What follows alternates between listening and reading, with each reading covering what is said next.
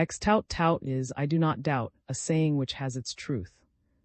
Nevertheless, I have generally noticed, when I have read much about murders or other great crimes, or about the social or political misdeeds which are not called crimes, that every piece of additional knowledge about the manner in which the thing was done, the inducements that led to it, the conduct that followed it, has, for me at least, set the capital act of wrong in a more hideous light. It is not, I think, that the picturesque circumstances, like the guttering candle whose image got on my nerves that night, affect me profoundly. It is, I believe, that, while many men, most if you like, are middling, the distinctly bad are really much worse, and the distinctly good are really much better than the world of middling people is at all ready to allow. When I looked at the whole circumstances of the crime, as I now conceived them, a great hatred of Vane possessed my soul. There was a passage in my subsequent course with regard to him, when a reason personal to myself had just been added to the cause of my hate, upon which I look back sometimes with self-disgust, but I cannot think that the desire which first prompted me to fasten myself upon Vane and try to drag him down was an impure desire, or that it consorted ill with the inner meaning of those precepts which it was my profession to teach. Whether it was right or wrong, the strength of the feeling which then animated me showed itself in my resolve to think calmly and to act circumspectly. I was conscious that the structure of my theory was held together by no firm rivets of verifiable fact, but by something which must be called feeling. I did not distrust my theory on that account, but I did distrust myself, and I determined, in what lay before me, to take as few impulsive steps and to draw as few impulsive conclusions as I could. Reflecting, next morning, on what could be done immediately to bring my hypothesis to the test of fact, I looked in the postal guide for such information as it gave about the mails to and from Baghdad. I also my impression as to the date of that occasion when Vane, staying at the hotel, had spent the evening with Peters. From what I found, it seemed to me that a letter to Baghdad, posted that night, might have been expected to bring an answer back by the date on which the first letter from came to my hands, or even a few days earlier, but that the delays of steamers might easily bring it about that an answer should not arrive till a week later, that is, when the second letter from came to me. So far, then, there was nothing to make my conclusion impossible. I may add here that the which I made, as soon as I saw how to do it, confirmed what I gathered from the postal guide, and showed that on this occasion such a delay of the mails had actually happened. But assuming this about the mails, what a frail edifice my theory still remained. Upon most careful reconsideration, I saw, as the reader may see, that it fitted in easily with all the known facts. It was just as well founded as many things which are taught as established truths of science or history.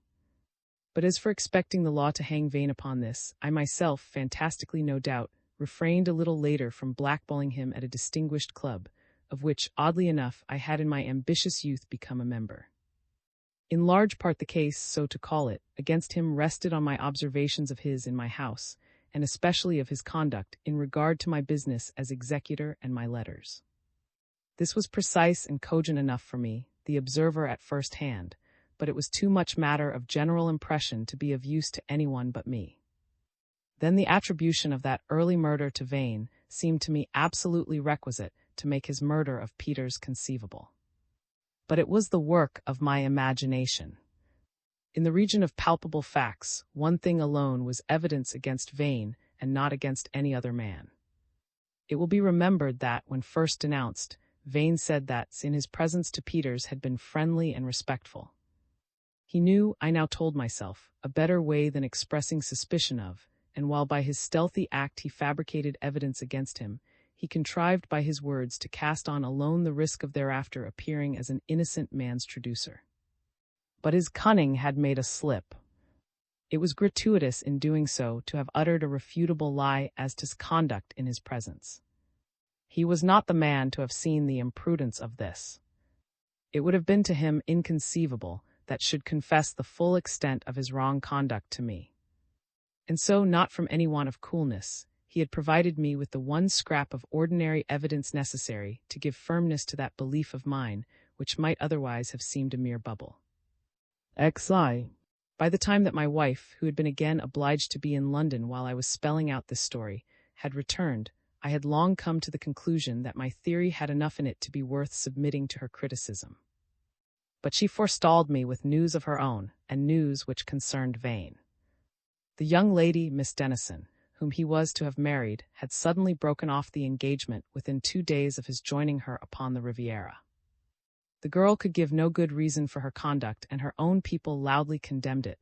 They had been against the engagement, for the difference of age was too great. They were still more against the flighty breach of it, but she was obdurate. She and her people returned home for Easter, and my wife, who had already known her a little, now met her several times at the house of a common friend in London. The foolish or unhappy young lady had given my wife her confidence. Far from having any suspicion about the murder, she had never even heard, when she made her decision, that there had been a murder at all, for she and her mother did not read news of that order, and Vane, though he had said that he had been through a dreadful experience, of which he was anxious to tell her, had not yet said what it was. There had evidently been a quite unaccountable quarrel in which the high-tempered girl had, in all things external, begun, continued, and ended in the wrong, and she did not now defend herself. Somehow, she said, he was changed. No, not in his manner to her. She had not doubted his attachment to her. Only she had thought she had loved him before, and she knew now that she did not. Something which she had seen in him before but not disliked, now jarred upon her feelings in a new way. She had been very, very foolish, very, very wrong. She could explain nothing. She was very unhappy, very angry with herself. But this she knew, and this alone she knew, that it would be wrong for her to become William Vane's wife. So much my wife told me. Then, with that precipitancy in traveling to remote conclusions which sometimes seems so perilous in able women, she said, as quietly as if it were the most obvious comment, "Robert, it was Vane that did the murder."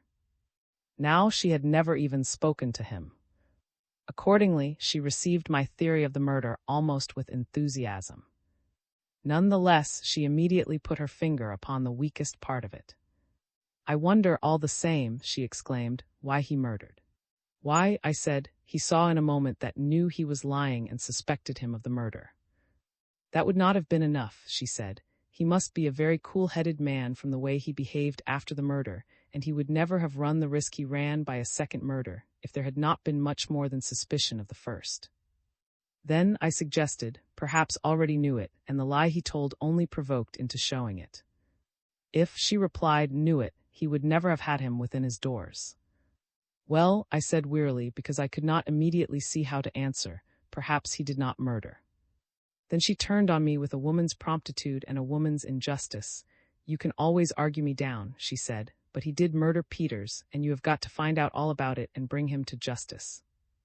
I am sure you have the ability to do it. You may have to wait, but if you wait patiently and keep your eyes open, all sorts of things will turn up to help you. I shall be very angry with you," she added, in a tone not at all suggestive of anger, "if you do not do it." I felt, like my wife, that it was a matter of waiting for what would turn up. In the neighborhood of the murder, there was probably very little to turn up. The police, I felt no doubt, had made all manner of, and as for anything that I was likely to pick up, I supposed I had already heard all, and more than all that any person in the neighborhood knew about the matter. I may anticipate a little and say that in the whole of the 4 months, which, as it proved, were all that remained to me as rector of Long Wilton, no fresh information was given to me by my neighbors there.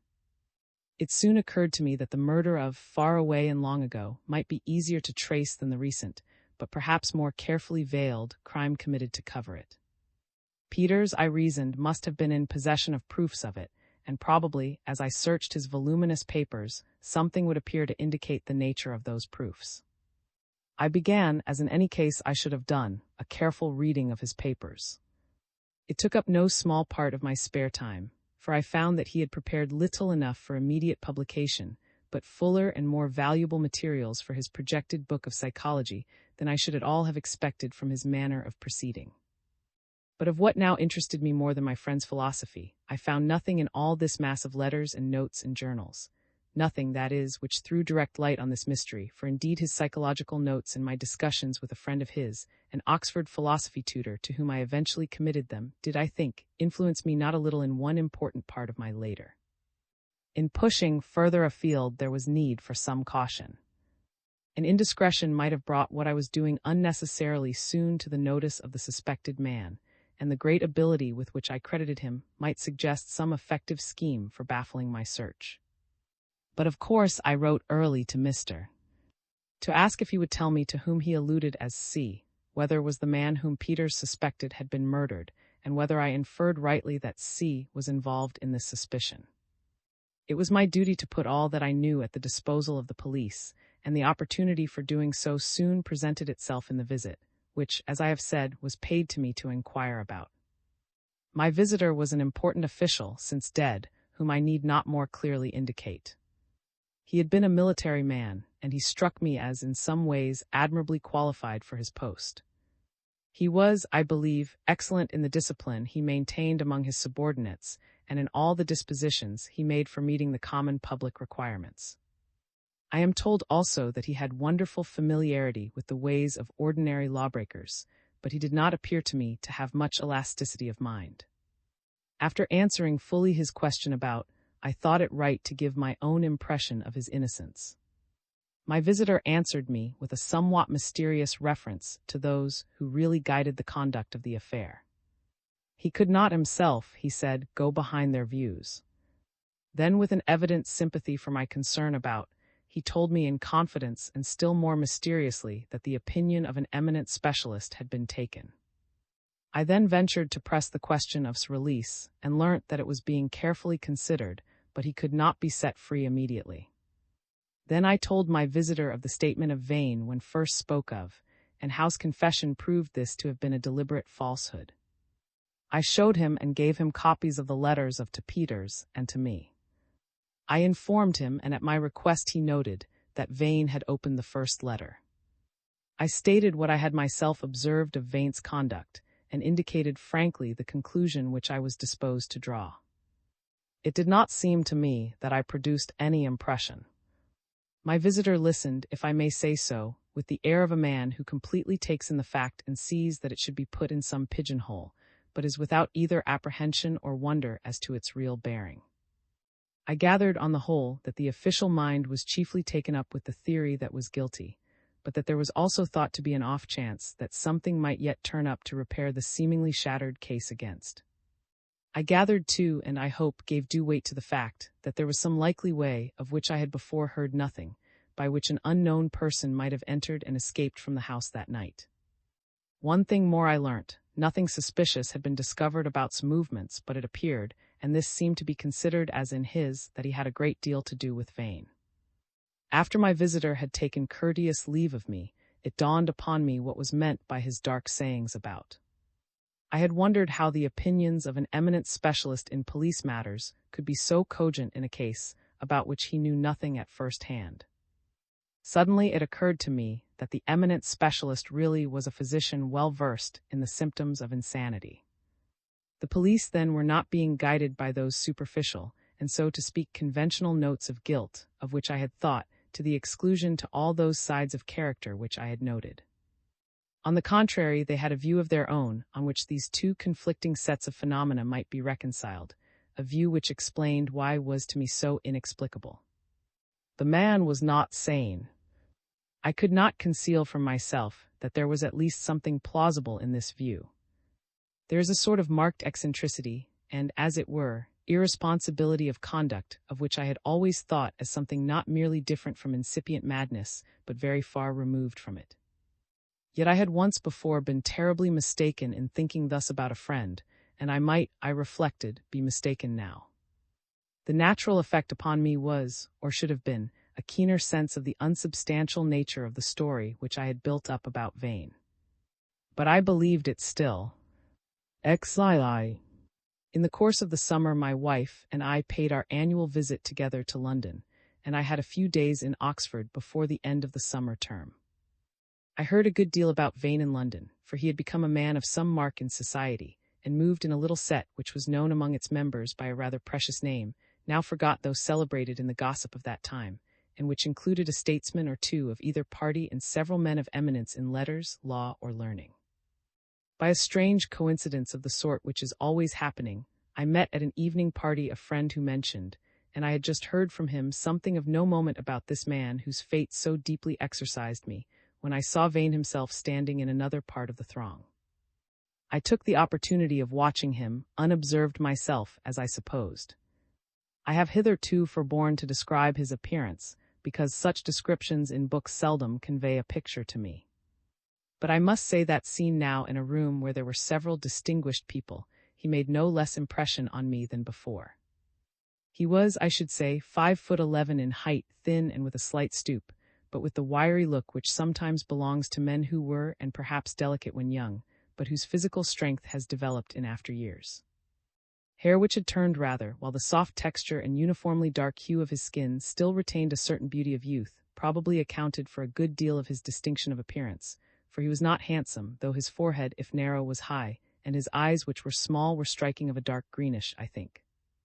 The expression of the mouth and of the clear-cut and firm-set jaw was a good deal hidden by a long, though rather thin, still black. I had time while he stood there to notice again one trick which I already knew. He was, I supposed, bent upon being agreeable, so he was talking with animation, and when in so talking he smiled and showed his white teeth, his eyelashes almost completely veiled his eyes. To me, naturally, it gave him a hateful expression, yet I could see a certain fascination about it. Then he moved farther off very quietly, but I could see as he made his way through the crowd that in reality every motion was extraordinarily quick. Some 10 minutes after I was about to go, when he suddenly came from behind and addressed me, asking me to choose a day for dinner or luncheon at his club. I declined and freed myself as courteously and as quickly as I could, and thought, for the moment, that there had been nothing marked in the way in which, obeying irresistible impulse, I had shaken off the man whom I suspected on such slight grounds, but so. A few days afterwards, a great robbery was attempted at Vane's house. The robbers were after a well-chosen and valuable collection of gold ornaments of early periods or from strange countries, which he had begun to make. It was reported in the papers that the theft had been, with great presence of mind, interrupted and prevented by the owner of the ill-guarded treasures. But the robbers themselves got away. The matter was much talked of, and conflicting tales were told about it, but it seems that Vane, hearing some unusual noise, had come downstairs and surprised the two men who had entered the house before they had succeeded in removing any of their spoil. As he came down, he had rung up the police by the district messenger company's apparatus, which was in the house. Coming quietly upon them, and standing in the dark while they were in full light, he had first ordered them to hold up their hands, and had then made each of them singly turn out his pockets and restore the smaller stolen articles which they had already secreted in them. He then, it was said, kept them standing there to await the police. But by some ruse they distracted his attention for a moment, and then, suddenly putting out their light, made a rush past him and escaped. Such, at any rate, appears to have been the information which he gave to the police, who arrived soon after. The police actually arrested two men, already known to them as suspicious characters, who had been observed lurking near the house together and afterwards slinking away separately, and they were at first confident that they had secured the authors of the attempted robbery. But Vane not only could not identify the arrested men as the two housebreakers, whom he had of course seen well, he insisted firmly that they were not the men whom he had seen, nor were the right men ever caught. The matter caused some surprise, and the police were freely blamed for their bungling. I have my own reason for doubting whether they were justly blamed. It is a mere fancy on my part that this incident and my meeting with Vane a few days before may have had a connection with each other, and with certain subsequent events in this history. I fear that my experience in that year and the next has made me ready to see fanciful connections, and the reader, when he knows of those subsequent events, will see what I suspect took place upon the discovery of the theft, but will very likely think my suspicion extravagant. However that may be, Vane's plucky adventure and the celebrity which it helped to give to his artistic collections caused me to hear all the more of him during my stay in London. Curiously, however, it was at Oxford, where he had not distinguished himself, that the fame of Vane was most dinned into my ears. The university is apt to be much interested in the comparatively few of her sons whose road to distinction is through commerce, and moreover he had lately given to the University Museum a valuable collection of East Indian weapons, fabrics, musical instruments, and what-not, which he had got together with much judgment. Thus it happened that I heard there one or two things about him which were of interest to me. A friend of mine, an old tutor, the bursar of the college at which Vane had been, described him as he was in his undergraduate days. He had, in his opinion, been badly brought up, had never gone to school, but been trained at home by parents who were good people with peculiar views, highly scientific and possibly highly moral views. He had not fallen into either of the two common classes of undergraduates which my old friend understood and approved, the sportsmanlike and boyishly fashionable class, or the studious class who studied on the ordinary lines, still less into the smaller, but still not small, class which combines the merits of the two. He had attainments of his own, which the old tutor did not value sufficiently, for he was proficient in several modern languages and modern literatures. Moreover, the necessary mathematics, Greek and Latin grammar, formal logic, etc., which he had to get up, gave him not the slightest trouble. Altogether he had plenty of cleverness of his own sort, but it was a sort which the bursar thought unwholesome. He was quite well conducted, and ought to have been a gentleman, coming of the family of which he came, but somehow he was not quite a gentleman. Thus it was a great surprise to the possibly conventional instructor of his youth that he had done so well in the world. Then I heard of him from another man, justly esteemed in financial circles, who was on a visit to his son at Oxford, and whom I met in a common room after dinner. Somebody had hazarded the remark that Vane must have been either a very hard worker or a very lucky speculator.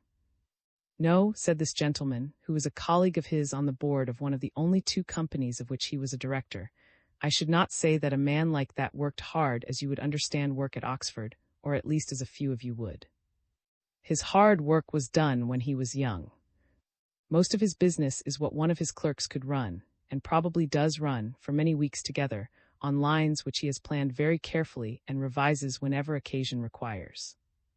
Nor is he what most people would call a speculator. I fancy he very seldom takes any uncommon sort of risk, but he always does it at the right moment. He has succeeded because he is very quick in making his calculations, and very bold in taking action on them.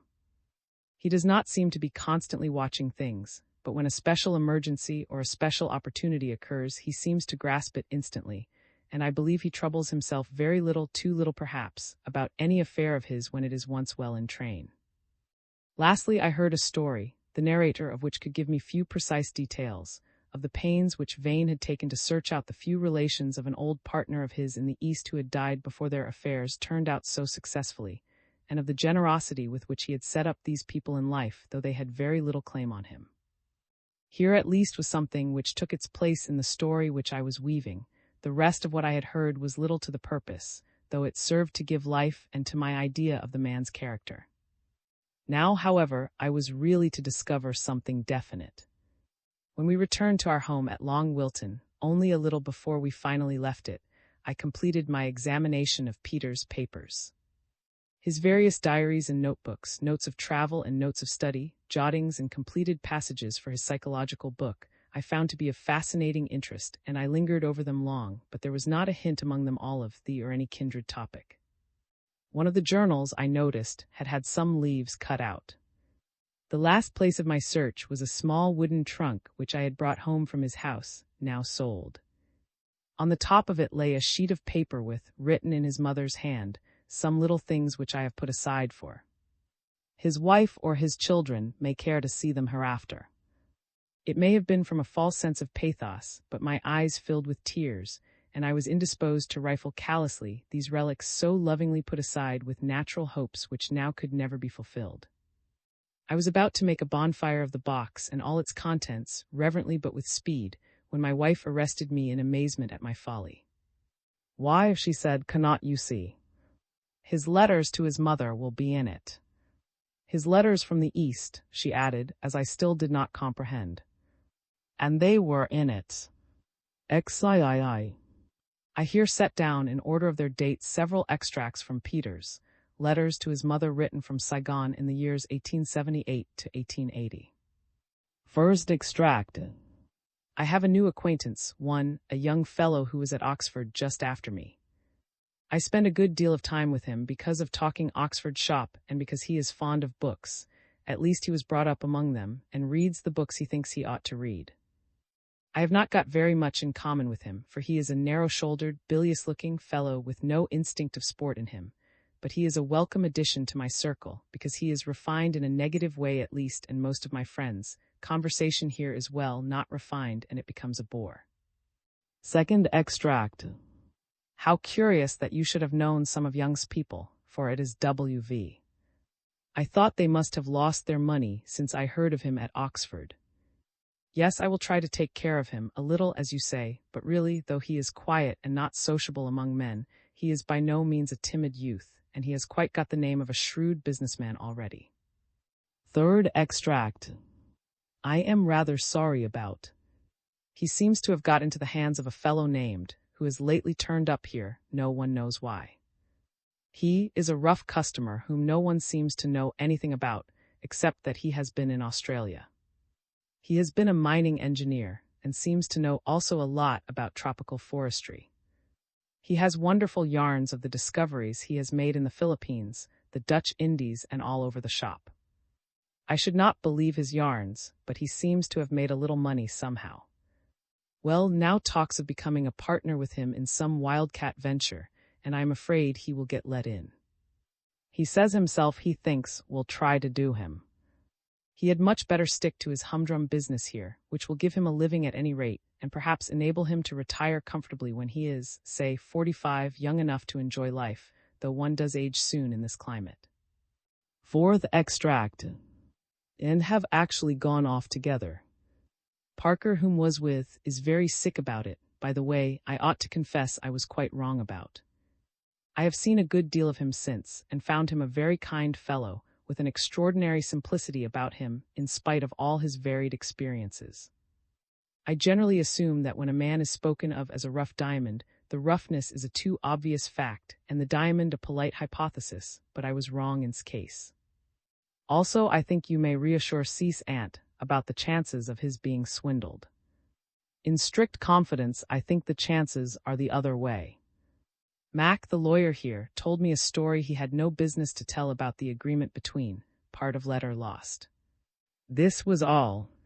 Peters before long was moved to Java, and the letters to his mother ceased soon after, for she died. Not long afterwards, I got's answer to my letter to him.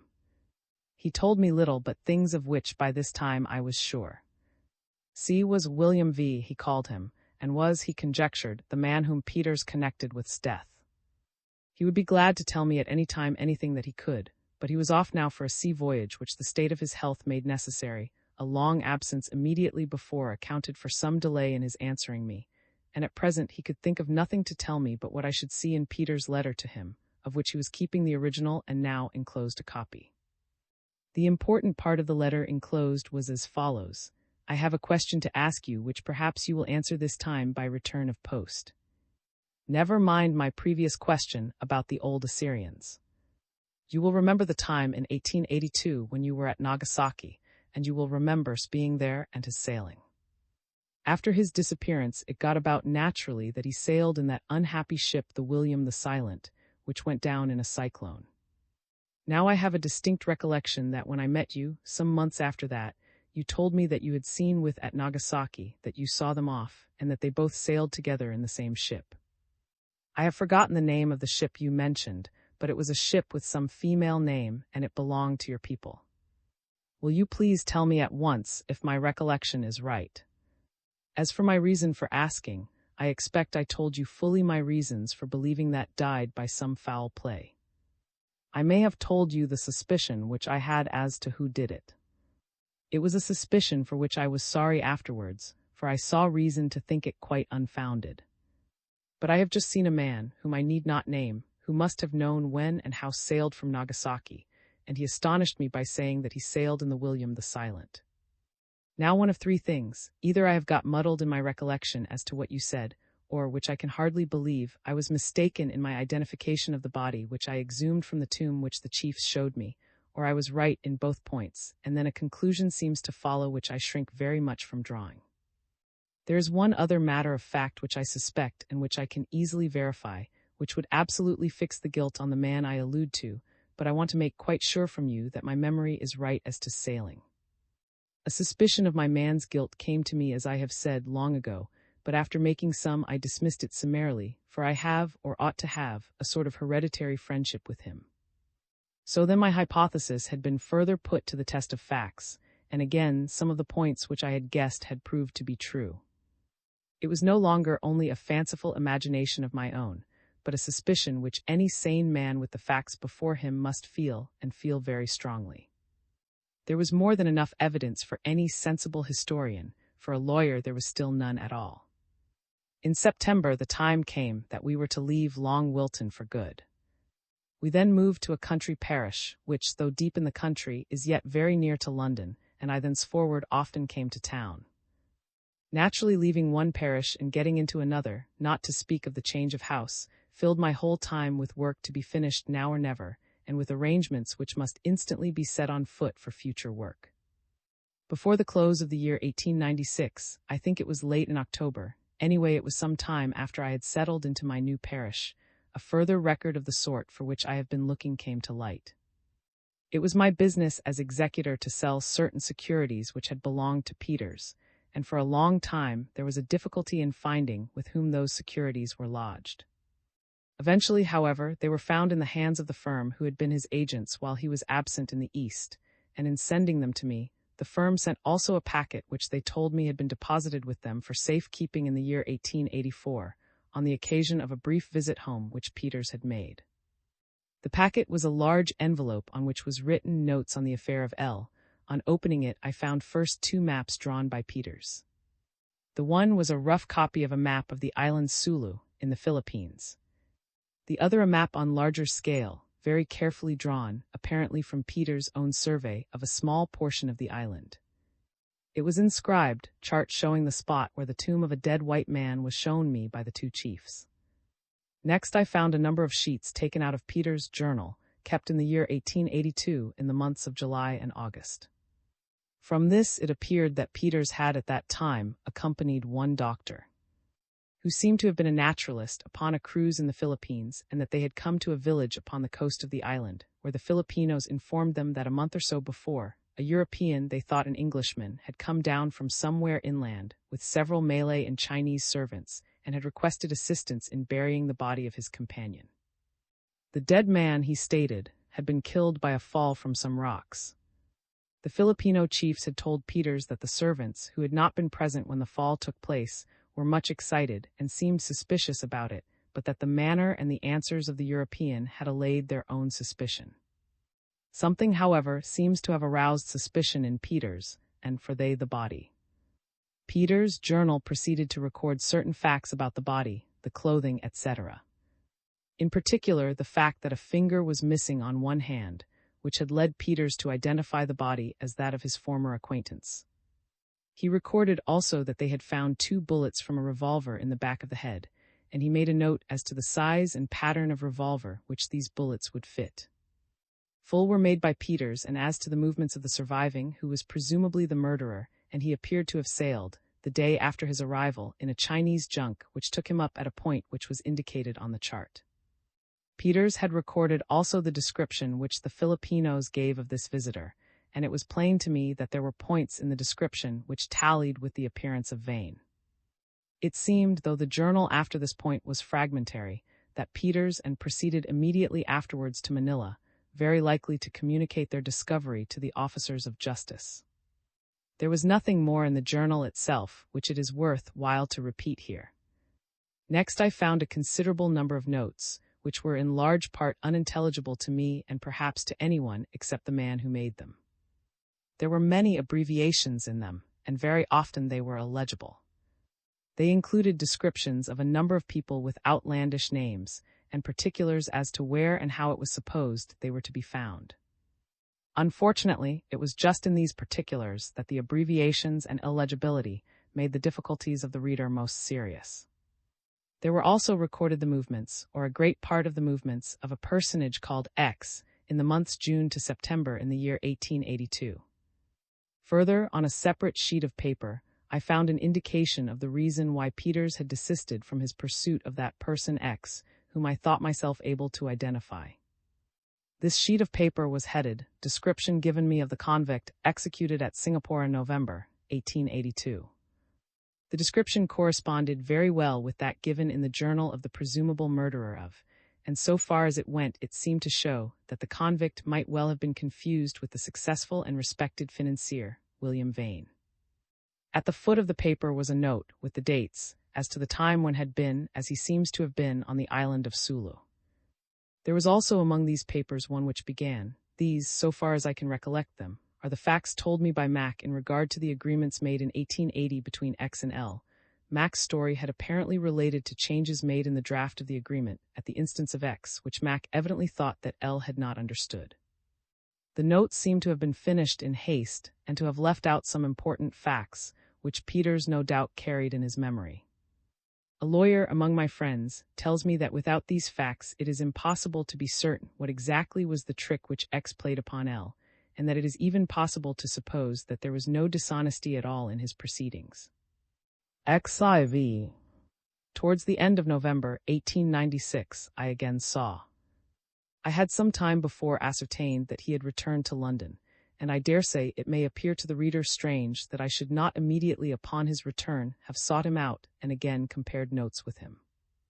But not to mention that I had no reason, so far, to set great store upon his observations and theories, it must be remembered that I had received a very grave warning as to his possible character. It is a serious matter for a father of a family to enter into intimate relations with a gentleman who, according to an eminent specialist, is a homicidal lunatic. So I made first a few from acquaintances of his in regard to his character and recent proceedings. For a while I intended to put off seeing him till a time which I was now unhappily compelled to foresee, when my wife and children would be safe out of the country. But in the end my and my wife's absolute conviction satisfied me that the idea of his lunacy was really, as I had at first supposed, quite unfounded and foolish. Anyway, I at last invited to stay for a couple of days in our new home. He accepted, but for one night only. He arrived in the afternoon full of his Parisian adventures, and to a less extent of his detective researches. With these, or with an adorned version of them, he entertained me for an hour or so before dinner. It seems that his sudden departure for Paris was not altogether motiveless. He had, on his arrival in London, heard by some accident of a gentleman in Paris who was a correspondent and intimate of. He had immediately conceived the notion of scraping acquaintance with this gentleman and using him as a means of information about, and he was further drawn towards Paris by a fancy that he would like to study French methods of criminal investigation, into which, through the good offices of some friends of his, he thought he could get some insight. In the latter respect he was. Now it seems that he had already begun before Peters' death to cherish the ambition of getting high employment in the Criminal Investigation Department at Scotland Yard. So it came to pass that his studies in the science of criminal investigation generally occupied more of his attention from that time till our present meeting than the particular investigation which had at first fascinated him.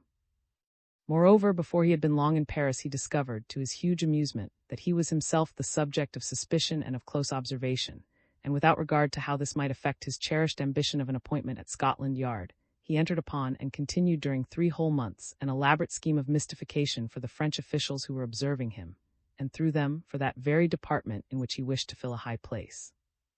Nevertheless, he had pursued ingenious in regard to the, as I still thought him, unfortunate, for which purpose he paid several flying visits to London and elsewhere.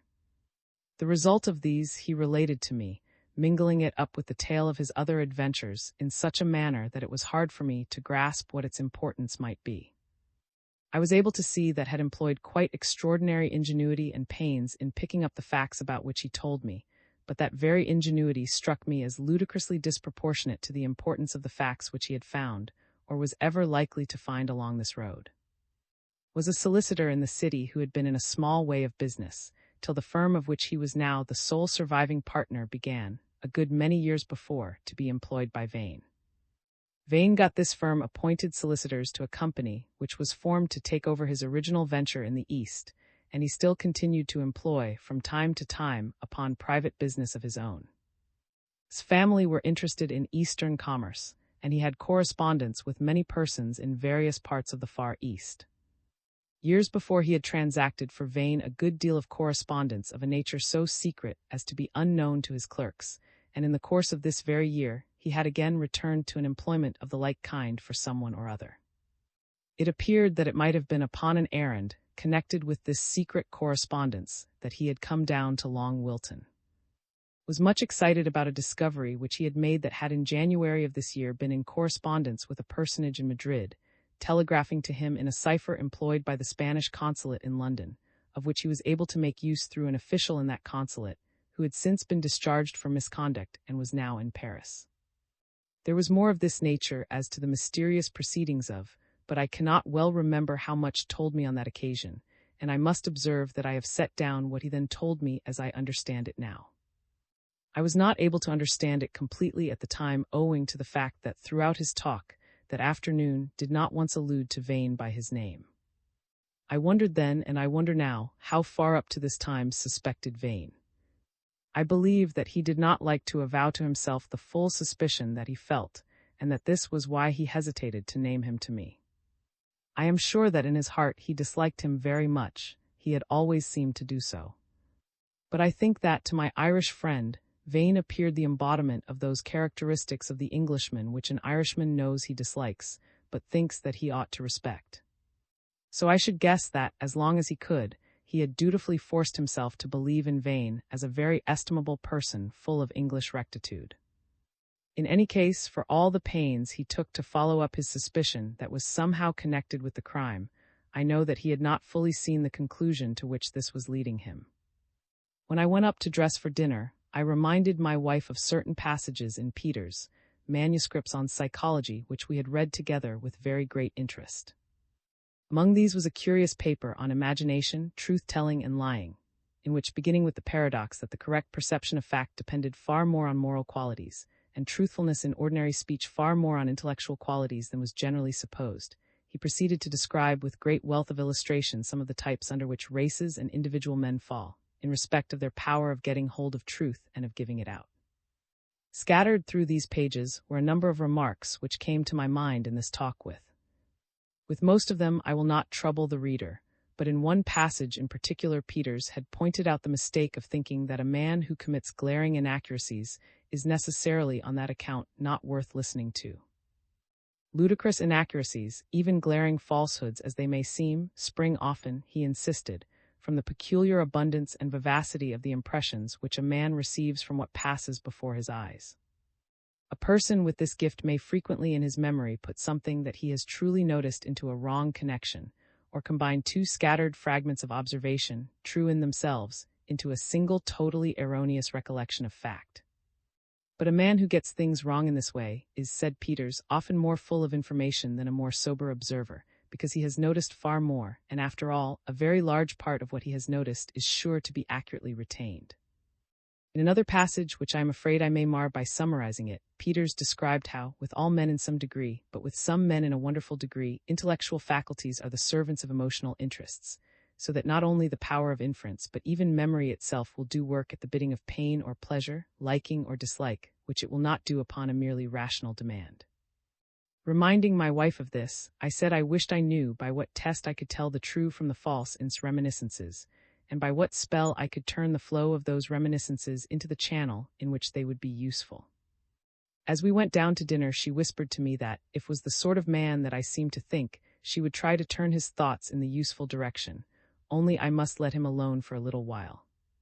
In the course of dinner, she told our guest what she had told me long before about Vane's engagement, and how it had been broken off, and just what the young lady had said to her. Only, of course, she did not go on to tell him the rash inference which she had drawn as to Vane's guilt.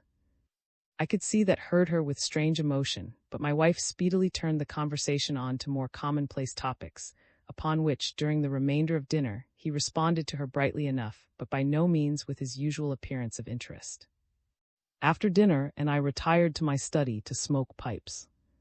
He sat for a long while silent, and I thought that he had gone to sleep, or should have thought so but for the contraction of his brows. Suddenly he sat upright in his chair. "Faith," he exclaimed with great energy, and with the air of a man to whom a really thrilling thought has just occurred, "I know what became of those eyeglasses of mine." "What eyeglasses?" I asked, disappointed and annoyed at the triviality of what came forth as the issue of his cogitation. "Why," he said, "I once took for a short time to wearing eyeglasses. I was looking at the stars with a man one night, and I found I could not count 7 Pleiades. So I went to an oculist who said he would pass me for the Navy, but as I was paying him a fee, I might take a prescription for a pair of double eyeglasses which I never could keep steady on my nose. Well, I said sulkily. Well, he answered, it is only that I lost them while I was staying with Peters. Of course they went into that big dispatch box, which Vane always kept in his room. My dear Mr. Driver, he said in a more serious tone, do you really suppose that Vane had not possessed himself of something handy for throwing suspicion upon you, if you had turned out to be the convenient man? I might easily have been the convenient man, and in that case the morning after the murder, my eyeglasses would have been found smashed and lying on the floor of Peter's bedroom, as if he had knocked them off in struggling with me. Only, fortunately for you and me, Mr. Driver was chosen as the suitable man, and accidents that we know of prevented the plot against working, as well as perhaps the plot against you or me might have worked. Well, he continued with a smile, I have a good deal more to tell you about Mr. But that will keep for a bit, and we shall understand it better later. I suspect there is something different that you wanted to ask me about now. I asked him for anything that he remembered of that evening when Vane had first visited Peters at Long Wilton, while was already staying in the house. He recounted to me and to my wife, whom we called in, the conversation and events of that evening in great detail. An indescribable change seemed to have come over him for a time. Not only was the matter which he had to relate weighty, but the man himself gave me an impression of force and character which I had not previously suspected. I repeat only so much of his narrative as was of special interest for my purpose. After a bit, said, Peters and Vane got away on to the subject of their experiences in some cannibal islands or French possessions, or I do not know where. I was not much interested, and I dozed a bit, till suddenly I was aroused and saw that there was something up. I do not know what Vane had said, but suddenly Peters said, sailed in what? 3 times as quick and 3 times as loud as his usual way of speaking. That was what woke me up. I don't remember the name, I did not quite catch it, for Vane was speaking very quietly, though I could see that his face was set hard and that his eyes were bright, and I began to think he did not look such a dull fellow as I thought him at first. Peters said nothing but oh, and this time very quietly. Then he got up and strode slowly about the room with his hands clenched. He did not seem to notice Vane much, and Vane went on talking in as indifferent a way as he could about cyclones and things, the usual sort of talk, only without the lies that I should have thrown in, but he was watching Peters all the time like a cat. After a while Peters sat down again and seemed quite composed, and talked again in quite a friendly way, but it seemed to be an effort. Then he went and wrote a letter at the other end of the room, 2 letters rather. One I noticed was addressed to Bombay, or Beirut, or somewhere beginning with a B. Both the letters had 2 halfpenny stamps on them. Soon it was bedtime, but Peters was for taking his letters down to the post that they might go early in the morning, and Vane was very anxious to take the letters for him, as it would be very little out of his way to go down to the post. Peters thanked him in that very polite way which he had with him when he did feel really obstinate.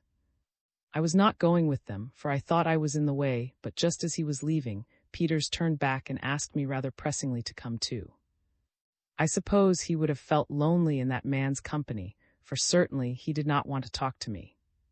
I do not think he said more than 2 words to me after we parted from Vane, who, by the way, kept with us all the way to the post office, which was not on his way home. But just as we were getting back, Peters said to me suddenly, let me see, did I ask him to stay with me next time he came here? I do not know, said I. Well, good night, said he. At this point I broke in upon story with loud regrets that Peters had written those letters with the murderer in the room, for you know what those letters were about, I added, remembering that he did not. I know, said he, but he could not help it. He was an Englishman. You English always show your hand. Not because you are frank and outspoken, for you are anything but that, but because you are so proud. You know, he went on, that I have a devout belief in the English qualities that all we Irish hear so much about, but when I had an Englishman for my dearest friend, I could not help noticing the national defects, could I? I could not have acted as Peters did. I rather hoped that when I had got scent of the fellow's dirty secret, whatever it was, for I have not a notion about that, I would have exploded at once and had it out with him. I dare say I should not, but if I had not, at least I should have taken the trouble to dissemble properly. If he had done either, I said, he would be alive today, and Vane would not be a murderer, or at least, I understand you, said he. He continued his story, and related with great detail what was done, and said day by day during Vane's calamitous sojourn in Peter's house when he returned to stay there. He described the relations of the two men as being exactly the reverse of what they had been when he had formerly seen them together. Then Peter's had been genial and friendly, Vane stiff and unforthcoming. Now it was very much the other way. Several times, it appeared, the conversation had got upon the subject of Peter's Eastern travels. Each time the conversation had been led thither by Vane in a way of which I was afterwards to have experience. Peters was in a manner compelled to enter into it, and compelled to yield information which at the moment had thought utterly trivial, but which he now saw clearly Vane was anxious to possess. The information which was extracted seems to have related to all the places that Peters had visited in the East, and all the people whom he had ever met and remembered, or that several times, while he was being thus drawn out, Peters showed curious irritation. It appeared most strikingly from his recital that Vane had throughout shown the coolest readiness to talk about the scene of his crime, if he had committed one, and to take Peters' recollection back to the old days of his association with. But now I must explain that through all that told me ran the same strain of odd and fantastic inaccuracy to which I have more than once alluded. Several times, for example, he said that I was present at conversations at which I certainly was not present. He repeated to me remarks of my own, which, if I ever said anything like them, were made on a totally different occasion from that of which he spoke. One of those remarks had really been made within 3 hours of the time when he repeated it to me, and could not have been made previously. This is perhaps the best example that I can give of what caused me a most exasperating sense of disappointment. Disappointment because, where I could not check him, seemed to be supplying me in the greatest fullness and in the most credible manner with just the information that I desired, but where I could check him, though he was now and then curiously accurate in his recollection of circumstances well known to me, which I had not thought he could have observed, it still more often happened that he was under some grotesque mistake. Worst of all, he gave me new details about the fatal night, which, if they could have been trusted, would have had greater weight than any other piece of evidence that had yet come to me, but they were just of the sort in which he was likely to be mistaken.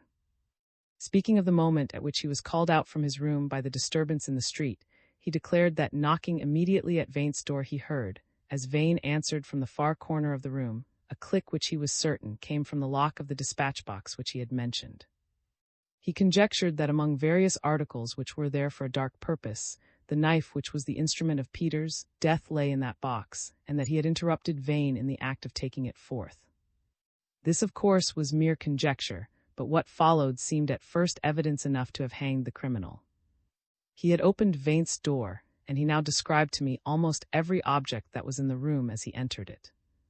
Amongst others there lay upon the chest of drawers George Borrow's Bible in Spain, in a binding which he described. Curiously enough, he did not know the significance of this. He had, as he told me, been so much overwhelmed with grief when the murder was discovered that he had hardly begun to see or think distinctly till after we had all left the room of death. But as the reader may remember, this was the very book, and it was bound in the same way, which was found in that room, dropped from the dead man's hand with torn and crumpled leaves. Who but Vane could have brought it there? It was one of Peter's oddities, well known to me, and perhaps Vane had learnt it long ago at Saigon, that he would have welcomed at any strange hour the incursion of a friend to talk about anything. No doubt, I thought, Vane entered his room on the pretext of showing him a passage which bore on something he had said. Probably between the leaves of the Bible in Spain, he carried something that looked like a paper knife. Anyway, here was proof that after the hour at which any of us saw Peters alive, after Vane, by his own account, had last seen him, that man entered Peters' room. But, I exclaimed, as all this ran through my mind, you spoke just now of the day when I was riding at Long Wilton, whereas I was on a horse today for the first time for 4 years. 10 times at least I have known you put things out of time or out of place just like that, by way of giving to your story. How do I know that you have not done so now, that you did not really see that book in Vane's room any one of the other times that you went there, that it had not been back in Peters' library and been brought up again by Peters himself? To my surprise, answered most humbly. He was quite aware, he said, of this evil trick of his mind. He had had it from a boy, and his parents ought to have flogged it out of him. As to the particular point on which I challenged him, he could not himself be quite sure. During the remainder of his stay with me, I gave him an outline of what I had so far discovered, and we compared notes upon it, but he was not long with me, as he had an important engagement next evening, and our conference was not so full as it should have been. So it easily happened that neither of us gained the enlightenment which he might have gained if our talk had been fuller. But I must confess that I fell into the fault which he called English. My disclosure was more incomplete than it need have been. I had not quite got over my instinctive wish to keep him at arm's length, and my pride rebelled a little at the discovery that this erratic Irishman was not a man whom I could afford to XV. The chapter which I am about to write may well prove dreary. It will be nothing but a record of 2 deaths and of much discouragement. Here was I with my theory, for it had been no more grown into a fairly connected history, which so appealed at many points to a rational judgment as to leave little room for doubt of its truth. And yet, as I could not but see, there was very little in it at present which could form even a part of the evidence necessary to convict Vane in a court of law. I determined all the same to get advice upon the matter from a lawyer, who was my friend, thinking that it was now time to put my materials in the hands of the authorities charged with the detection of crime, and that, with this to start upon, and with the skill and resources which they possessed, they could hardly fail before long to discover the evidence needed for a prosecution. But my lawyer friend, though he quite agreed with me in my conviction that Vane was guilty of 2 murders, doubted whether the facts which I had got together would move the authorities to take up the matter actively. Still he undertook, with my approval, to talk about the subject with someone in the public prosecutor's office or in the criminal investigation department of Scotland Yard, I do not know which. Nothing resulted from this, and the failure needs little explanation. Some want of touch between town and country police, some want of eagerness on the part of a skilled official who had lately incurred blame and disappointment through the ludicrous failure of a keen pursuit upon a somewhat similar trail, these might account for it all. But besides had been beforehand with us, and on this occasion had managed to raise a spirit of incredulity about it all.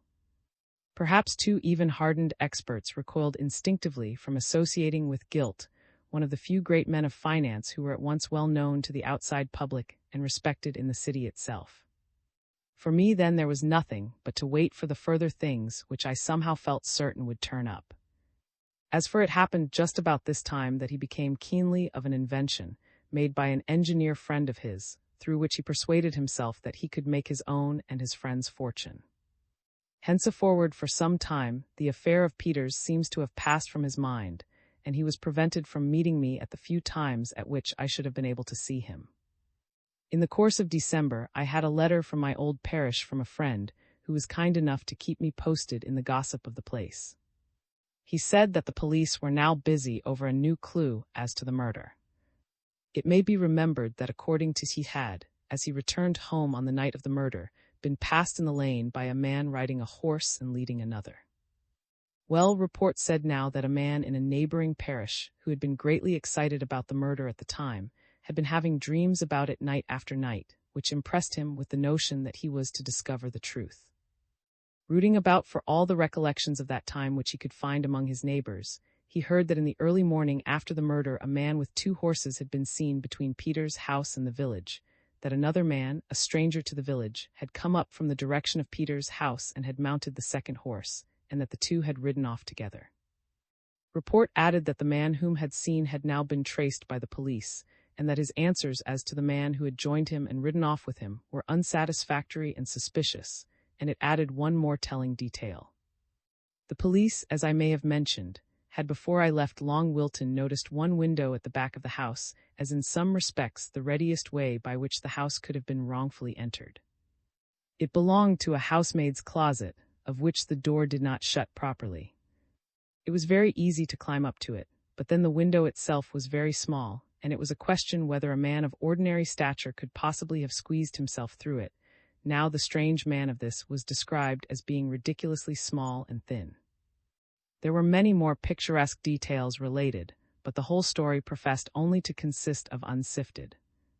I believed little of it, but I naturally did accept the statement, quite mistaken, that the police were busy in the matter.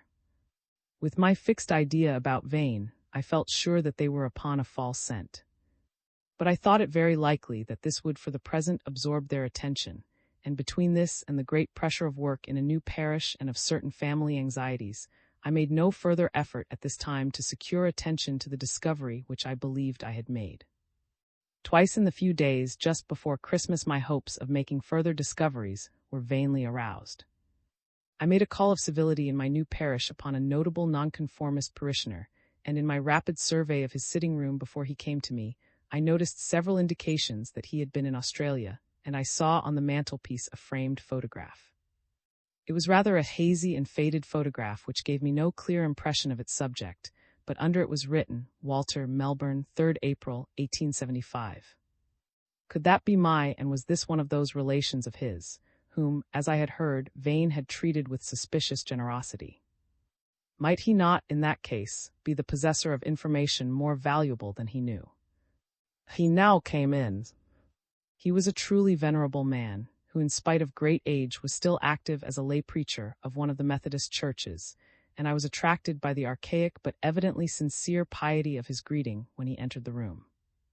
But unfortunately, when by adjusting his gold spectacles he had discovered of what profession I was, a cloud of suspicion seemed to arise in his mind, and he was more anxious to testify, in all charity but with all plain dealing, concerning priestly pretensions and concerning that educational policy which was then beginning to gather strength, than to enter into any such conversation as I desired.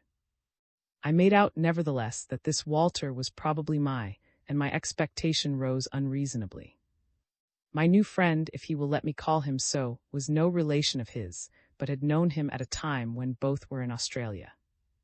Was from his point of view outside the fold, besides being a rough kind of man, or as he put it, a careless liver, but he evidently flattered himself that he had exercised a good influence over, and the latter had given money, which he could then ill afford, though he made a good deal of money later, to help religious work with which my lay preaching friend was connected. Later on, when my informant had returned to England and was for some time incapacitated by an accident which happened on the voyage, to his surprise, had from time to time sent him presents of money. They came in the form of banknotes, sent by a mysterious agent in London, who gave no address to which they could be returned, but who wrote stating his desire that he should use them for himself, or, if he absolutely would not, should at least use them in his work. All this the old man's gratitude obliged him to relate, but when I pressed him for information about relations or friends, either he knew nothing or his ill-defined suspicion of me returned and shut his mouth. I did, however, ascertain that some years before, after his death, a rich gentleman, whose name the old man had forgotten, though I thought I could supply it, had heard of him in some way as one of his beneficiaries, and pressed upon him a pension which he had refused, as he would, if he could, have refused bounty. 2 days later, on Christmas Eve, I was urgently summoned to visit Peter's Aunt Miss, whom I had seen at his funeral. I had called upon her in the summer at her flat in London, but a lady who was staying with her remained in the room all the time, in spite, as I thought, of several hints that she might go, and Miss, when I left, said how glad she would be to see me again, and she hoped to talk with me more fully. I took little note of this at the time, but I made up my mind to take my wife to see the old lady when I could, and continued thinking of it and putting it off till I got this summons, which told me that Miss was very ill and had something which she much wished to tell me. When I arrived at her flat, she was dead.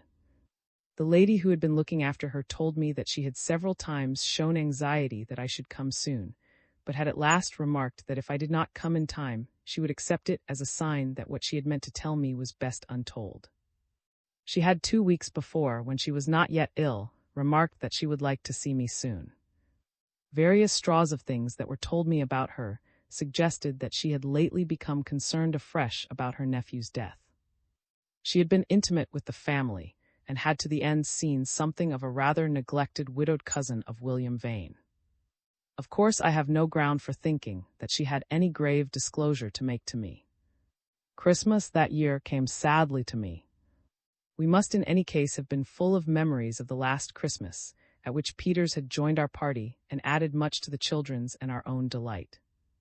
This Christmas he was dead. The hope, not perhaps consonant with Christmas thoughts, of avenging him had arisen in my mind and was dying, and I came home from the deathbed of the last remaining person of his kin who had loved him better than we did, and who in the little I had seen of her had reflected to me some indefinable trace of the same noble qualities as I discovered in him. I attended her funeral. So did the old cousin who had come with her to Peter's funeral. He me and greeted me courteously, remarking what a charming person that Mr. Vane was whom he had met at my house. He looked to me older, his hair was turning auburn. He was as unattractive to me as the rest of the appanage of funerals, but I was grateful to him for being one of the very few who came to the remains of the old woman, almost a stranger to me, whom I yet so truly respected. By the time the anniversary of Peter's death came round, I was again alone. It had been necessary after Christmas that my daughter should go south, and my wife had taken her. I was busy and therefore happy enough, and I did not often, but I did sometimes ask myself, would nothing more ever turn up? Yes, before long something did turn up, something not to help me on, but to show me that, in thinking ever to unravel the dark history of fate, I had started upon a hopeless task. Early in February, a letter came to me redirected to Peter's from the dead letter office at Siena, where it had long lain entombed. It was a letter written by Peters to a certain Reverend James D., addressing him as a person Peters well knew and had seen quite lately. It bore the date of Vane's first evening at Coombe. It reminded him of a conversation which he had had with Peters at their last meeting about a very mysterious event in the Philippines, and of the great surprise which Peters had expressed at what then told him. To tell the truth, said Peters, it should have revived a suspicion which I had long ago entertained against a man who was once my friend. Or rather, it should have done more than that, it should have convinced me of his guilt and given me the means of proving it. How I came to put it from my mind, I hardly know. I think that my recollection of what you told me is precise, but I should be greatly obliged if you would refer to your journals of the months May to October, 1882, and perhaps you will oblige me by copying out for me all that has any bearing on this matter. I am sorry to trouble you, but I am convinced that the ends of justice may be served by your doing this for me, and I suspect that if they are to be served, I must act as quickly as I may. I lost no time in tracing the Rev. James D., who had about a year before been at Siena. He had, after a sojourn in Germany, come back to England. He had, I found, been a missionary in the East. I managed to trace him to his latest address, only to find that he had died in the previous August. I had an interview with some of his family, and found them most obligingly willing to search for the journals in question. It was strange that the journals for the years 1881 to 1883 could nowhere be found. I was convinced that they had contained those crucial facts to which Peters had referred in his letter too. Evidently, there had been information in Dr. S possession which in Peters' hands could have led to the conviction of Vane. Evidently, Peters had once seen that information, but had disregarded it, more or less, in his determination to think his old acquaintance innocent, and to put the guilt on who had been hanged at Singapore. Evidently, the full significance of facts came to his mind when Vane, that evening at Coombe, had revived his first suspicion, and he wrote at once to recover the precise details.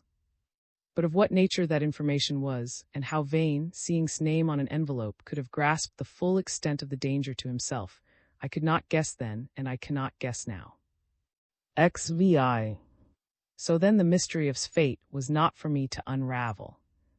Peters had held the clue of it and had died because he held it, perhaps had the clue and was dead too, probably from some other cause. Neither had recorded his secret, or the record could not be found. As for the manner of Peters' death, what further place was there to look to for some fresh discovery? I already had heard all that any of my old parishioners, any grown man or woman among them, knew, and it was less than I knew, and I had searched the neighborhood for news quietly, but I hoped no less effectively. The police, I was now ready to believe, had searched as zealously and more wisely. And so Vane was to go unhanged, and why not, after all? He was not a homicidal maniac, but a wise criminal, rather more unlikely than most men to commit any further crime. Even his gains, however ill-gotten, were not likely to be more harmfully spent than those of many a better man. And no innocent man suffered under suspicion. Had been found a good place by some unlooked-for benefactor, where no memory of the crime would pursue him. His numerous enough friends understood him far too well to suspect him, and as for his numerous acquaintances who were not friends, if they did suspect him, the good man would be rather amused than otherwise. Let Vane live and adorn society, which is adorned by men and women worse than he, to whom circumstances have never brought the opportunity of dramatic wrongdoing. Thus I tried to think, as I left England for a few weeks in the late spring of 1897 to join my wife and our daughter, who is now much stronger, in Italy. But whatever I tried to think, I had always with me that consciousness of a purpose frustrated or let go, which is perhaps the hardest thing to bear well and the most enervating thing to bear ill.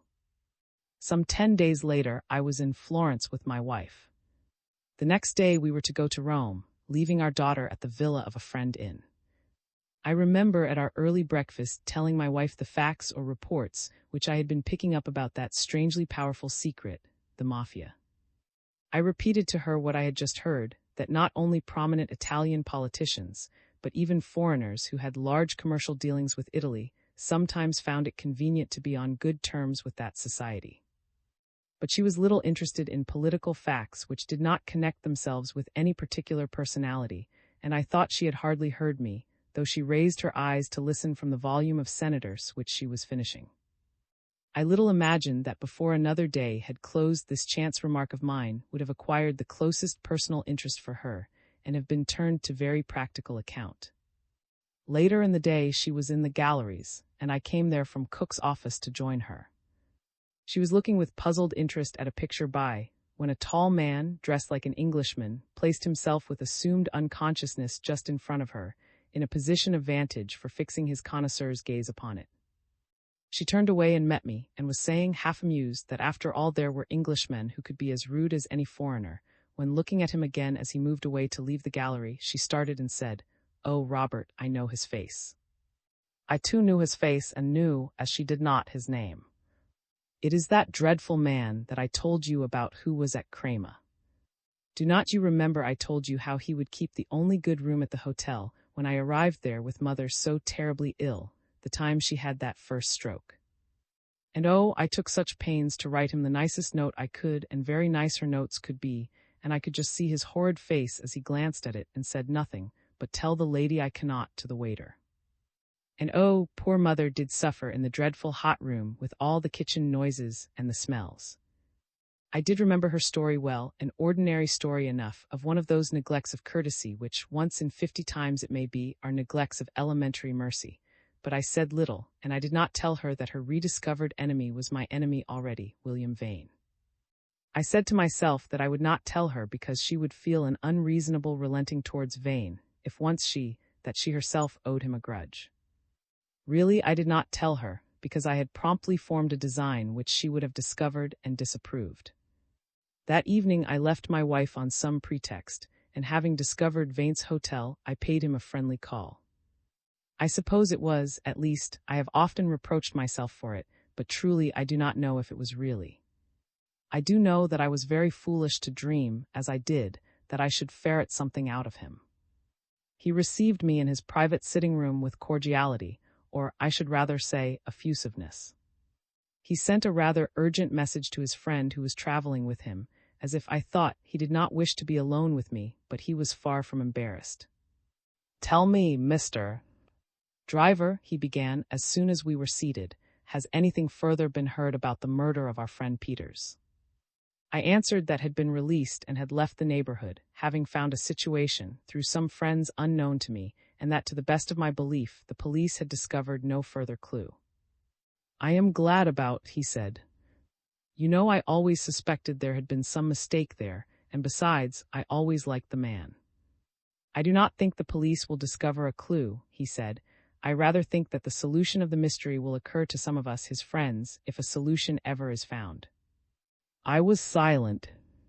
I could not tell whether he had a design to allay possible suspicions of mine, or a design to goad me into betraying whether I had those suspicions, or whether he was merely keeping himself in practice. I wanted to drop the subject if I could. "Do you know," he persisted, "whether they have found any other way in which the house could be entered from outside except the window of his room, by which I don't believe the murderer did enter?" I said there was a small window to a housemaid's closet which was not fastened, and that the housemaid could not be quite certain that the door of the closet was really locked overnight, for it did not shut properly, but it was very doubtful whether a man could get through the window. "Who in the world," he said, "could have a motive for killing Peters, dear old Peters?" I was beginning to lose my head, for I felt I was playing an unworthy part. "Well," I said with no particular purpose, it seems certain that it cannot have been Mr.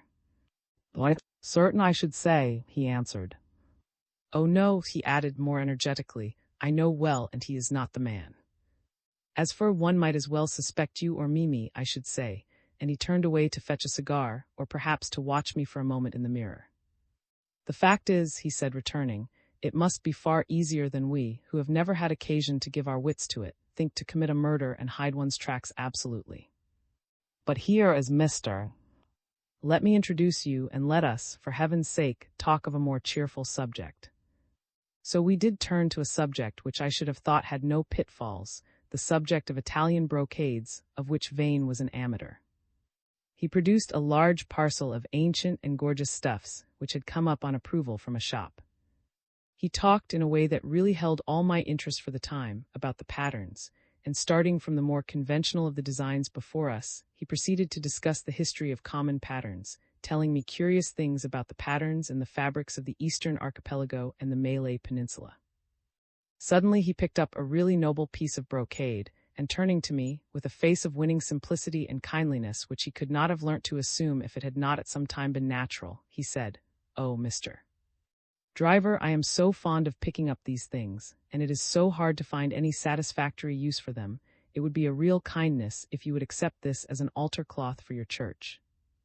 It will be wasted in a museum otherwise." It was too much for me.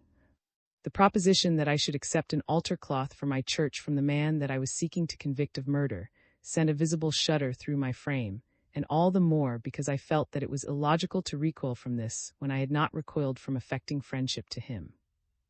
I said no quite violently, and when I collected my wits to utter thanks and explanations, they were at once too effusive and too lame to have blinded a man than Vane. I stayed long with him should have outstayed my welcome, if I had ever been welcome, for I was, and had resolved in mere dull obstinacy both to disarm his suspicions somehow and to get something out of him. The first would have been impossible for anyone, the second was impossible for me then, and at last I took leave, praying him not to come down with me, and descended the stairs a very miserable man. I had behaved stupidly, that was certain. I had behaved badly, that was possible. I had shown him that I suspected him, that was certain. I ought to have known beforehand that he would guess it, for my refusal to visit him in London, as I happened to have promised I would, before he left Long Wilton, had been marked enough to set him thinking. Had I done nothing worse than betray vague suspicions?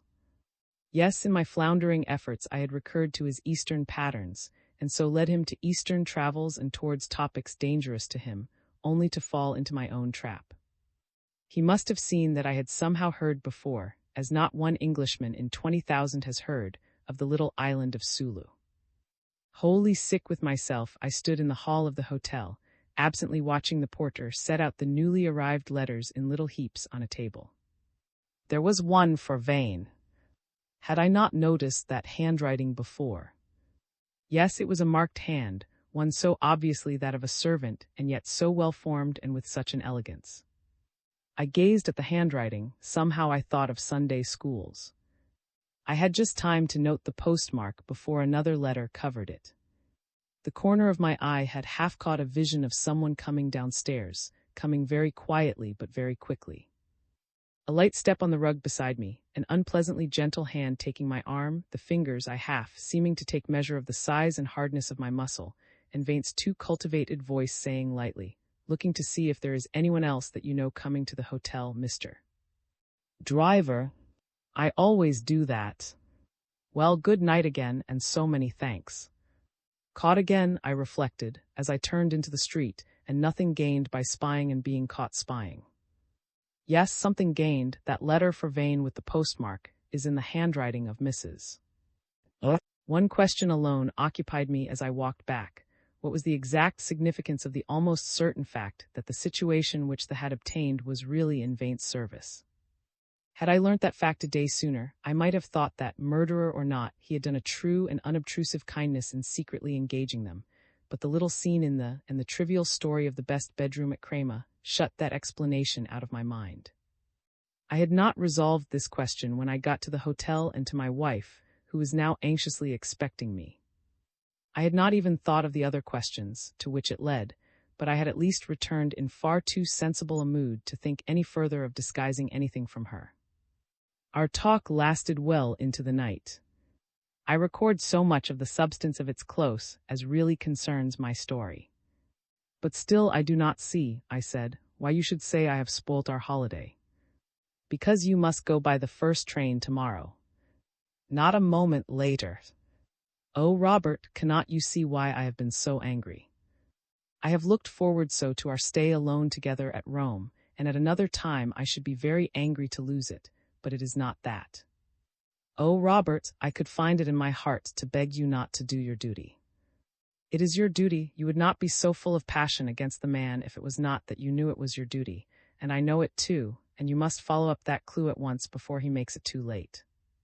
But oh, what am I saying? It is not your duty I am thinking of. I would beg you to let the duty be if that would save you.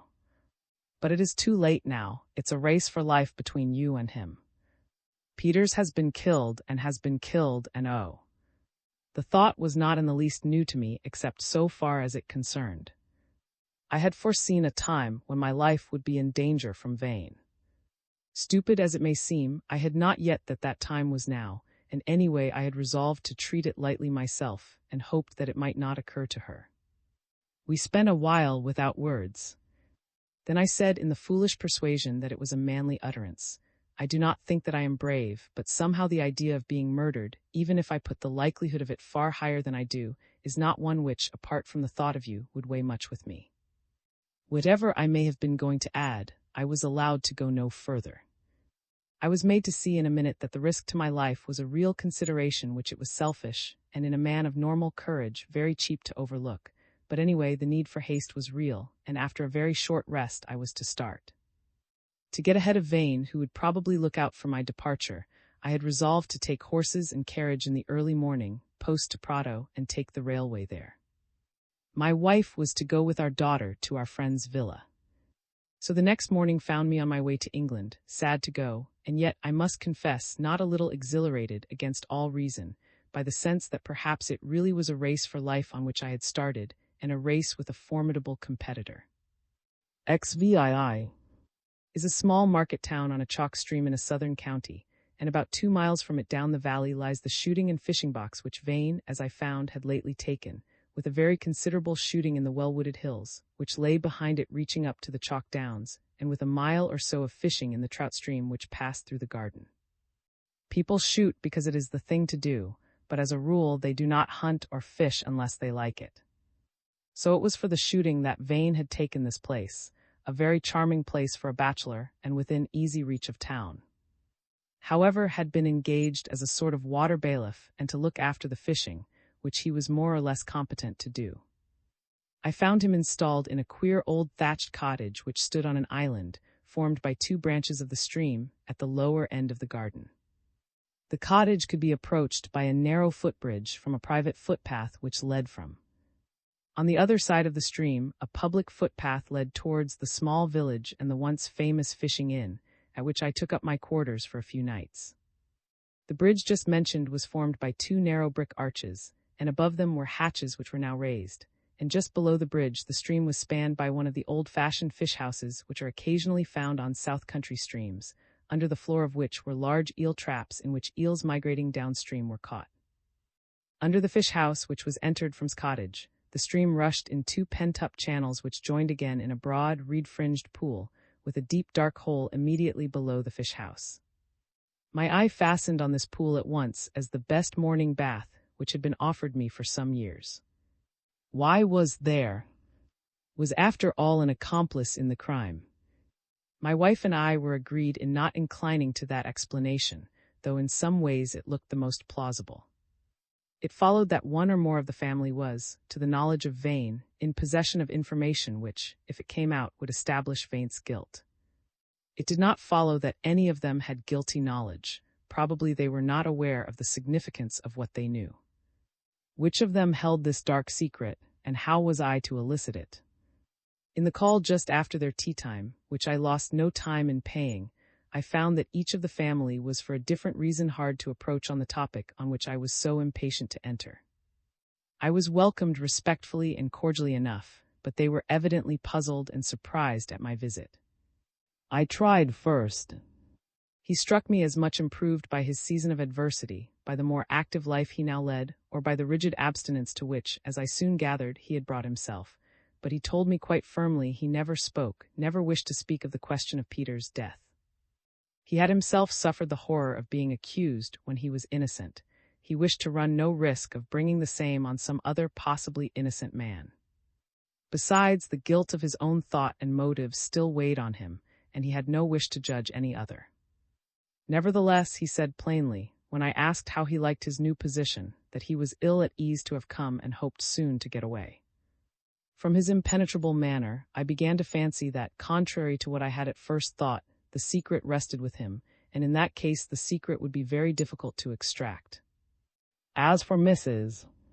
From the time of the murder, two thoughts had mainly occupied her mind: anxiety for her husband, and anxiety that her daughter, for whose upbringing she was so careful, should know nothing of the suspicion that had rested on her father, and hear as little as possible of the horror that had occurred so near her.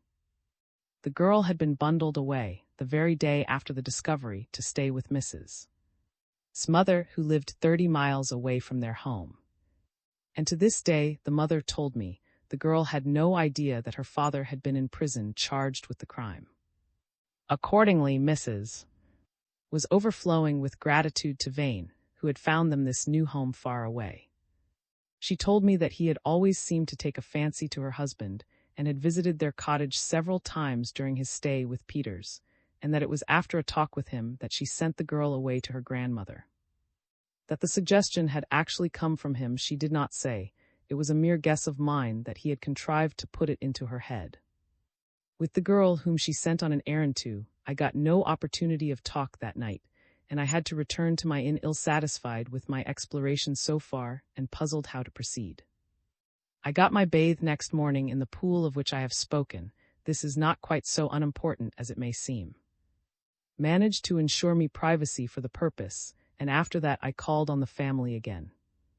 I have remarked already that I supposed myself to have heard all that any grown-up person in my old parish could tell in regard to the murder and its surrounding circumstances. It had been borne on my mind strongly since my meeting with Vane at Florence, that others besides adults have eyes and memories, that Skirl had been near the house at the time of the murder and on the following day, and that I could not count on having heard from her parents all that she might have to say that might be interesting to me. When I called on these again, I found it an easy matter to get a walk by the riverside alone with the girl. I had anticipated that, if I were to pay any decent regard to her mother's hitherto successful wishes for her ignorance, I might have to talk long and roundabout before I could elicit what I wanted. I soon found that it was not so. Ellen, though little taller than before, had mentally grown in those 15 months from a shy and uninteresting schoolgirl to a shy but alert, quick-witted, and, as it now struck me, rather interesting young woman. We had many things belonging to old times to talk over, but I found her anxious herself to talk on the very subject on which I was bent, and I found in a moment that her mother's precautions had been absolutely vain. Knowing her mother's wish, she had never alluded to the matter since, but her grandmother, who disliked, had taken a keen pleasure in acquainting her with all that she herself knew, and a good deal more besides, about the course of the proceedings against him. The girl, not quite trusting her grandmother, had procured and carefully read the newspaper account of the trial before the magistrates. She had never doubted for one instant. She told me that her father was innocent, and it was with more than common understanding that she studied the details in the story which might make his innocence clear. "Is it very wicked of me, Mr. Driver?" she said, "that I do not feel not a bit grateful to Mr. Vane, and I do not believe father does. I do believe he would have gone to the workhouse, rather, if he had known it when we came here that he was to be under Mr. Vane. But he thought the gentleman who sent for us, and who was really his agent, was the master of the place, and once we were here, mother begged him so not to go. Mother is always saying how good Mr. has been to us, and father never answers a word, but I am sure he has a plan to take us away somewhere far off." "Tell me," I said, "what makes you say all this? Have you seen anything in Mr. Vane to make you think he had some wrong reason for getting your father to come here?" "Oh, I do not say that," she said, but I have always feared his looks. Always, I think, since he first came to our house to talk to father, and much more since I saw him at the window that dreadful morning when poor Mr. Peters lay dead. Why, what could you see that morning? I said. Oh, very little, she said. You see, of course, we heard the news as passed by on her way to call the police, and mother told me to keep within doors, and she kept in herself, and then she went to father and woke him, and she stayed there talking to him, and I was alone, and I felt so frightened.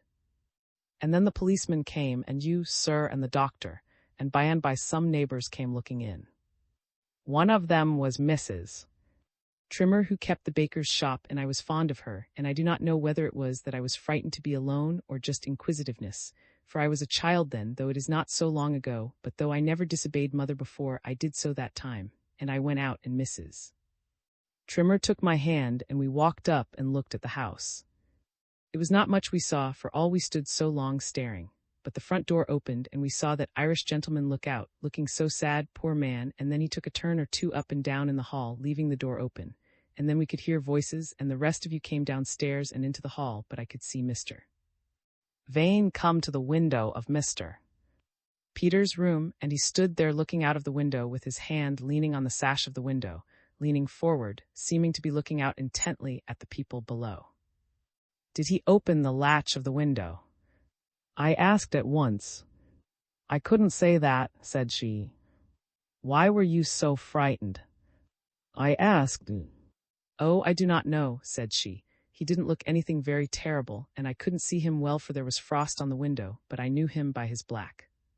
I suppose every one of my readers has been guilty of mislaying some little article of importance, and looking for it everywhere but in the right place, which always turns out to have been the most obvious place of all. Perhaps I may be forgiven for having all these 15 months been doing something analogous.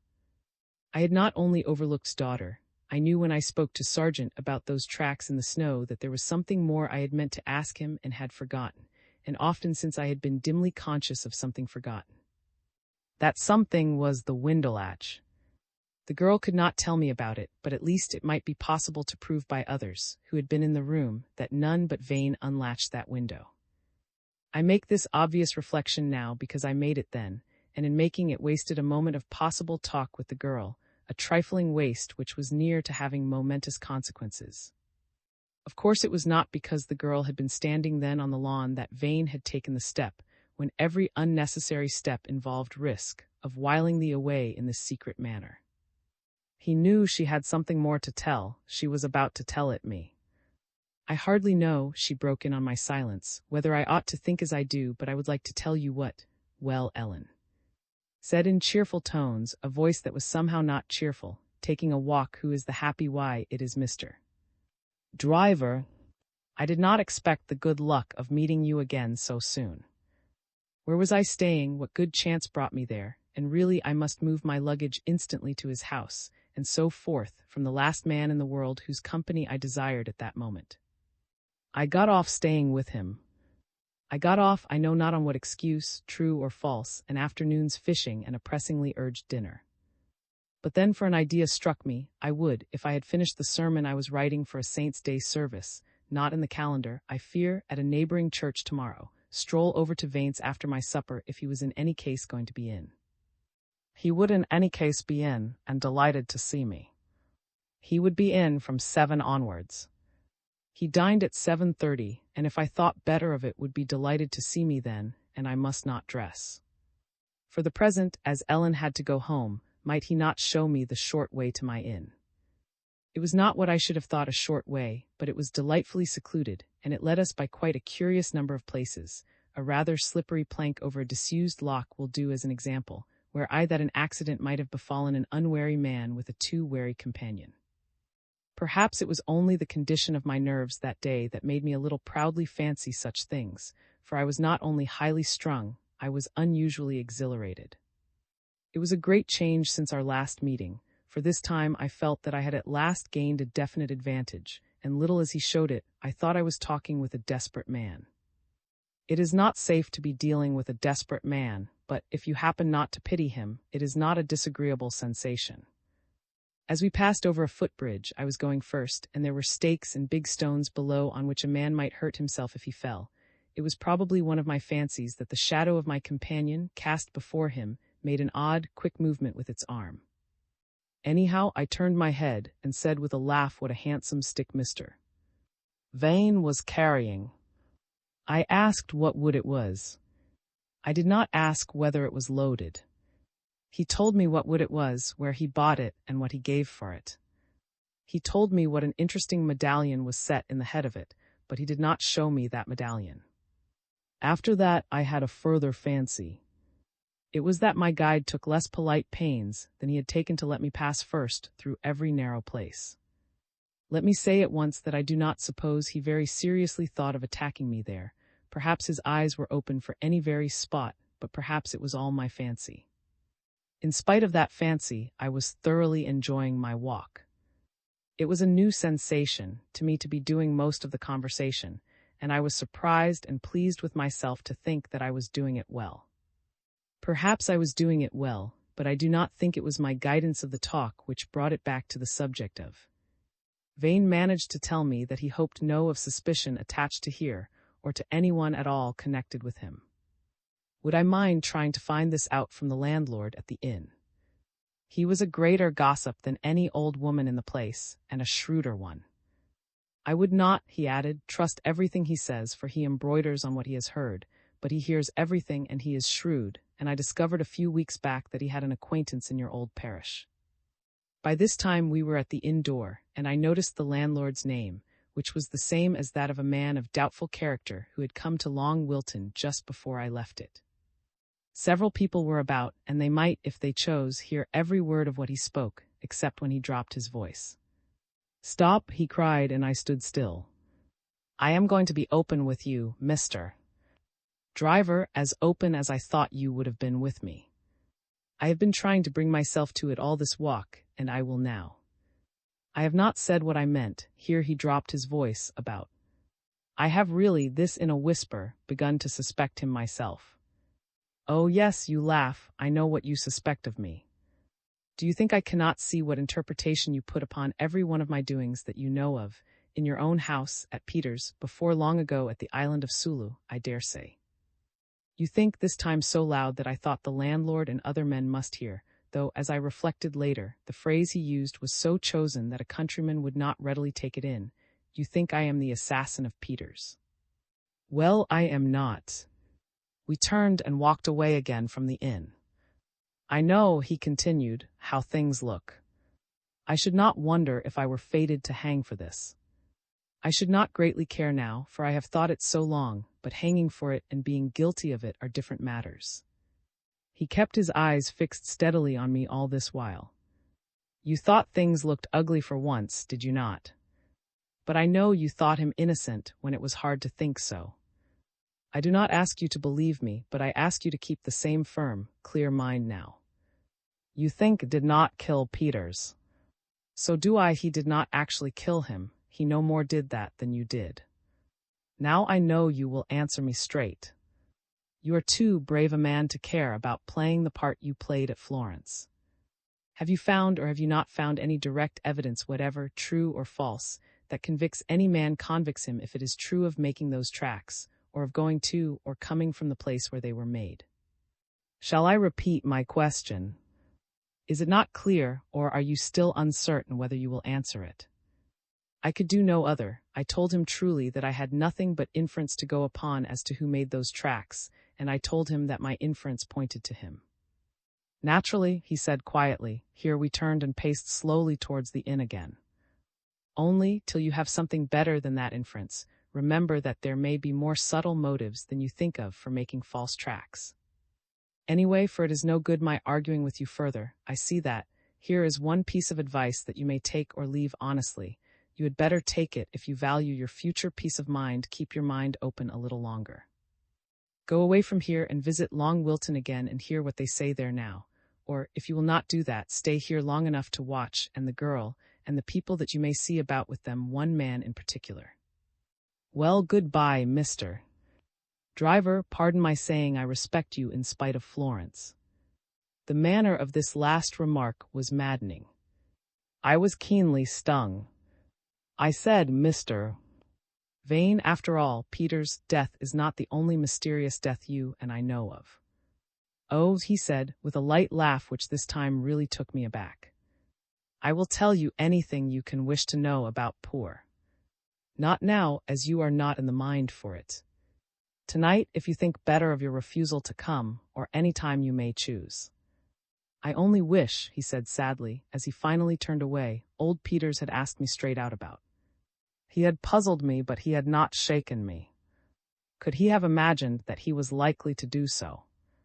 Probably not, but it occurred to me, directly he was gone, that he now knew for certain that I was dangerous, knew that in some ways he could play upon me easily and in some ways not at all, and knew that I had not yet found out what I came to find out from Ellen. XVIII. Whether it was that my fancies pursued me to the inn, or that Vane's words had unconsciously impressed me, I took and have retained a great dislike to the gentleman who was just arriving at the inn. He came, as he said, for dry-fly fishing, but his accent and his looks showed him to be native to a land where dry-fly fishing is, I believe, not. He was near me and about me several times in the course of that day, and though he molested me in no way, my dislike deepened. It was now near midday, and I contemplated taking no further step till evening, so I had plenty of time for thought, and I needed it. It may be imagined that I was in a state of some tension. I had rested little since I left Vane's hotel at Florence, and on arriving at the inn I had news which increased my agitation. My wife had telegraphed to my home saying she had gone for a day or two to the Brunswick, saying also that I must pay no attention to any wire, purporting to be from her, which did not contain the word. Evidently there was someone in Florence whom she suspected would send false messages. I conjectured that Vane had an understanding with the mafia, and had obtained through them the services of some villain. Well, here was a wire, regret to acquaint respected Sir Mrs. Driver suddenly unwell, Brunswick. There is one advantage about being tired. It prevents the mind from wandering away on so many sidetracks. But with all that advantage, whatever it may be worth, it took me a full half-hour to make up my mind how to regard this, but I came back to my first impulse, not on the first occasion to disregard what my wife herself had undoubtedly telegraphed. On the other main points I may acquit myself of having wavered, and I will not mystify the reader more than I myself. I had not the faintest doubt that Vane's suggestion about the family, whatever its object might be, was a well-acted lie. However, I determined to follow the suggestion to some extent. I got hold of the landlord. He was all that Vane had said, and on a very slight hint he began talking of the Long Wilton murder and of the charge against. I was disgusted to find that suspicion had followed the people here. It was not clearly to Vane's interest that it should follow them, and I suppose it was accident. I found that the landlord was well posted as to story and all the proceedings in regard to him. As he went on hinting suspicion of him, I said it was a curious thing about those tracks. Ah, said he, little feet can wear big shoes, and he looked wise. About that last now of not but what I like the lass, he was continuing after a solemn interval, but I need not try to repeat his talk. The upshot of the suggestion was simply this, that the girl had stepped out in her father's boots and made the tracks, knowing full well that she could ensure the detection of the false tracks hereafter, but for which of two reasons was not certain.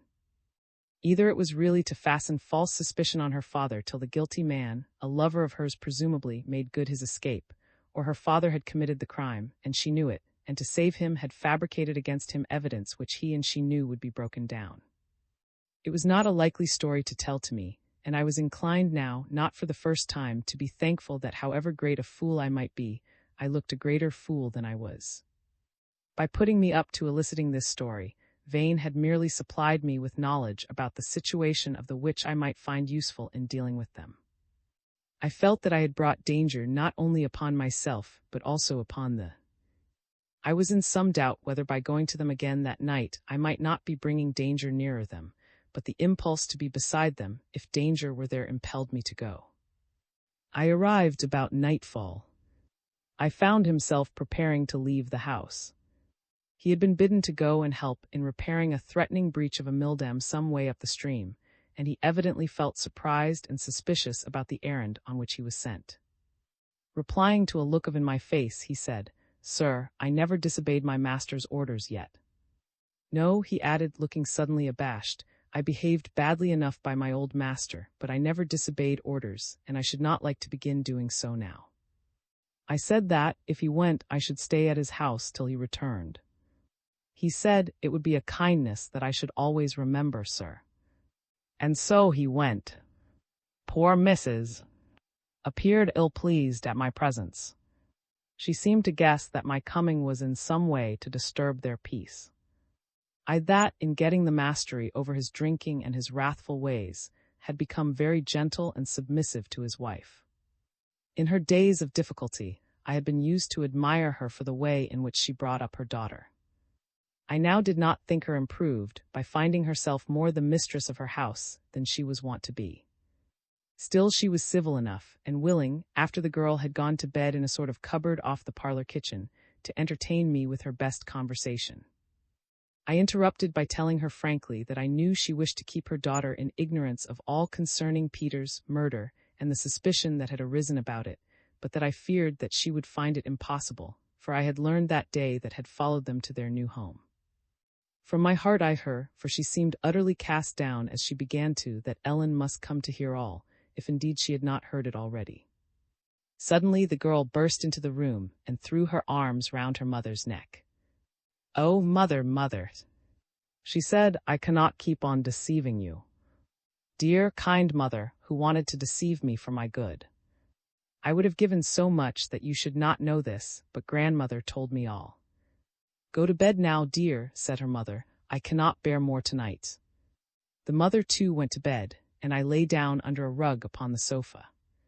I had no intention of keeping awake all night.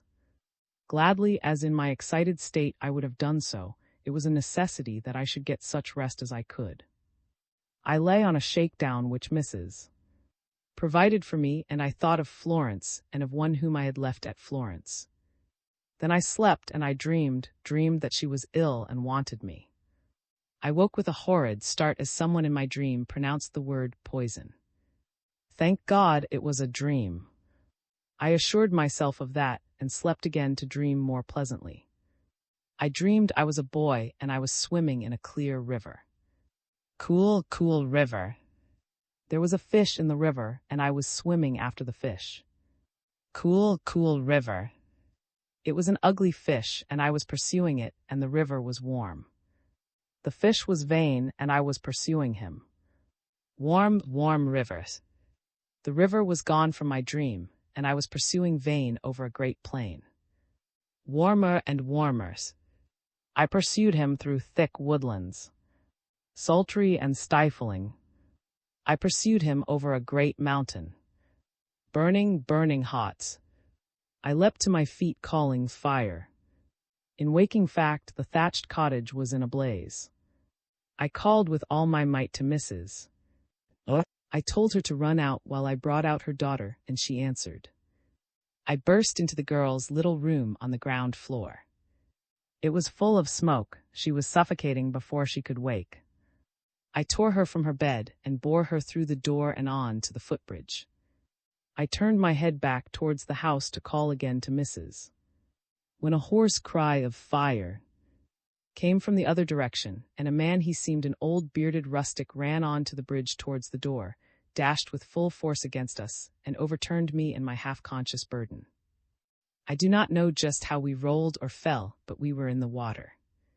I had managed still to hold Ellen with my right arm, and with my left hand to catch the edge of the footbridge. I could not by any effort have pulled us both out or raised her on to the bridge, but it was easy to hold our heads above water, for we were against the pier of the bridge, in between the two currents that shot under the arches. Mrs. would be there in a moment and could help us out, or why did not that old rustic help us? They say that men in moments of extreme peril take in all manner of things with extraordinary rapidity, but I do not know whether I really saw all as I see it in memory now, or whether what I did was from accident and the instinct of fear.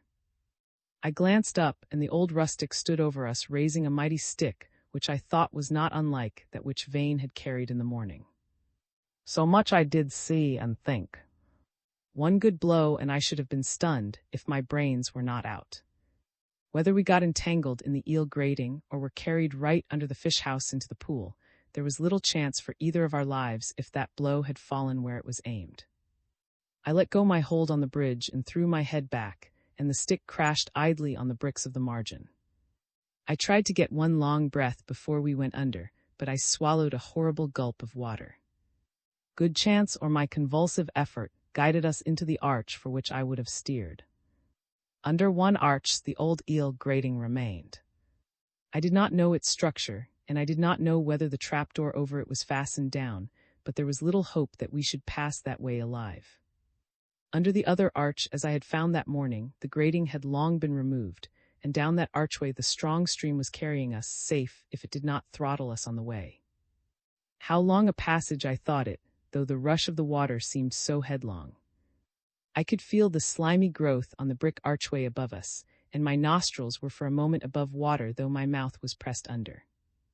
Then we were under the floor of the fish house, and my head rose and I got a gulp of air, but my head struck a joist of the floor and the stream swept me on, ducking involuntarily under another joist and another.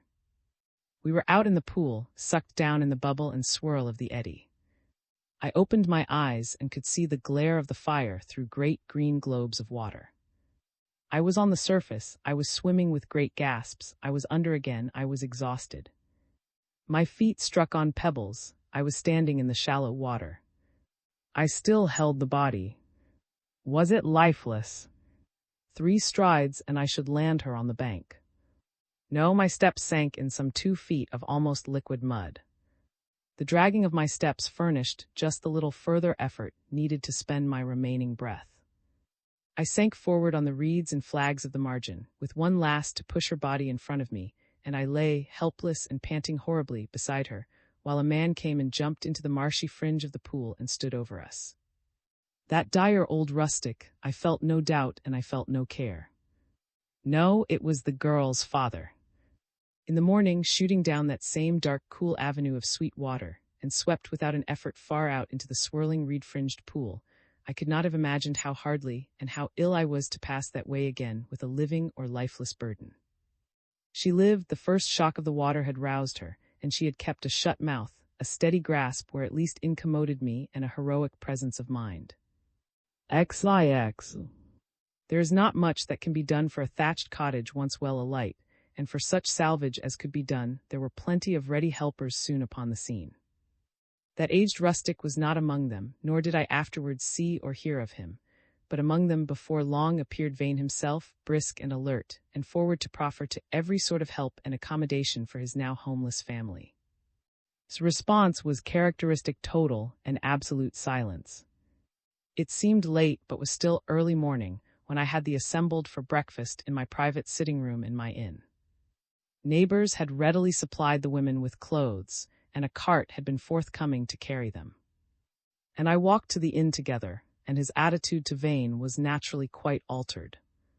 He told me a second time of the dislike which he had felt from the first of being in Vane's service, and he told me that he had just decided to accept a situation which was open to him in Canada, and had expected to sail with his family, who did not yet know it, in 6 weeks, but supposed he must put it off now.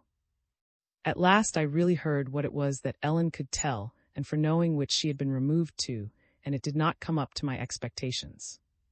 About noon after Peter's murder, after and I had gone into the village, and while Vane, by his own account, had stayed reading in the house, the girl had twice seen him as she looked out of the window of the cottage. She had seen him come out of the gate of the drive, and turn to the right up the road away from the village. About 20 minutes later she had seen him turn in again at the gate, and this time he came down the green lane. To anyone who knew the lie of the ground, the significance of this was certain. He could not have got round by road or by any public footpath in that time. Either he had come through the plantation and the fields where the tracks were made, or he must have made a round over ditches and hedges and rough ground by which a man taking a casual and innocent stroll was extremely unlikely to have gone, especially in frost and snow. The inference was convincing enough to me, but then, as I knew, I was ready to be convinced. Vane was not likely, I felt, to have done so much to prevent the girl revealing merely this. Was there nothing more? Yes, there was, but it was something of which Ellen did not feel sure. During that 20 minutes the sun shone out brilliantly upon the snow, and tempted her to stroll out a little way up the drive, when she stood for a while to look, in spite of the horror of the time, with delight at the spotless covering of the lawn and the shining burden of the cedar branches, and then up at the sun. Her eyes were soon so dazzled that all sorts of shapes danced before them. Turning suddenly and looking towards the field, she thought for an instant, but only an instant, that she saw between two trees a man up in the field, about halfway up, walking towards the hedge, towards a spot in the hedge which we already know. She covered her eyes with her hand, and looked again with clearer vision. There was no one there, and she tried to brush aside the fancy that she had seen anyone. But somehow she had often wondered since about what she had seen, and somehow she connected it in her fancy with the murder. She could not connect it with the making of the tracks, for she had only read of them in a muddled newspaper report, which had given an entirely wrong impression as to whereabouts they were found. Now it was all obvious. Vane, while he made those very tracks, had passed before her eyes. He had seen her standing and looking towards him, and he could not entertain the hope, though it was true, that her eyes did not see him clear. This much being plain, my first thought was of amazement at the coolness of Vane on the evening after the murder, while he could not be sure that the discovery of the tracks had not been told to the girl, and had not already drawn forth from her an explanation, which, if believed, must be fatal to him. My second thought was of great disappointment that the identification of him with the maker of the tracks was still to so large an extent a matter of inference.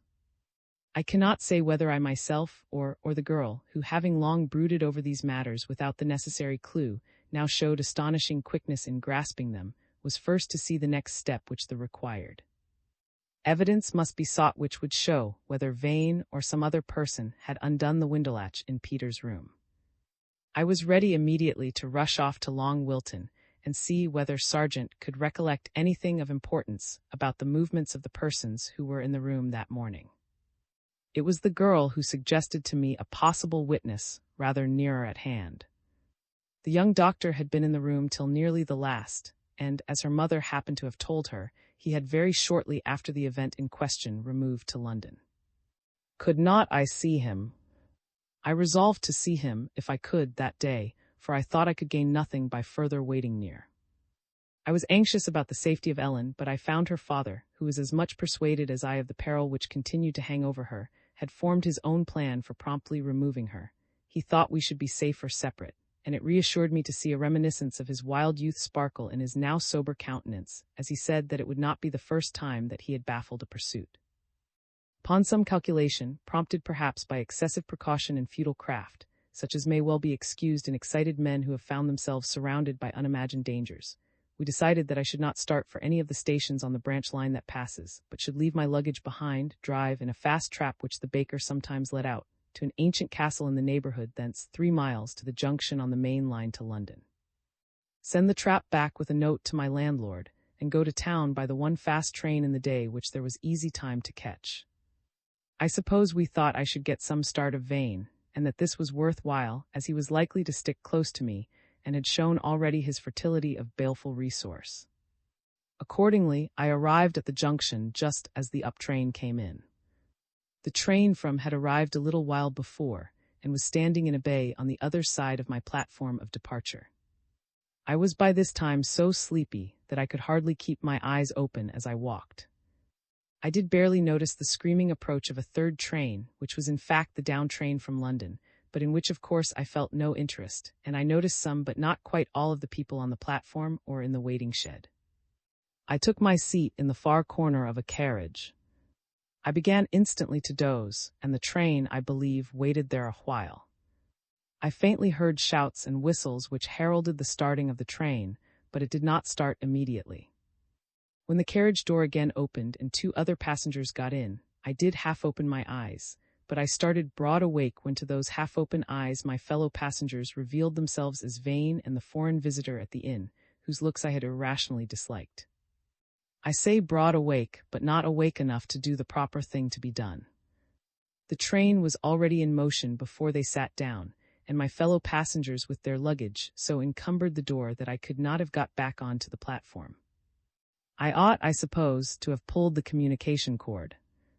As it was, I merely sat up, looking at them as indifferently as I could, while really my heart sank within me, and I wished my muscles had not been so stiff and chilled from my adventure of the night before. The train was moving, but not yet fast. It seemed to be slowing down again. There was fresh shouting and whistling on the platform, the station master saying angrily, "Put him in here," a voice that sounded somehow well known, but which I could not, answering him vigorously. And just as the train began to go faster, a big man, still shouting and very hot with pursuit, tumbled into the carriage. To my delighted surprise, I found myself joined by. The most surprising turns of good fortune, I have learned to think, are generally the reward of more than common forethought on the part of someone. My rescue in this case, which I will none the less call providential, could never have happened but for the zealous care of himself and of another person many hundred miles from the scene. But of all this I was soon to hear. Meanwhile, who was in the highest of spirits, bestowed on me a mere smile of recognition, and poured himself forth upon Vane with an exuberance of pleasure at the unexpected meeting which must have been maddening. It was the only time during my acquaintance with Vane when he appeared to be in the least at a loss. Hardihood was, I should think, the only attitude towards him which he did not know how to meet. So he passed, I take it, a miserable journey. Nor was his mysterious companion left to enjoy himself. To my astonishment, addressed him politely by a strange-sounding name, which I suppress, but which from the start which the gentleman gave appeared to be his name. As for me, leaving me in the corner which I had originally chosen, had Vane into the other corner of the same side of the carriage, and the stranger into the seat opposite him, while he placed himself between me and Vane, and with his back half turned towards me entertained them both. I dozed away again and again, and I dare say I was asleep for a good part of the journey, but I to think out in my waking moments what was the nature of the peril which had threatened me, for peril assuredly there was, and how it could have come about that I was thus rescued. As to the former question, I got no further than the reflection that to stick me with a knife and jump on the line, or make a bolt at the London terminus, which was our first stop, would have been too crude for the purpose.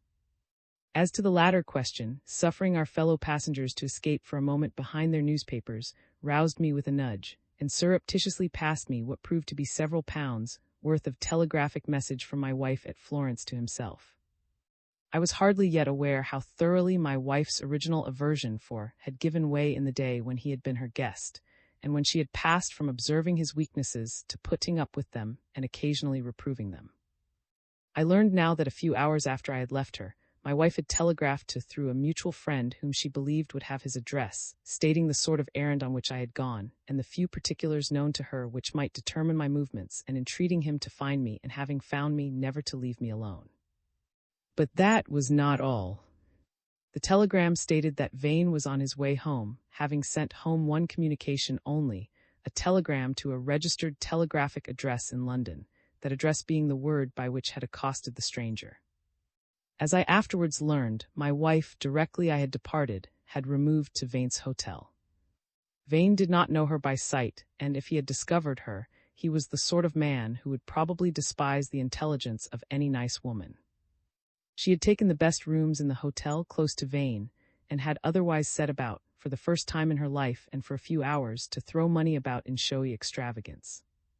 By money and flattery she had contrived to be informed of the address of every letter and telegram that Vane sent before his departure, of the name and nationality, nothing more was known of him, of his only visitor that morning, and of the further fact that shortly after Vane's departure that visitor had returned and had inquired whether she had moved to that hotel, but had not asked to see her. She learned also that Vane had been at the station when the Milan train started, but had returned and waited for the next train. The reader already knows that she had had the intuition that false messages might be sent me in her name. Had been away from home, and had not got the message till late in the evening before he joined me. He lost no time in going to my house to ascertain my address and what had last been heard of me. He called also at Vane's house, where he was only informed that he was abroad. He left London by the first train in the morning, armed with a map. Study of had led him to notice that I might possibly be leaving by a train, which would be at the junction about the same time as his. So he was on the lookout, and with his quick sight actually saw me in my train as he arrived. By running hard and shouting entreaties and promises to the officials, he had just managed to catch me. When our train arrived at shook me awake.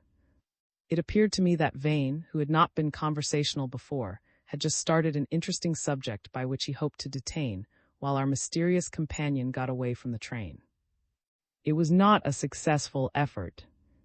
Pushed me somewhat rudely out of the carriage, and jumping out after me told me to wait for him, and kept me, while he stood about on the platform till every passenger by the train but ourselves had gone away. At last he called a hansom. Still he did not enter it till the driver of an invalid carriage which had been waiting in the rank of cabs appeared to give up the expectation that the person for whom he waited was coming, and drove away. "Do you see that invalid carriage?" said to me. "It was ordered for you. Tracks in the snow are."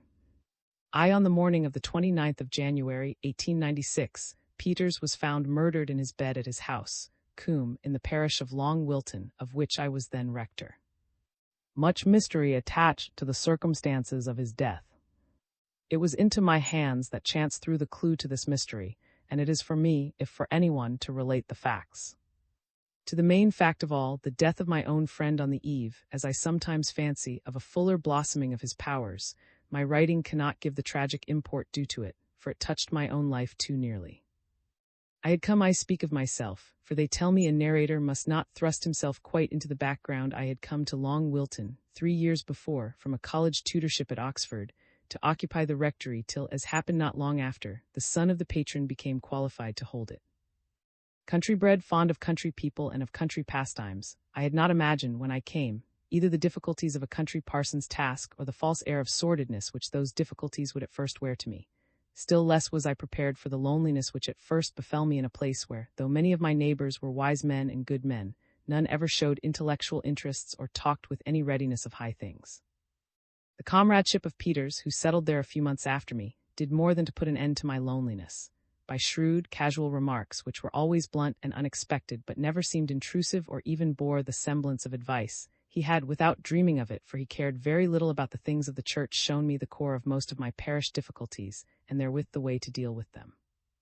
So it was that with my growing affection for the man, there was mingled an excessive feeling of mental dependence upon him. So it was that upon that January morning, a great blank entered into my life. Matters full of interest, in my pursuits of the weeks and months that went before, are gone from my memory like dreams. My whole sojourn at Long Wilton, important as it was to me, is a thing dimly remembered, like a page of some other man's biography. Even as I call to mind that actual morning, I cannot think of the immediate horror, only of the blank that succeeded and remains. I believe that no one, upon whom any like loss has come suddenly, will wonder if I take up my tale in a dry-eyed fashion. I can use no other art in telling it, but that of letting the facts become known as strictly as may be in the order in which they became known to me. Peters, then, was a retired official of the consular service, and a man of varied culture and experience, too much varied, I may say. He had been at Oxford shortly before my time. I gathered from the school prizes on his library shelves that he went there with considerable promise, but he left without taking his degree or accomplishing anything definite except rowing in his college 8, a distinction of which I knew not from his lips but from his rather curious wardrobe. He had learnt, I should say, unusually little from Oxford except its distinctive shyness, and had characteristically begun the studies of his later years in surroundings less conducive to study. He left Oxford upon getting some appointment in the East. Whether this first appointment was in a business house or in the consular service, where exactly it had been and what were the later stages of his career, I cannot tell, for he talked very little of himself.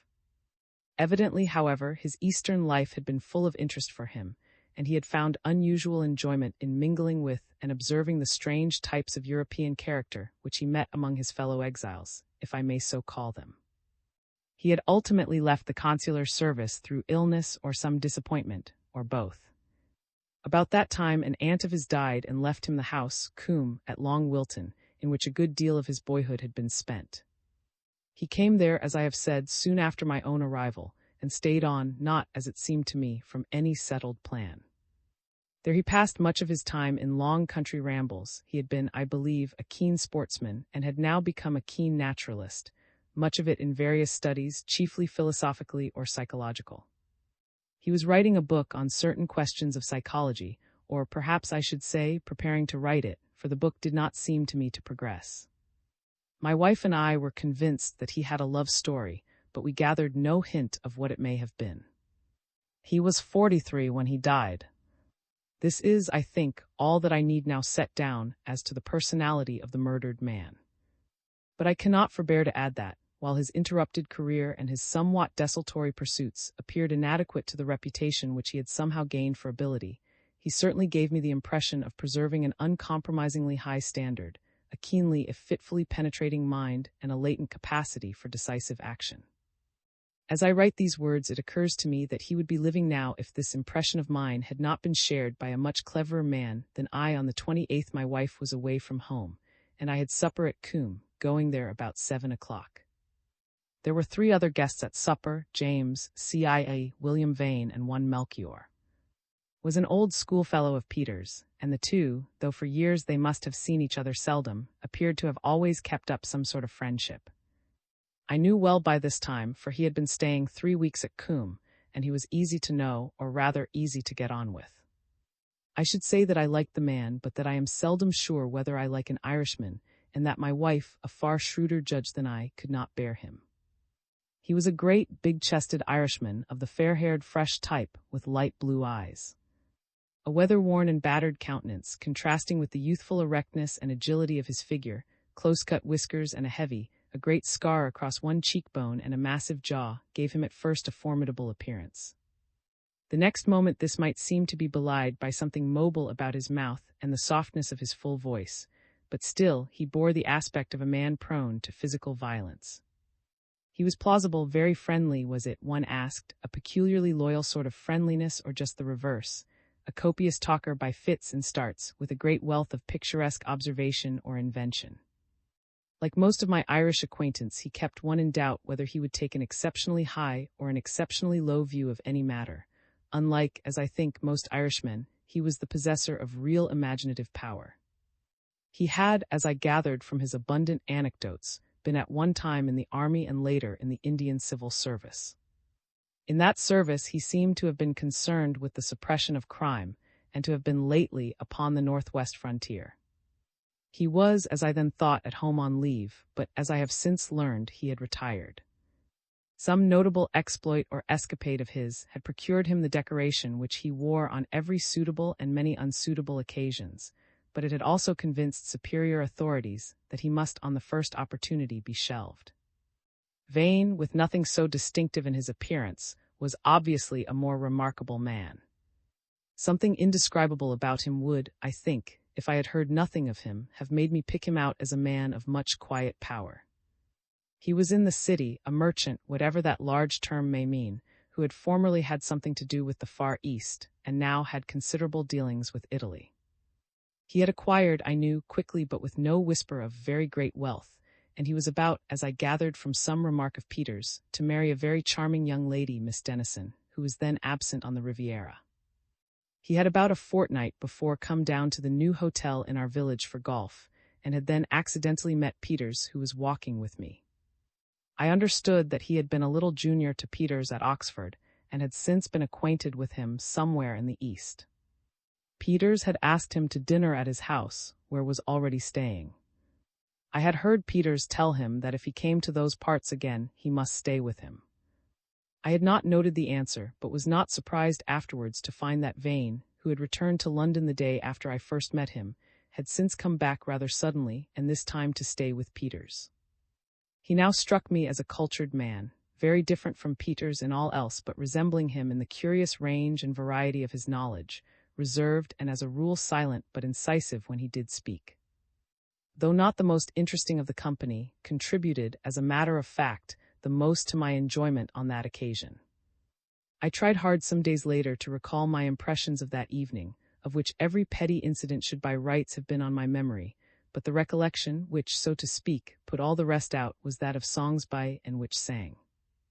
I drew him out afterwards on the subject of music, on which he had much to tell me, while Vane and our host were, I think, talking together and appeared to be dozing. Was of course a German by family, but he talked English as if he had been in England from childhood. He belonged to that race of fair, square-bearded and square-foreheaded German businessmen, who look so much alike to us, only he was smaller and looked more insignificant than most of them. His eyes were rather near together, and he did not wear the spectacles of his nation. He told me that he was staying at the hotel, for golf he seemed to imply. He too was something in the city, and I remember having for some reason puzzled myself as to how Vane regarded him. I must at this point add some account of the other persons who were in or about Peter's house.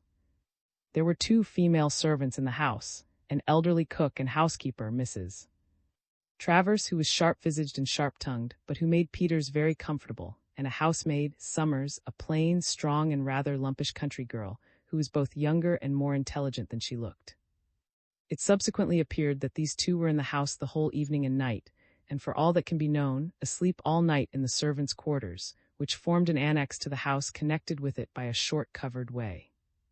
In a cottage near the gate into the lane lived a far more notable person, Reuben, the gardener and doer of odd jobs, a short, sturdy, grizzled man of severe countenance, not over-clean. Peters was much attached to him for his multifarious knowledge and skill. He had been a seaman at some time, had been, it seemed, all sorts of things in all sorts of places, and was emphatically a handy man. He was, as his name implies, a Cornishman, and had come quite recently to our neighborhood, to which in the course of a roving existence he was attracted by the neighborhood of his uncle, a farmer who lived some 3 miles off. He was now a man of methodistical professions, and most days, to do him justice, of methodistical practice. But I, who was perhaps prejudiced against him by his hostility to the church, believed him to be subject to bitter and sullen moods, knew that he was given to outbursts of drinking, and heard from his neighbors that drink took him in a curious way, affecting neither his gait, nor his head, nor his voice, nor his wits, but giving him a touch of fierceness which made men glad to keep out of his way. With him lived his wife and daughter. The wife was, I thought, a decent woman who kept her house straight and who came to church, but I had then no decided impression about her, though she had for some time taught in my Sunday school, and had once or twice me with a long letter giving her views about it. The daughter was a slight, childish-looking girl, whom I knew well, because she was about to become a pupil teacher, and who was a most unlikely person to play a part in a story of this kind. Our party that evening broke up when about 10 o'clock I rose to go, and whose best way to the hotel lay through the village, accompanied me as far as the rectory, which was a quarter of a mile off and was the nearest house in the village.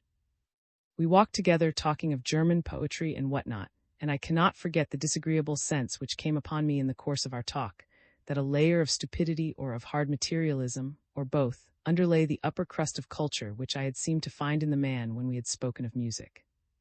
However, we parted good friends at the rectory gate, and I was just going in when I recollected some question about the character of a candidate for confirmation, on which I had meant to have spoken to Peters that night. I returned to his house and found him still in his library. The 2 guests who were staying in the house had already gone to bed. I got the information and advice which I had wanted. It was about a wild, but rather attractive young fellow who had once looked after a horse which Peters had kept, but who was now a groom in the largest private stables in the neighborhood. As I was leaving, Peters took up some books, saying that he was going to read in bed. He stood with me for a moment at the front door, looking at the frosty starlight. It was a clear but bitterly cold night. I well remember telling him as we stood there that he must expect to be disturbed by unusual noises that night, as a great jollification was taking place at the inn up the road, and my parishioners, who the prelate's aspiration for a free rather than a sober England, would return past his house in various stages of riotous exhilaration. He said that he had more sympathy with them than he ought to have, and that in any case they should not disturb him. Very likely, he added, he would soon be asleep past rousing. And so, about 11:15, I parted from him, little dreaming that no friendly eyes would ever meet his again. XX. Here let me mention that I have since that I the ill-looking foreigner who was with me at the inn and in the train. I him in a chemist's shop in a very fashionable shopping street. I think it would be to name the street. The telegraphic address which my wife sent to was the telegraphic address of that fashionable chemist's shop. I had intended to take leave of for the time upon our arrival at the station, but I found that this was not to be done, for was determined to obey almost to the letter my wife's behest to him, not to leave me. He took me to luncheon at a restaurant, and then prevailed upon me to come with him by one of our fast trains to my own house, collect there all the papers which I possessed bearing on the affair of Peters, and bring them to his chambers, where he was resolved I should at present stay. When we arrived there, I was for starting at once to seek out the doctor who had been at Long Wilton, but I was practically overpowered and sent to bed, after handing over to, amongst other papers, the notes which Peters had made as to the death of. After some hours, entered my room to tell me that dinner would be ready in half an hour, that I might get up for it if I liked, or have it brought to my bedroom. He then turned on me reproachfully. Why had I not shown him these papers long ago, when he came to stay with me? I was at a loss for an answer, for in fact when I had told him of my suspicions and my reasons for them, I had done the thing by halves, because my want of confidence in him lingered. Well, well, said my good-natured friend, I dare say I can guess the reason. But these papers explain much to me. You never told me it was the island of Sulu on which Peters discovered the body, or that he went there with Doctor. I had heard the name of that island and the doctor before on the last night of Peters' life, while you were talking music with. Next morning I set off early to see the doctor who had been at Long Wilton, who at first seemed to think it his duty to be with me everywhere, gave way and consented to go upon some business of his own about which he was very mysterious. But he put me in the charge of his servant, a man singularly fitted to be his servant, an Irishman and an old soldier, who I discovered had made himself very useful to him in his spying upon, having entered into a close, and I dare say bibulous friendship with one of his clerks. My new guardian so far relaxed his precautions as to allow me to be alone with the doctor in his consulting room. He otherwise looked after me as though he thought me a child, and from the very look of him one could see that I was well protected, though indeed I hardly imagined then that the perils which beset me yet would follow me through the streets of London. I asked the doctor kindly to give me all his recollections as to what occurred in Peter's bedroom while he was there. He told me little but what was of a professional nature, and he informed me rather dryly that he made it his practice on all occasions to observe only what concerned him professionally. I therefore put to him with very little hope the main question which I had come to ask, had he observed anything about the windows. Certainly, he said, that, as it happens, is a professional matter with me. I never enter a sick room without glancing at the windows, and I did so from force of habit this time, though, and he laughed with an ugly sense of it didn't matter much, as no fresh air could have revived that patient, but the windows were shut, and for I often noticed that too, they were tight shut and latched. Are you certain, I said, that both of them were latched? Certain, he answered. They were both latched when I came into the room, and they were latched when I went out, for I happened to have looked again. You see that, once one has the habit of noticing a certain kind of thing, one always notices it and remembers it easily, however little else one may see. I asked him then whether he happened to remember the order in which the persons who had then been in the room left it. About this he was not so certain, but he had an impression that only 2 persons were left in the room after him. These were the police sergeant, who held the door open for a moment while Vane lingered, and who locked it when they had all left. I may say at once that this was afterwards confirmed by the police sergeant, who added that Vane was standing somewhere not far from the window in question. I returned by appointment to his chambers some time before 11.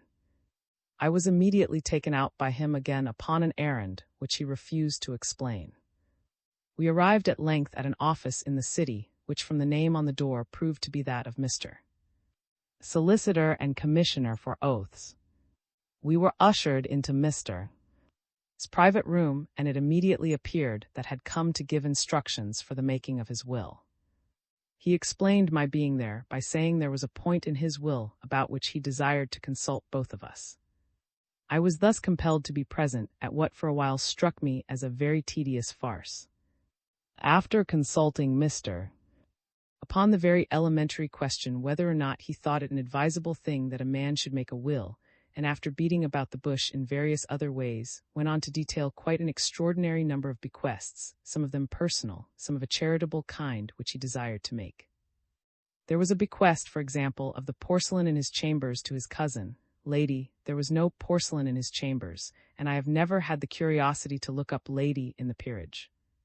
So he went on, disposing, I should think, of a great deal more property than he possessed, till at last the will appeared to be complete in outline, when he seemed suddenly to bethink him of the really difficult matter for which he had desired my presence. By this time, I should say, it had begun to dawn upon me that the pretended will-making was not quite so idle a performance as I had at first thought. Must in the course of it have produced on a person, who knew him only slightly, the impression of a good-natured, eccentric fellow, wholly without cunning and altogether. This was one point gained, but moreover Mr. was rapidly falling into that nervous and helpless condition into which a weak man of business can generally be thrown by the unkind expedient of wasting his time. It now appeared that the real subject on which Mr. and I were to be consulted was the disposal of papers in the event of his death. Explained that he would leave behind him if he died, and he felt, he said, that he might die suddenly, a great quantity of literary work which he should be sorry should perish. He would leave all his papers to the discretion of certain literary executors. He thought these would perhaps be Mr. George and Mr. Ruskin, but there were memoirs among them relating to a sad affair in which persons living, including Mr. and myself, were in a manner concerned. He referred to the lamented death of Mr. Peters, the circumstances connected with which had been for him a matter of profound, and he trusted not unprofitable study. He felt that in any directions he might leave in regard to these memoirs, it was only fair that he should consult the present. Mr. by this time was in a great state of expectation, when pulled out his watch, and observing that it was later than he thought, asked if there was a directory in the office, that he might find the address of a certain person to whom he must telegraph to put off an appointment with him. A clerk brought the London directory from an outside room, and was about to retire. "Stop a moment, Mr. Clerk, if you don't mind," said, and he slightly edged back his chair so as to block the clerk's going out. "Perhaps it is the suburban directory that I want." "Let us just look," and he began turning over the leaves. "Avenue," he said, "that's not it. Terrace, you see, Mr. He said, "I would like to talk this matter out with you before I go crescent right side, no. 43, 44, no." All this time his finger was running down a column under the letter B in the trades directory, 45, 46, 47. I thought he was thereabouts. "Here's the name," he said. "You say, Mr. Your own movements, if they were not explained, would look rather curious. 47, 49, no, that's not it, look rather curious. As I was saying, in connection with that murder of Peters, look ugly. 51 Crescent, that's it." "Thank you, Mr. Clerk," and he shut the directory with a bang and handed it back to the clerk with a bow, and made way for him to leave the room. Mr. bounded from his chair and collapsed into it again. "Stop, Mr. he cried to the clerk, "you must be present at whatever else this gentleman may have to say." He sat for a moment breathing hard, more I thought with alarm than with anger. He did not seem to me to have any presence of mind or any of the intellectual attributes, at any rate of guile, and I could not help wondering as I watched him, whether this really was the man whom Vane chose for his agent in employments of much delicacy. "Do you come here to blackmail me, sir?" cried Mr. forcing himself to assume a voice and air of fury. There was never seen anything more innocent or more surprised and pained than the countenance of as he replied. He was amazed that his motive could be so misunderstood. It was the simple fact that what he was forced in his memoirs to relate might hereafter suggest suspicions of everyone who was in the neighborhood of the crime, himself and his friend Mr. Driver in particular, and though in a less degree of course, Mr. He was giving Mr. precisely the same opportunity as he had given to Mr. Driver of explaining those passages in his record which might seem to him to require explanation. Here he appealed to me, and I confess I backed him up, as to whether he had not approached me in precisely the same way. Mr.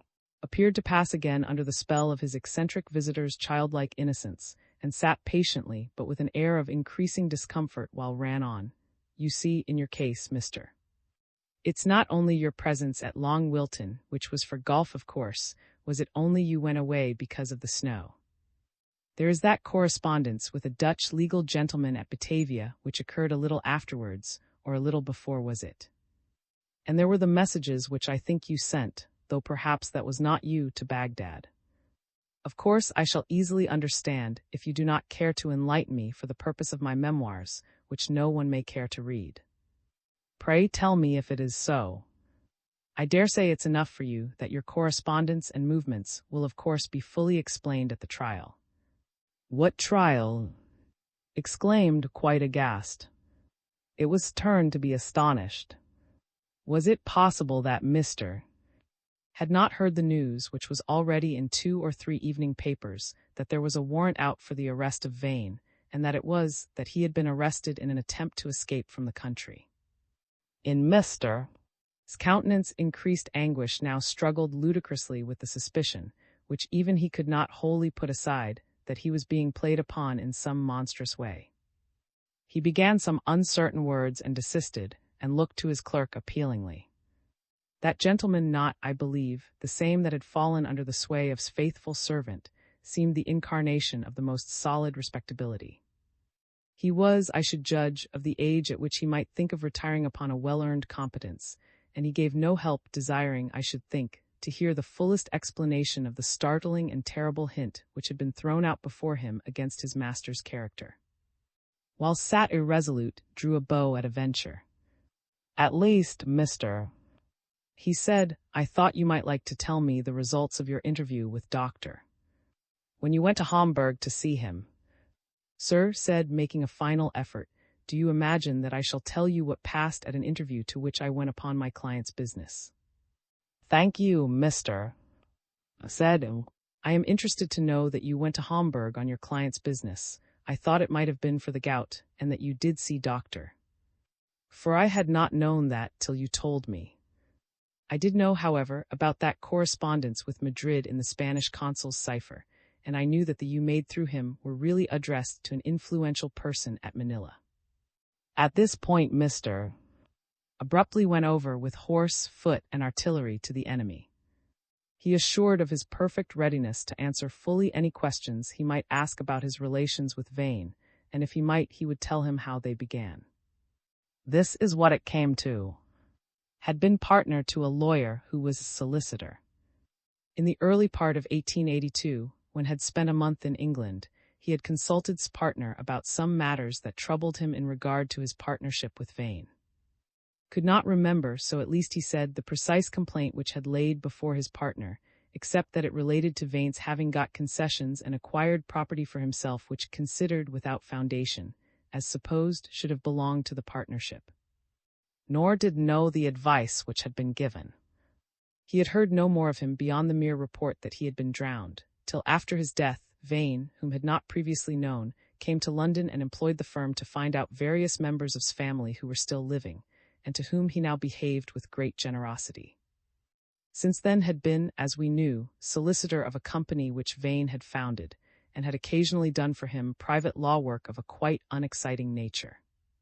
But in the middle of January of last year, 1896, had been instructed by Vane to make for him with the utmost privacy certain. One was of a person in Baghdad, as to the identity and previous history of a certain Mr. One concerned a certain doctor, a physician and scientist in Batavia, who, it was ascertained, was now dead. Another was, as new, addressed to a correspondent in Madrid, but declared that this went no further than to ascertain the name and address of the person who then filled the office of public prosecutor, or, I think, Minister of Justice in the Philippines. I ventured to ask the name. It was a name that I had seen before in those notes of Peter's. Lastly, there was an in regard to Doctor. Had been instructed, if possible, to obtain an interview with this gentleman before a certain date. The purpose of the interview, he declared, was to obtain from him some notes and journals which would be of use in the foundation of a new mission in the Philippines, under the auspices of the Society for the Propagation of the Gospel, a project in which Vane appeared, he said, to be keenly interested, and indeed it was the fact that he had previously missionary societies. The object of his visit to Long Wilton was this. He had been told to repair there without fail by the date on which he actually came, and to inform Vane by word of mouth of the result, if any, of his. That result had been, shortly, that was the man who had at one time been at Nagasaki, that was dead, that the Minister of Justice, or whatever the precise office was, at Manila was the person already alluded to, and that was abroad and had lately been at Siena, but had departed abruptly some weeks before for Germany, it was thought, but he had left no address behind him. All this had duly reported to Vane in Peter's house the afternoon before the murder occurred. And what all this taught Vane, though in part obscure, is in part obvious. It taught him that no letter from to Peter's need at present be expected. It taught him that a letter from which must be expected might be dangerous and must be intercepted. It taught him that Peters would remain inactive only till that letter reached his hands. It taught him also that if Peters were put to silence, the other European who had seen that body in Sulu could tell no tales. After Peters' death, still acting under instructions, had had an interview with Dr. at Hamburg, to which he had traced him, and had taken with him a letter written on the paper of the SPG, and signed, as he believed, by the secretary of that society. It has since appeared that the secretary had no knowledge of such a letter. Dr. delivered to him some journals which he never read for transmission to Vane, to whom he duly delivered them. That, he said, was all that he knew of the subjects on which sought information.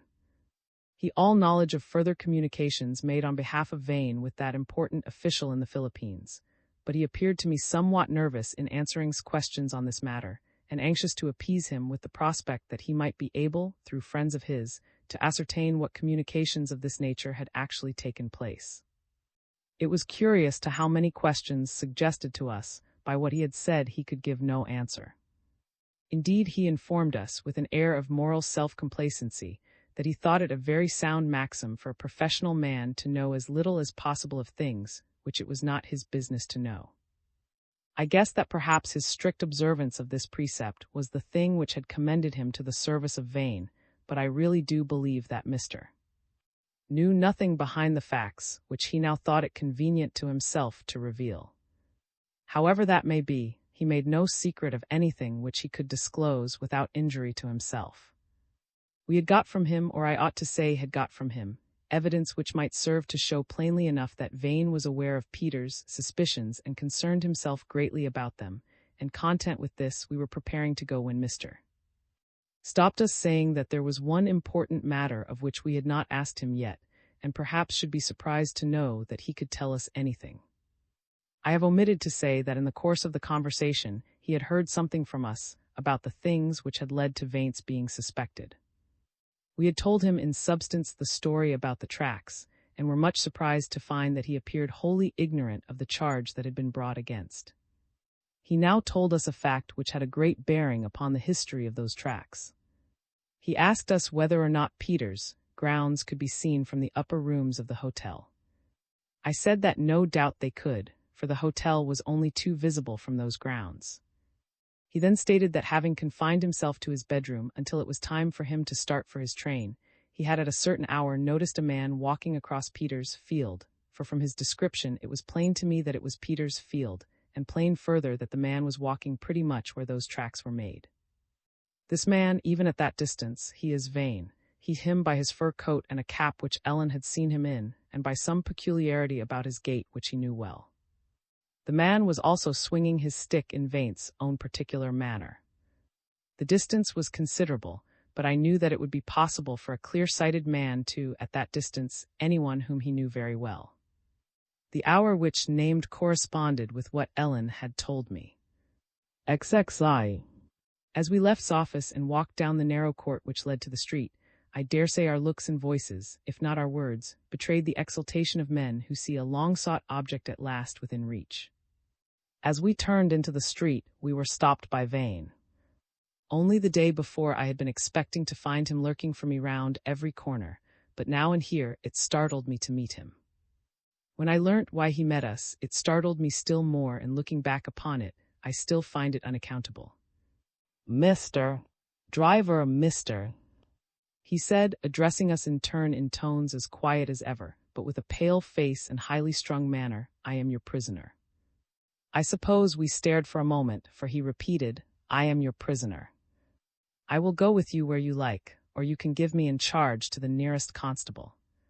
There is one. You see, you have buttoned me. You probably do not yet know it yourselves, but you have. Wells," he continued, If you do not quite know what you are going to do, I will ask one thing of you. Before you give me up to justice, take me somewhere where I can talk with you two alone. I want to tell you my story. It will not make you alter your purpose, I know that, but it will make you respect me a little more than you do. It is odd that I should want that, but I do. Well, he said questioningly as we still hesitated, and his old self-possession returning for a moment, a smile of positive amusement came over his face. I confess that if I had acted on my own impulse, I should have taken my antagonist at his word when he suggested that we should call the nearest policeman. But had been taking the light in our late movements, and I felt that the occasion belonged to and was more generous. If you have anything to say, sir, he said, come to my chambers and say it. Four-wheeler. In a moment more we were in a cab. How slow the cab seemed, sitting opposite Vane, and watching him narrowly lest he should play us a trick, while I too watched him all through the interminable drive, very ill at ease as to the wisdom of our conduct, and wondering what could be the meaning of the unexpected and desperate hazard which our antagonist was now taking. He was evidently going to confess to us. But why? If the knowledge we already possessed was sufficient, as perhaps it was, to secure his conviction, yet he could only partly guess what that knowledge was. Of the two most telling pieces of evidence against him, the fact about the window latch which the surgeon had told us, and the fact that had him afar from his window in the hotel, he must have been quite unaware. And then what did he expect to gain by the interview which he had sought with us? What opinion had he formed of the mental weaknesses of the two men with whom he was playing? Was he relying overmuch upon the skill and mastery of himself and others which he would bring to bear in this strange interview? Had the fearful strain under which he had been living of late taken away the coolness and acuteness of his judgment?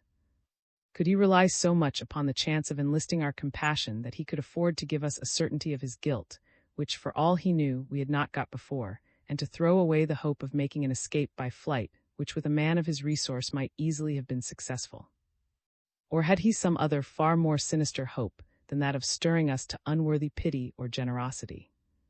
I could not resolve these questions, but I was inclined to an explanation which he was himself about to give us. If the cause of suspicion against him became public, he would have lost everything for which he greatly cared, and he was ready to risk all upon any chance, however faint, of avoiding this. I was, as I have said, ill at ease about it all. I did not feel that after the conversation I had held with him before, Vane would get over me, but it is an experience which one would do much to avoid, that of listening obdurate to an appeal into which another man puts his whole heart, and more especially would one wish to have avoided consenting to hear that appeal in a manner which might raise false hopes. But for a more serious reason it had been a mistake to acquiesce in this interview. I had learned to know not only his goodness of heart, but his cleverness and his promptitude, but I had not learned to credit him with wisdom or with firmness, and the sort of impulsiveness which had made him at once grant the request for this interview might easily have further and graver consequences. At last we were in his room, and seated ourselves round a table. I see, said Vane, that it puzzles you why I should ask for this interview. You think I am an ordinary criminal, which perhaps I am, and you thought that like an ordinary criminal I should try all means to save a disgraced life, which I certainly shall not do. I know that you have not got the knowledge which would convict me of murder. I do not suppose you think you have, and in any case you have not. And if you had, I think you know I have contrivance enough to take myself off and live comfortably out of reach of the law. But I do not care for escape, and I do not care for acquittal. You have the means to throw suspicion on me, and that is enough for me. I cared for in success, and I do not care for life when they are lost. He was looking at each of us alternately with an inscrutable but quite unflinching gaze, but he now hid his eyes, and he added as if with difficulty, Yet I did care for one other thing besides my position in the world, but that has gone from me too. And now, he resumed, that my struggle is over, and that the people, more people and bigger people than you would think who have been courting me for the last 12 months will think of me only with as just abhorrence as himself does, I have an odd fancy, and it is this. I should like to stand a little better in the eyes of the very men who, far from courting me, have had the courage to suspect me and the tenacity to drag me down. He had raised his eyes again, but this time fixed them on only, for he doubtless saw that I was out of touch with him, and seeing this, he had art enough to appear to and acquiesce in it. You know something of my story. Let me tell you just a little more of it, and please, if it interests you enough, question me on any point you will. I shall not shrink from answering. If a man is known to have murdered 2 of his friends, there cannot be much left that it is worth his while to conceal. First, I would like to speak of my early training. If I had been brought up in the gutter, you could make some allowance for that, and give me some credit for any good qualities I had shown, however cheerfully you might see me hanged for my crimes. It is not usual to suppose that any such allowance may have to be made for a man brought up to luxury and to every sort of refinement, and yet such a man too may be the victim of influences, which would kill the good in most characters even more than they have in mine. You may have heard a little about my people, and perhaps know that their views and ways were not quite usual. I am not going to say one word against them. I am not that sort of man, whatever I may be, but there were 2 things in my boyhood harder for me than the ordinary Englishman can well imagine. I was brought up in the actual enjoyment of considerable wealth and the expectation of really great wealth, and just when I was grown up the wealth and the expectations suddenly vanished. That has happened to many men who have been none the worse for it. But then I was brought up soft. You know I am not a limp man or a coward, but I had all the bringing up of one, cared for hand and foot, never doing a thing for myself. My good people had great ideas of republican simplicity, but they were only literary ideas. None of the games, none of the sport that other boys get, no rubbing shoulders with my equals at school, no comradeship, but only the company of my elders, mostly invalids. Few people know what it is to be brought up soft. But there was worse than that. You he was addressing were piously brought up. Oh yes, you were really. I dare say your home was not a strict one, and you were not carefully taught precepts of religion and morality, or carefully shielded from the sight of evil, perhaps quite the contrary, for I have not the pleasure of knowing much about you, mister. But I am quite sure that you had about you at home or at school, or both, people among whom there was some tacit recognition of right and wrong of some sort as things incontrovertible, and that there was some influence in your childhood which appealed to the heart. But in my childhood nothing appealed to the heart, nothing was incontrovertible, above all, nothing was tacit. Everlasting discussion, reaching back to the first principles of the universe, and branching out into such questions as whether children should be allowed pop guns. That was my moral training, and that was all my moral training. It was very sound in principle, I dare say, and I am not going to pose as an interesting convert to the religious way of looking at things, for I am not one, but it did not take account of practical difficulties, and it was very, very hard on me. Not one man in 10,000 has had that sort of upbringing, and I do not suppose you can in the least how hard that sort of thing is. So, he continued, I found myself at 21 suddenly made poor, more accustomed than most lads to think life only worth living for refinements which are for the wealthy only, taught not to take traditional canons of morality for granted, taught to think about the real utility of every action, landed in a place like Saigon and thrown in the society of the sort of gentry who, we all know, do represent European in such places, sent there to get a living. Thoroughly out of sympathy with all the tastes and pleasures of the people round me, and at the same time easily able to discover that for all my strange upbringing I was by nature more of a man than anyone else there. As a matter of fact, there was only one decent man there with intellectual tastes, and that was Peters. But Peters, who was only 2 or 3 years older than I, and as I own nothing like so clever, took me under his protection and made it his mission to correct me, and it did not do. You can easily imagine how, in the 3 years before came on the scene, I had got to hate the prospect of a life of humdrum, money-grubbing among those people in the hope of retiring with a small competence some day when my liver and my brain were gone. You would not have thought any the better of me if I had become content with that. At any rate, I did not. I meant to be quit of it as soon as I could, and I meant more. I resolved before I had been 3 weeks in the place to make money on a scale which would give me the position, the society, and the pursuits for which I had been trained. I resolved, in fact, to make the sort of place for myself in the world which every man, except the 3 men in this room, and thinks I have secured. If I had no scruples as to the way in which I should carry out that resolve, I differed from the people around me only in knowing that I had no scruples, and in having instead a set purpose which I was man enough to pursue through life. And I am man enough, I hope, not to care much for life now that that purpose has failed. If I pursued my end without scruple, I think I was carrying out to its logical conclusion the principles that had been taught me as a boy, and as I am not going to seek your sympathy on false, let me tell you I do not know today that there are any better principles. There may be, I hope there are. I waited nearly 3 years, learning all I could about business and about the East, its trade and its resources, and waiting all the time for my opportunity which I knew would come and which came. It came to me through, but I must go back a little. I have said that Peters was my only equal in our society there. Now let me say once for all that in nothing that I am going to tell you do I wish to blame Peters more than I blame myself, but from the first we did not hit it off. Peters, as I have said, took on himself the part of my protector and adviser a little too obviously. He had not quite tact enough to do it well, and I was foolish enough in those days to resent what I thought his patronage. At first there was no harm done. Peters thought I should be the better if I entered more into such sport as there was in the place, for which I had very little taste, and he tried to make me do so by chaffing me about being a duffer in his blunt way, which I thought rude, and that before other people. You would hardly imagine that I was ever shy, but I was, and absurd as it seems, this added a good deal to my unhappiness in my new surroundings. I should very soon have got over that, for I soon found my way about the place, and my shyness quickly wore off, but worse than that followed. I was fond of arguing, and used to discuss all things in heaven and earth with Peters. You can easily suppose that his views and mine did not agree, and I dare say now that I pained him a good deal.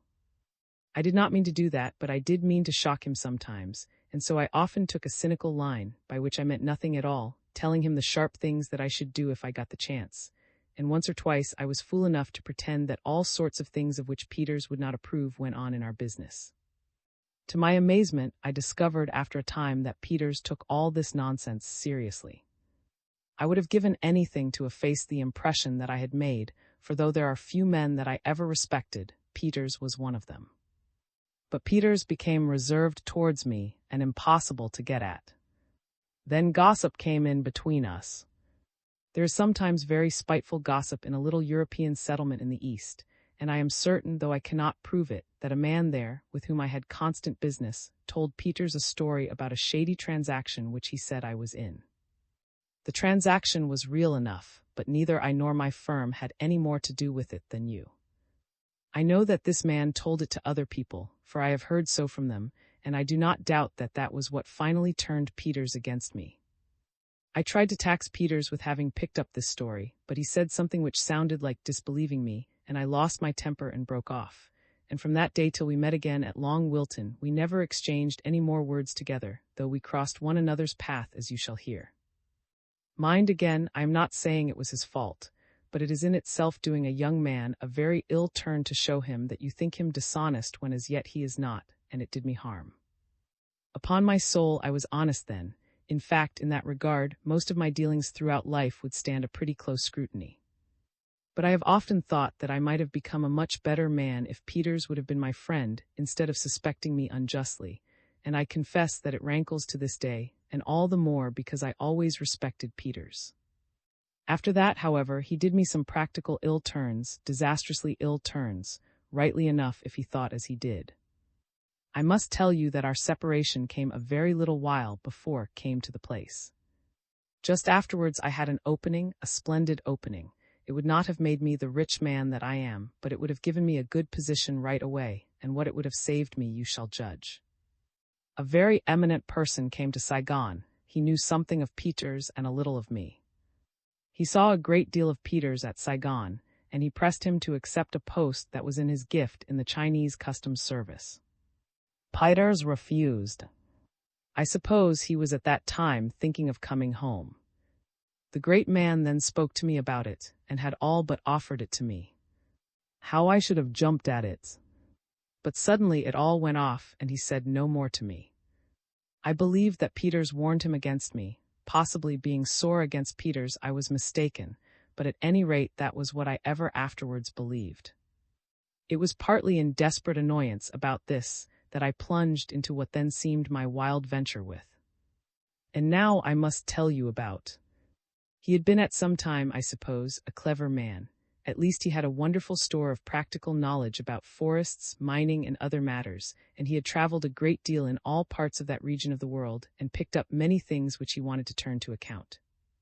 He had made a little money which he wished to increase, and he had a great scheme of organizing and developing the trade of Southeastern Asia and its islands in various valuable kinds of timber, spices, gum, shellac, etc. etc.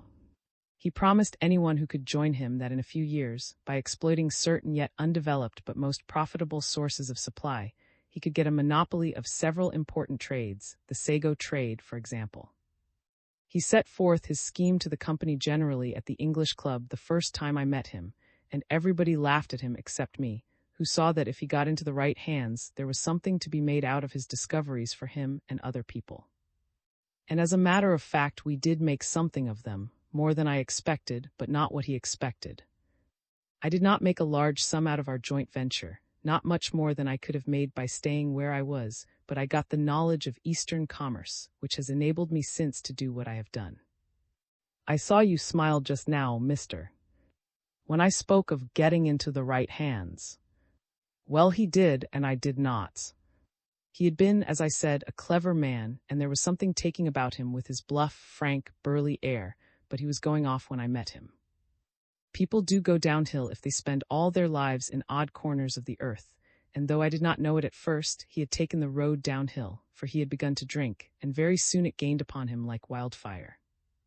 When he once goes wrong, no one can be so wrong-headed as a man like that, who thinks that he knows the world from having knocked about it a great deal doing nothing settled, and I should have found difficult to deal with in any case. As it was, dined with Peters the night before we left Saigon together. On the first day of our voyage he was very surly to me, and he said, "I heard something funny about you last night, master." I wish I had heard it before, that's all. When I fired up and told him to say straight out what it was, he looked at me offensively, and went off into the smoking room of the steamer to have another drink. That was not a cheerful beginning of our companionship, and I had my suspicion as to whom I ought to thank for it. I believe the same talebearer that I mentioned before had been telling Peters some yarn about my arrangements with, which looked as if I was trying to swindle him, and that Peters had passed it on. I very soon found that was not so simple as he seemed. I dare say he had meant honestly enough by me at first, but having got it into his thick head that I was a little too sharp, he made up his mind to be the sharper of the two, and the result was that if I was to be safe in dealing with him, I must take care to keep the upper hand of him, and before long I made up my mind that my partner should go out of the firm. I could have made his fortune if he would have let me, but I meant that the concern should be mine and not his, and I did not disguise it from him. That was my great mistake. I do not know what story, if any, you have picked up about my dealings with. He put about many stories when we had begun to quarrel, for he had begun by that time, if not before, to drink freely, but the matter that we finally about was this. Of the various concessions which we started by obtaining, at least I started by obtaining them. That was to be my great contribution to the partnership. Two only proved of very great importance. One was from the Spanish government of the Philippines, and the other from the government of, and these, as it happened, were for 3 and 4 years, renewable under certain conditions, but also revocable earlier in certain events. There was no trickery about that, though may have thought there was. I simply could not get larger concessions with the means of persuasion, bribery, in other words, at our command.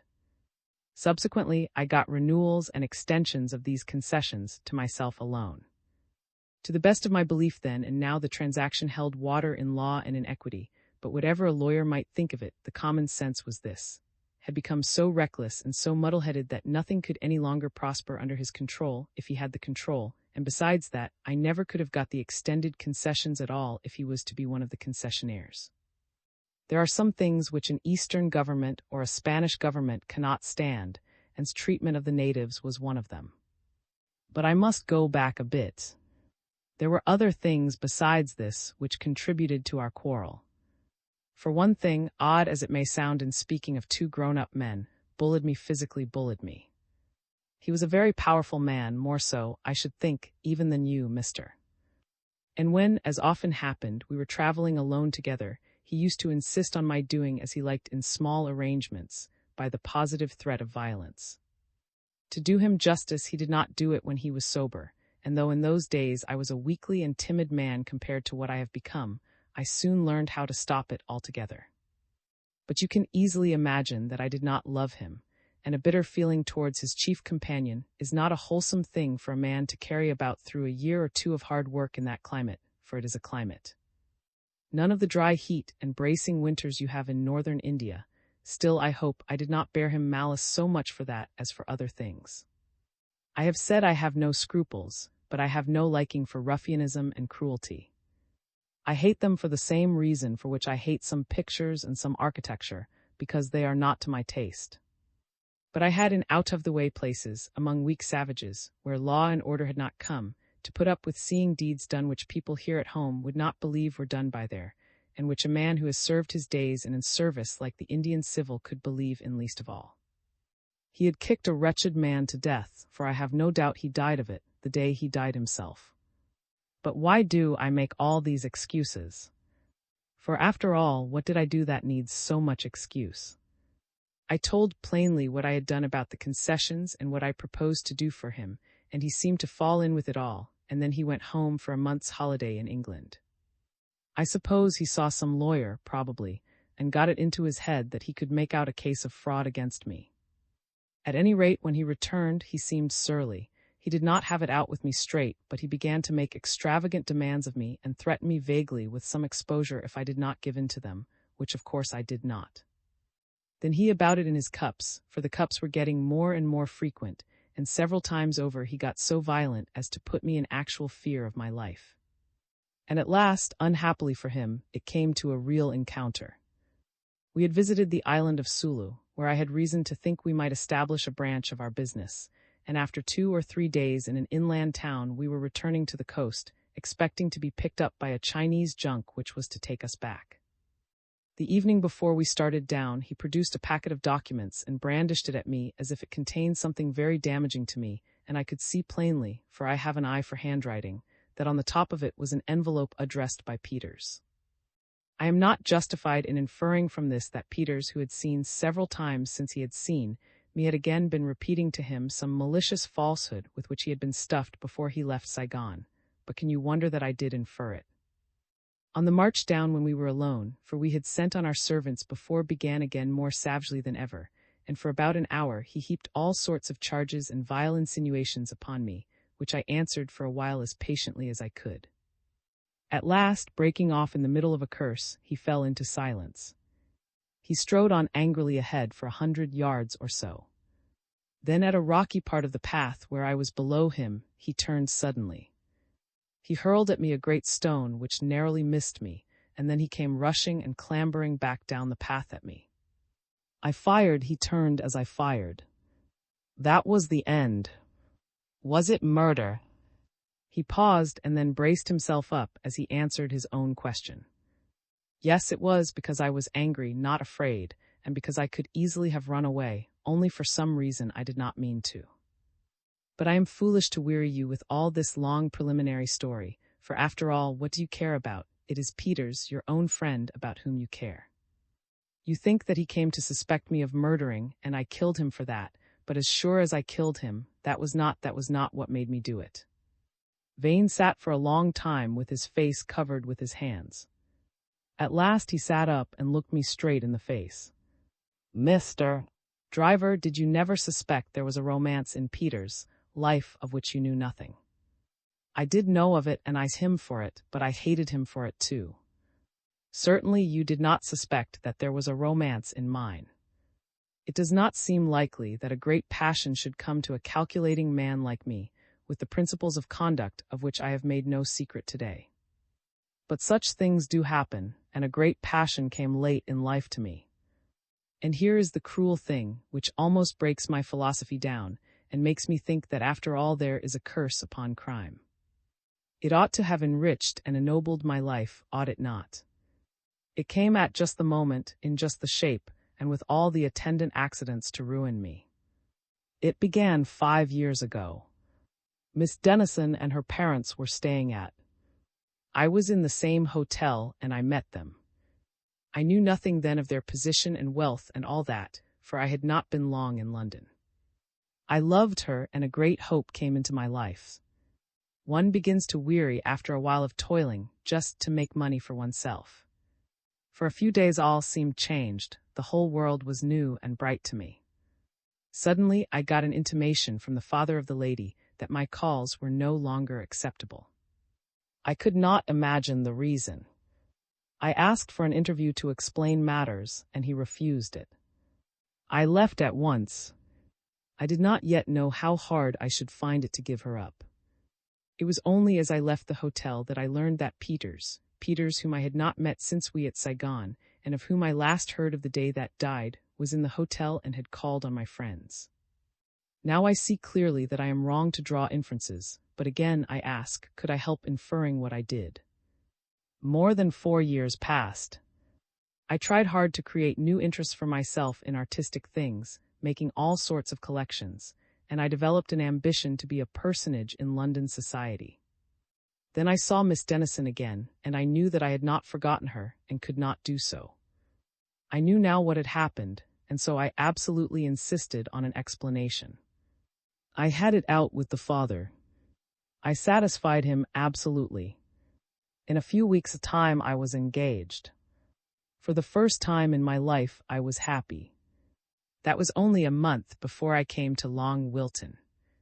I must tell you that Peters had known the Denisons long, and that I knew Miss Denison had been fond of him, but we naturally did not talk of him much, and I did not know he was at Long Wilton. There, to my complete surprise, I saw Peters again. I would not avoid him, but I certainly did not wish to meet him. He, however, came up to me and spoke quite cordially. I do not know whether he had reflected and thought he had been hard on me, but he seemed to wish to make amends, and I at that time, just for a few short hours, had not got it in my heart to be other than friendly with any man. That evening I spent at his house. You, mister, were there, and you must have seen that something happened. I at any rate saw that something I said had revived all Peter's suspicions of me, and this time with the addition of a suspicion, which was true, that I had murdered.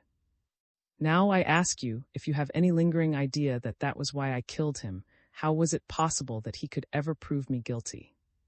Have you any inkling of how he could have done it? I have not. Now what could induce me, on account of a mere idle suspicion on the part of a man who need be nothing to me, to run the risk amounting almost to certainty of being hanged for murdering him? But my conscience was active then, for a reason which any man who has loved may guess. I wanted to clear up all with Peters. I could not get him alone that evening, and I had to go next day. I returned the first day I could, bringing certain materials for clearing up the early transaction about which he had first suspected me. I was honestly determined to make a clean breast to him about. You can hardly wonder that I meant to feel my way with him in this. I tried to get to close quarters with him. Mr. saw enough to know how unsuccessful I was. I tried all the time, again and again, to draw Peters into intimate talk about our days in the East, but he always seemed to push me away. I determined very soon to obtain a letter from a friend, whom I will not name now, who knew how had treated me, which I could show to Peters, so I wrote to him. But in the meantime relations with Peters grew harder and harder. I will not spin out excuses, but all his old animosity to me returned, and I began, while I was waiting for that letter, to feel once again the old I had felt. This man had hurt me by suspecting me falsely, when, had he shown me confidence, he could have made a better man of me. He had spoilt my best chance of a career. He had poisoned my relations with, and so brought about the very crime of which he was now lying in wait to accuse me. He had thwarted my love for 4 miserable years. On the top of all that came this letter, he had held a letter in his hand all the time he was speaking, and it shall speak for itself. But first, one question. You may remember when you first saw me at Long Wilton. Well, I came really as it happened upon an errand for Miss Denison. Mrs. Nicholas in the village, you may not know, had been her nurse. But that does not matter. Between my first visit and my return, do you happen to remember that a Mrs. was staying at the hotel and visited Mr. Peters, of whom she was an old friend? Remembered that it was so. Mrs.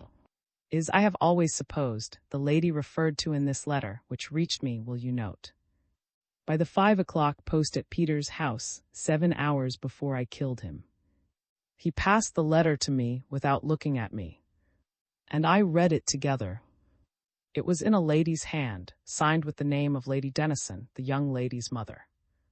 It appeared to be written in great agitation. Its purport was that the young lady had resolved, so her mother found, to break off her engagement with Vane. She had formerly loved another man, whose name the mother thought she must not mention, though probably Vane knew it, but had supposed that he did not care for her or had given up doing so.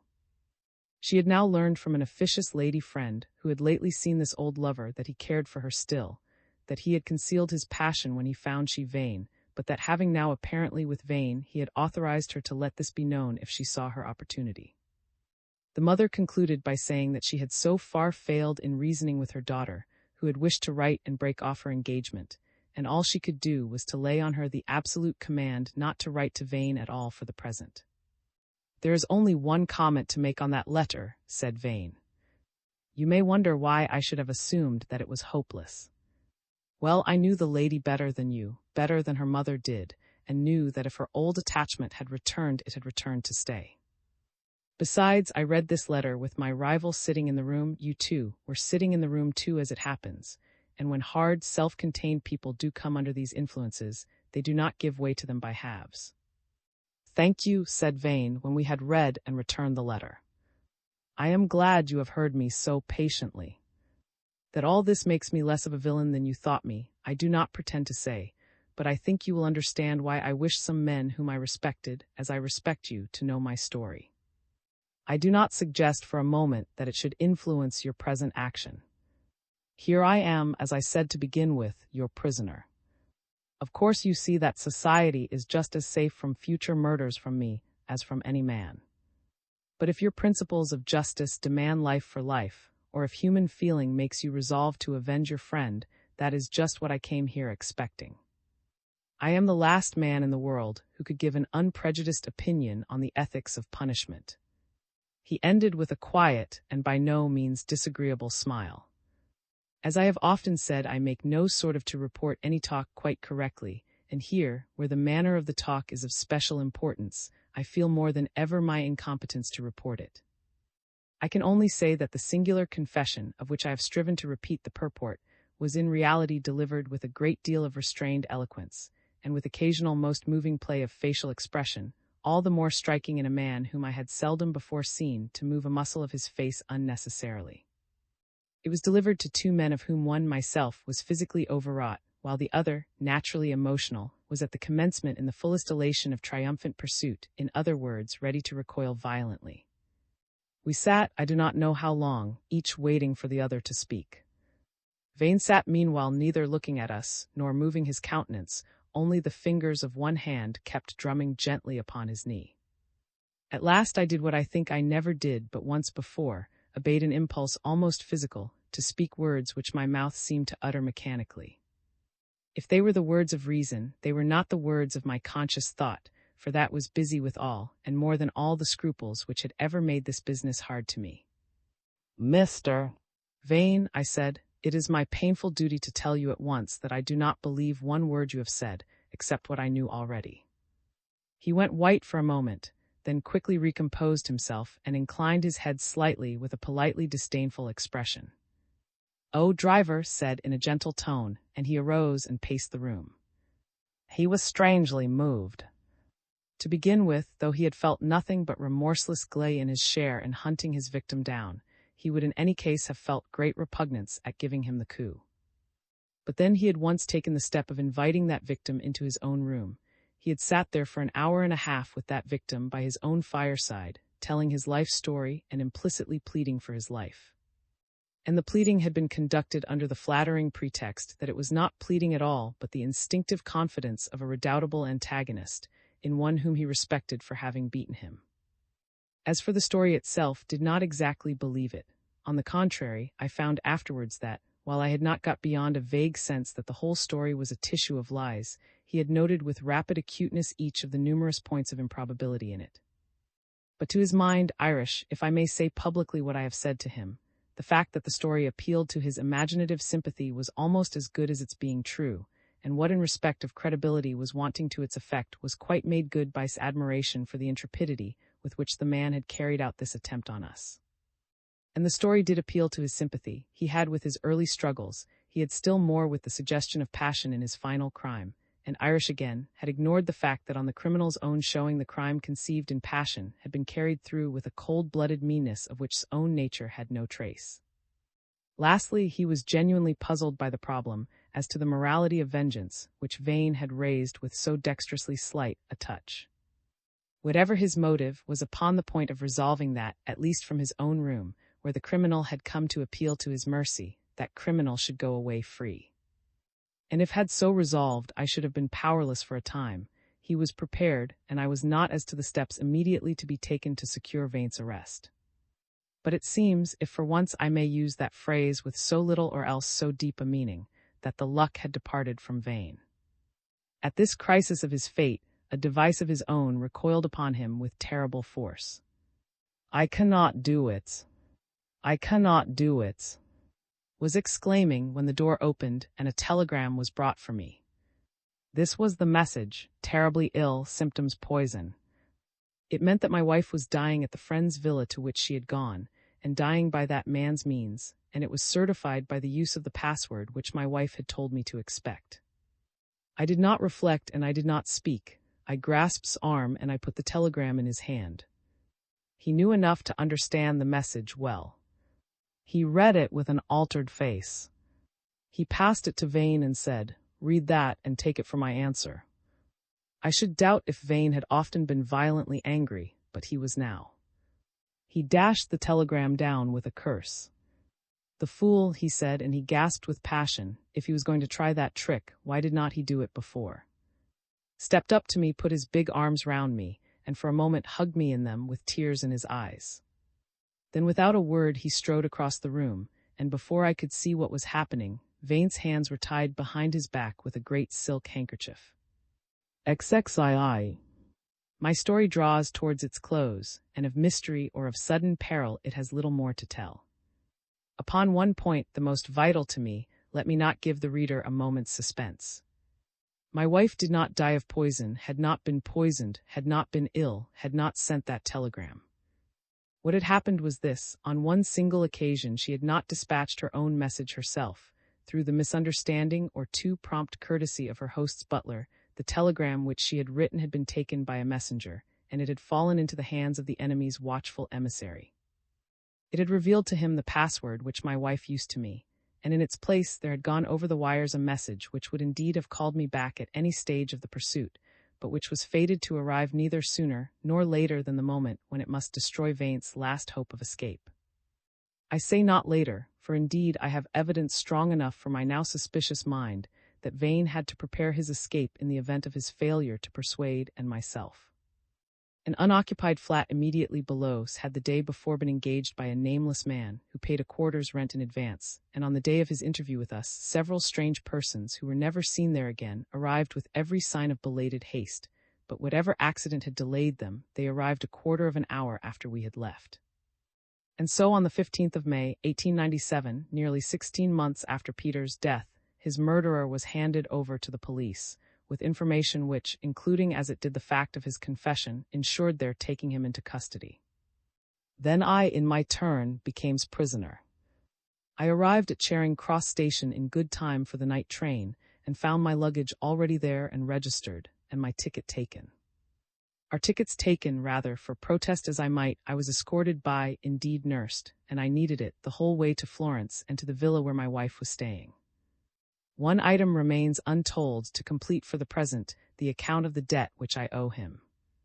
We had hardly left Charing Cross when his quick wits arrived at precisely that explanation of the telegram which in happy fact was true, but all the way, talkative man though he was, he refrained from vexing my bruised mind with a hope which, he knew, I should not be able to trust. When he had learnt at the door that his happy foreboding was true, no entreaty would induce him to stay and break bread. He returned at once to England, leaving me to enter alone to that reunion of which I need say nothing, nor even tell how much two people had hungered for it. The reader who is curious in such matters might almost reconstruct for himself, in spite of the newspaper reports which naturally are misleading, the trial of William Vane. He might pick out from these pages the facts capable of legal proof, which once proved and once marshalled into their places, could leave no reasonable doubt of the prisoner's guilt. But however late, the trained intelligence of the police had now been applied to the matter, and the case wore an altered aspect.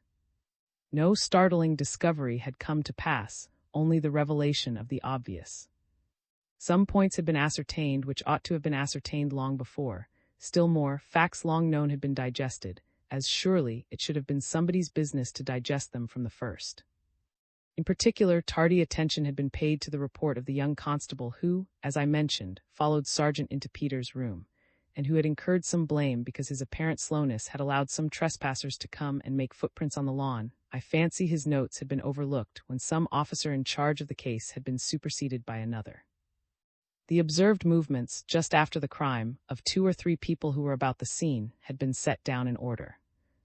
Such as only authority could make, had ultimately been made among Vane's acquaintance in the East, and though disappointing in the main, they yielded one fact of importance. Moreover, the researches which were made by shortly after the murder, and which I had supposed at the time were so futile, now appeared in another light. Just before that suspicious flight to Paris, he had given to the police at Exeter some scrappy and ill-explained notes, and on a subsequent visit, which I have mentioned, to Scotland Yard, he had handed in a long and over-elaborate memorandum. These now received justice. I must therefore attempt to state, with dry accuracy, the case which was actually presented against the accused. Upon the fact that he had confessed his guilt, though indeed it reversed the surface improbability that a man in his position was a criminal, I must lay no separate emphasis. Neither judge nor prosecuting counsel did so. The defense dealt with it upon a theory which turned it to positive advantage. I myself can well conceive that a man, to whom his life was little and his reputation much, might have taken the risk of a false confession to us in the hope of binding us to silence. But to begin, Peters was without doubt murdered on a certain night, and during that night Vane was one of a few who could easily have had access to him. Now years before one had disappeared, a report had got abroad that he went down in a certain ship which had been lost. The report was false, but he never reappeared. Several witnesses, traced out by the police in the East, appeared at the trial and swore that Vane had often spoken of sailing in that ship, yet he must, according to Mr. S. evidence, have known that this was false, and according to the same evidence, he had been in S. company after the time when the rest of S. neighbors last saw him. From this, though the other proved facts of their connection amounted to little more than they were reputed partners, it followed that Vane was in a position in which suspicion of foul play towards might easily fall on him. Next, Peters at the time of his death not merely entertained this suspicion, but was taking steps to obtain proof of its truth, for there were his letters to, and to still extant and admissible in evidence as res, the actual first steps which he had taken with this aim. Next, Vane knew of Peters' suspicion, and was greatly perturbed by the knowledge. His whole conduct was in this regard most significant. Showed that on the first evening when he had seen the 2 men together their intercourse had at first been easy, but that by the end of the evening something had happened which completely altered their manners. The one became abstracted and aloof, the other eagerly watched him. Of the talk which caused this change had only caught Peter's question, sailed in what, but it was evident now to what that question referred. It was in itself strange that after this Vane should have availed himself of a general invitation given by Peters earlier, and have come rather suddenly to his house, putting off, as it was now shown, for that purpose a previous important engagement. It was a sinister fact that, before he did so, he had set on foot mysterious, some of which related to the 2 men to whom, in his presence, Peters had written letters about the affair of, while the rest, though less obviously, appeared to be connected with the same matter. The first fruits of these, and they were telling, had been, by his arrangement, brought to him on the very afternoon before the murder. After the murder he had, it now seemed plain, stayed on at my house merely in the hope of intercepting S. answer. By what means he knew that the sting of Dr. lay in his journals cannot be conjectured, but there was no mistaking the purpose with which, a little later, he obtained these journals by deceit. Altogether his conduct had been that of a man in whom Peters had aroused an anxiety so intense as to form a possible motive for murdering him. And altogether his conduct after the murder bore, now that it could be fully traced, the flagrant aspect of guilt. He had unlatched the window, this was now certain, though of course of that act by itself an innocent account might be given. The reader knows too the whole course of his action in regard to and his family, beginning with the lie, which made him appear as screening when in fact he was plotting his undoing, and ending with his breaking in upon my talk with Ellen, who had stood where she might have seen him making those tracks in the snow. The making of the tracks, this, of course, was the key to his whole conduct, the one thing which, if quite certain, admitted of but one explanation. Only just here, when last we dealt with that matter, a faint haze still hung. Swore to having seen him in the field, where those tracks and no others were just afterwards found. Ellen had seen him start to go there and again seen him returning.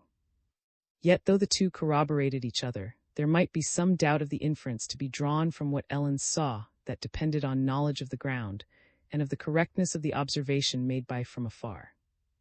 After all, was it absolutely impossible that had through some strange impulse, rational or irrational, made those tracks himself perhaps, with his sense of guilt and in the of half-drunken cunning, he had fabricated against himself a case which he thought he could break down. But here the late revealed evidence came in. It was certain, first, that those tracks did not exist in the morning. The constable who had let the trespassers come in stopped them when he found them, and noted carefully how far they had gone. He got one of them, an enterprising young journalist, to verify his observation, and it resulted in this, that the part of the lawn where those guilty tracks began was absolutely untrodden then. Next, it was certain now that, throughout the time when those tracks were made, had been in his house. Now, when the whole course of events that morning was considered, there could be no doubt that those tracks were made by someone who knew exactly what the situation was. Since it was not, it lay between Sargent, myself, and Vane. Sargent and I could easily give account of our time that day, but I think I mentioned that there had arisen some doubt as to where had been just at the critical hour. It was explained now, had been too far away. Just at that time he had gone again to the hotel, moved by one of his restless impulses to try and spy upon. It lay then beyond doubt that the tracks were made by Vane, and it was beyond doubt why he made them. But the case did not rest there. The front door of Coombe had been bolted on the inside that night, before Peters died. Presumably Peters did it. Anyway, Vane, and as they had said next morning, found it bolted when they came down disturbed by the noise, and themselves bolted it again, and Peters was then living, for they heard him in his room. The other doors had been bolted in like manner by the servants. Every window but two had also been latched. The doors had remained bolted till the servants were about in the morning, when Peters must have been some hours dead. The fastened windows were still fastened when we came to the house. A window in the back servants' quarters had been open for a short while in the morning, but the servants had been about all the time, for the constable, before he obeyed the sergeant and began his search outside, had been in every room and noticed every fastening. The two exceptions were Vane's own open window, which did not matter, and the little window at the back, already named as a possible means of entrance. Careful experiment had now been made, had long ago suggested it, and it showed that, whoever could climb to that window, only an infant could pass through it. No one then had entered the house by night, or, if he had previously entered it, had escaped by night, and it was also certain that no one could have lurked there concealed in the morning. Therefore Peters was murdered by an inmate of the house, by the housemaid, or by the cook, or by Vane, or by. Now the housemaid and the cook had passed a wakeful night. The disturbance in the road had aroused them, and left them agitated and alarmed. Each was therefore able to swear that the other had remained all night in the bedroom which they shared. Therefore Peters was murdered either by Vane or by. And why not, it might be asked, by, against whom at one time such good grounds of suspicion were to be found? The reader must by this time have seen that the eccentric and desultory proceedings of, even his strange whim of staying in that crime-stricken house, and the silly talk with which he had put me off about his aim, had, as he once boasted to me, a method which, though odd and over-ingenious, was rational and very acute.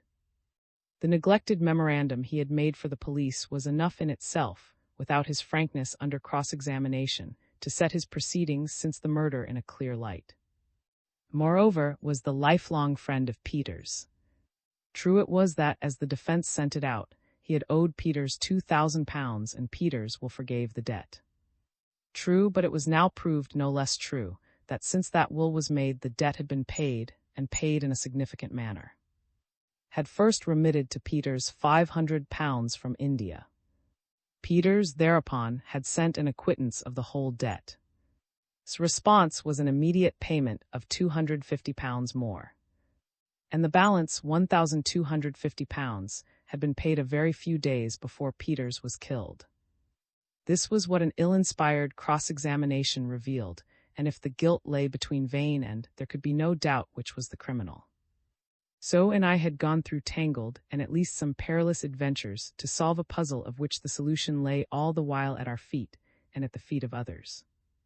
It would be melancholy now to dwell on the daring and brilliance of the defense. No witness was called for it. It opened with a truly impressive treatment of Vane's confession, and the broken state of his temperament, originally sensitive and now harassed by suspicion and persecution, was described with a tenderness of which the speaker might have seemed incapable, and which called forth for the hard man in the dock a transient glow of human sympathy. Every other part of his conduct, so far as it was admitted, was made the subject of an explanation, by itself plausible. But little was admitted. Every separate item of the evidence was made the subject of a doubt, by itself reasonable. If a witness had been called to tell some very plain matter of fact, that kind of plain fact under one's eyes was notoriously the sort of thing about which the most careless mistakes were made. If a witness had had a longer tale to tell, he had revealed some poisonous prepossession. I, for example, a most deleterious type of cleric, had, besides a prejudice against unorthodox Vane, an animus to defend, arising from that sickly sentiment towards Miss which I betrayed when I fled to her from my ailing family at Florence. In's case again there had been a confession of a very different order, and the suggestion was dexterously worked that something still lay concealed behind story. With all the vastness of the region of possibility was exhibited with vigorous appeals to the imagination.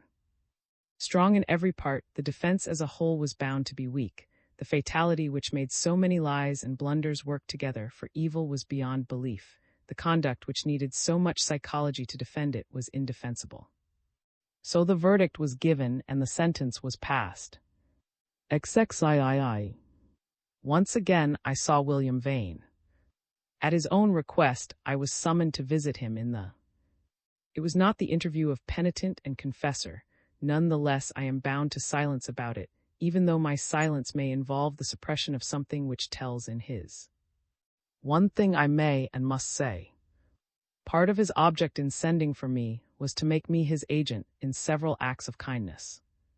As I look back, I often ask myself, was there indeed no truth, beyond what we knew, in the tale that this man told to and me, and which was woven to accord as far as possible with many things which we might have and had in fact discovered? In point of vital facts, it was certainly false. I could now disprove every syllable of that love story. His acquaintance with Miss Denison was only a few months old. She had never known Peters, and the letter that he showed us was a forgery, of course. I happened, moreover, too late for any useful purpose, to have met several people who knew well. All agree that he was rough, and all that he was strictly honest and touchingly kind. All testify that in his later days he was a total abstainer. Yet in the face of this, I believe that Vane described fairly, as well as with insight, the influences which in boyhood and early manhood told so disastrously upon him. I now know, as it happens, a good deal about his parents, for one of my present neighbors was a family friend of theirs. They were a gifted but eccentric couple, with more principles than any two heads can safely hold. Little as I like their beliefs, I cannot but suspect that their home life was governed by a conscientiousness and a tender affection for their child, from which, if he had wished to be guided right, some light must have fallen on his path. Yet without doubt their training was as bad a preparation as could be for what he was to undergo. He lost his fortune early, and was exiled to a settlement in the East which, by all accounts, was not a school of Christian chivalry. Almost everything in his surroundings there jarred upon his sensibility, which on the aesthetic side was more than commonly keen. Dozens of English lads pass through just such trials unshaken, some even unspotted, but they have been far otherwise nurtured than he. Peters, too, had an influence upon his youth. I, who knew Peters so well, know that he cannot have done the spiteful things which Vane said, but I do not doubt for one moment that he did repel his young associate when he need not have done so. Peters was young too, and may well be forgiven, but I can imagine that by that chill touch he sped his comrade on the downward course which chanced to involve his own murder. Altogether, it is easy enough to form some image, not merely monstrous, of the way in which that character formed itself out of its surroundings, to understand how the poor lad became more and more centered in himself, to praise him just in so far as that concentration was strength, to note where that strength lay, in the one virtue which in fact he had claimed as his own, in the unflinching avowal to himself of the motive by which he meant to live. That motive, a calculated resolve to be wealthy, to become detached in outward fact, as he was already in feeling from the sort of people and the sort of surroundings amid which his present lot was cast, had already been formed when the partnership with offered him his opportunity. One may well believe him that the 3 years of that partnership cost him much. His one companion was a man whom, I take it, he was incapable of liking, and his position at first was one of subjection to him. He had lied to us much about, but I fancy that he had spoken of him with genuine, however unjust, dislike. What particular fraud he played upon him, or whether it was, strictly speaking, a fraud at all, I do not know. But no doubt he was by nature mean, though ready enough to spend money, and he was probably more mean when his strength was not full-fledged, and his nascent sense of power found its readiest enjoyment in tricks. Assuredly, he intended from the first to use the partnership as much as possible for himself, and as little as possible for his partner.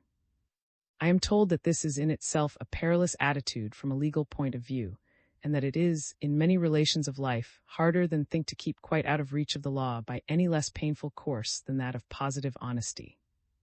Let us suppose that he did only the sort of thing which his own confession implied, obtaining for himself alone the renewal of concessions originally made to his firm.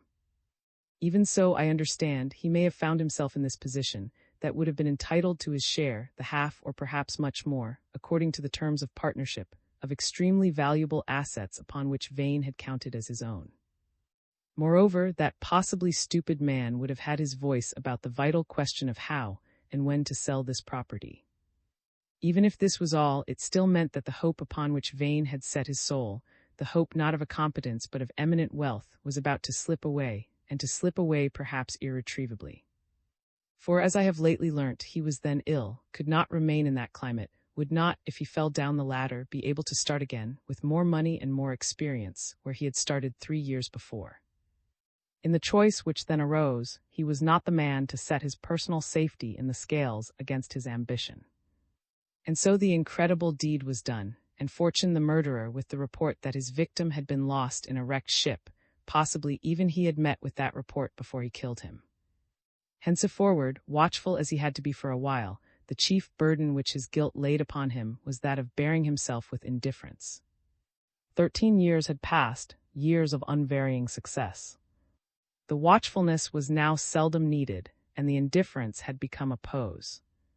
And so at last, on his first evening at Coombe, he fell talking in his wonted way of, and gave that false account of his end to one of the only 2 living men with whom it behoved him to take care. Instantly the spectre of his crime, which he thought had been laid, confronted him, as some recollection warned him, with the real peril of public shame, perhaps conviction and death. Instantly too there arose, as if to his aid, not as yet the full strength of his intellect and courage, but the ingrained, dormant spirit of crime. If he had only said to Peters, "He sailed in the with me. I killed him," I will tell you all about it. I have not a shadow of a doubt that his confession would have been kept inviolate. Only there were trials from which even his nerve recoiled, and plain facts of human nature which his acuteness never saw. So the same deed was done again in quiet reliance upon that wonderful luck, which this time also had provided him with a screen against suspicion, and this time also seemed to require nothing of him after the act was accomplished except to bear himself carelessly. Indeed, though he began to bear himself carelessly too soon, for he trusted characteristically that Peters had this night followed the practice of opening the window, which he was oddly fond of preaching, and he left the room without troubling to look behind the curtain, his confidence seemed justified. There was nothing in the room or in the house, nothing under the wide vault of that starlit sky that was destined to tell the tale. Morning brought to his eyes, though not yet to his comprehension, the presence of a huge calamity, for the ground was white with snow in which, if had come through it, his tracks would still be seen. Soon he heard that had in fact come home when the snow lay there. Then at last his whole mind rose to the full height of the occasion, to a height of composure and energy from which in all his later doings he never declined far.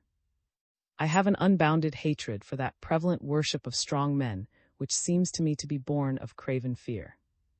Yet it extorts my most unwilling admiration of this man that, when safety depended so much upon an action, the only action he took was such as at once was appallingly dangerous, and yet was the only way to avoid an even greater peril.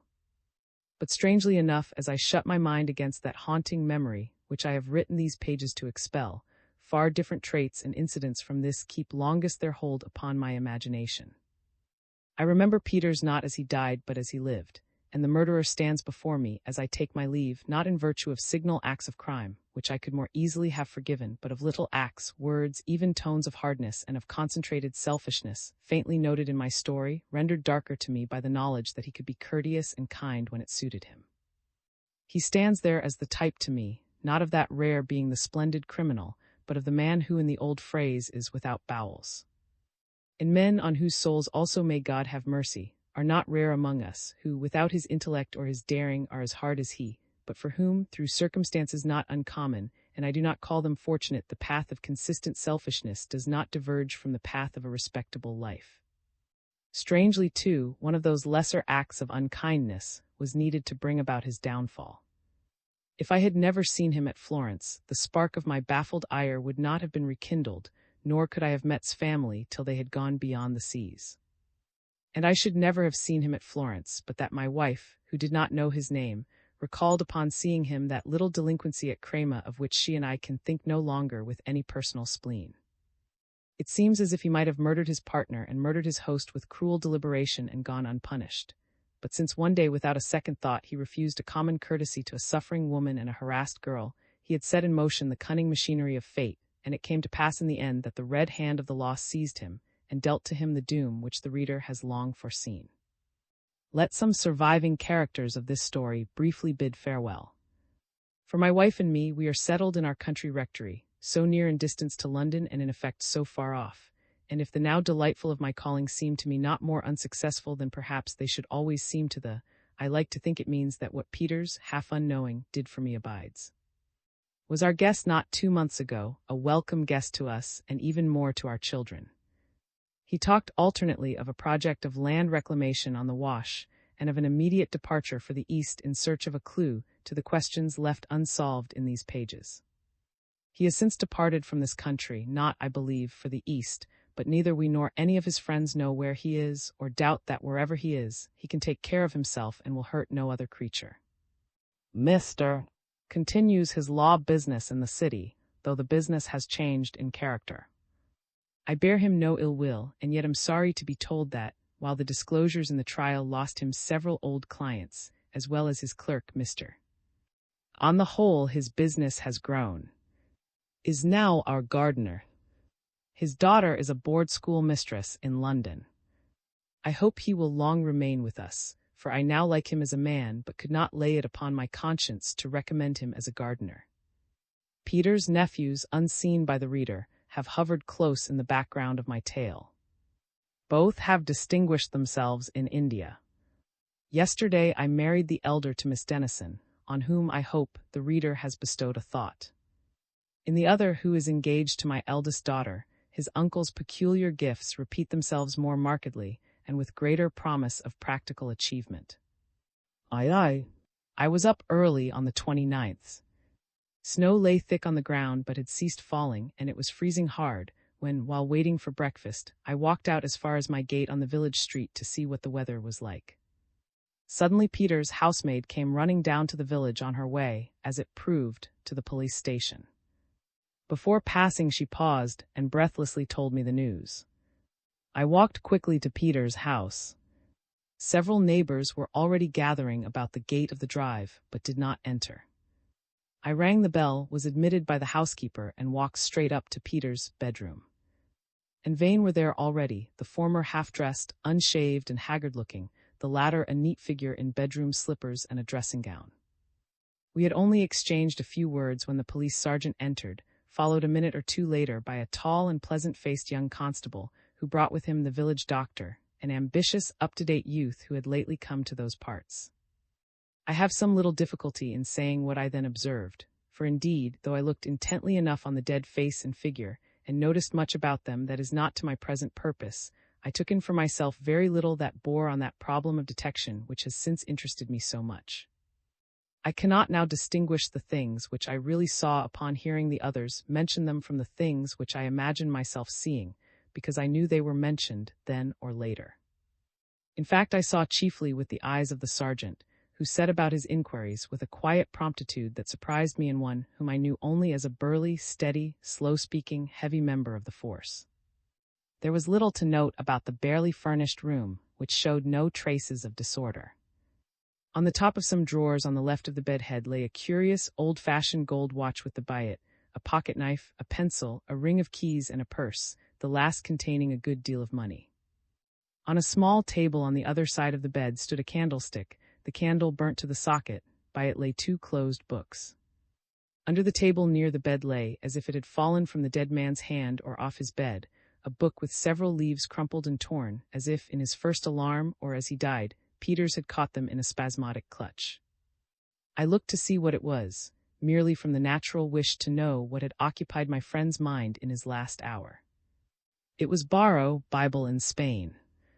When I saw the title, an indistinct recollection came to me of some very recent mention of the book by someone, and with it came a faint sense that it was important I should make this recollection clear.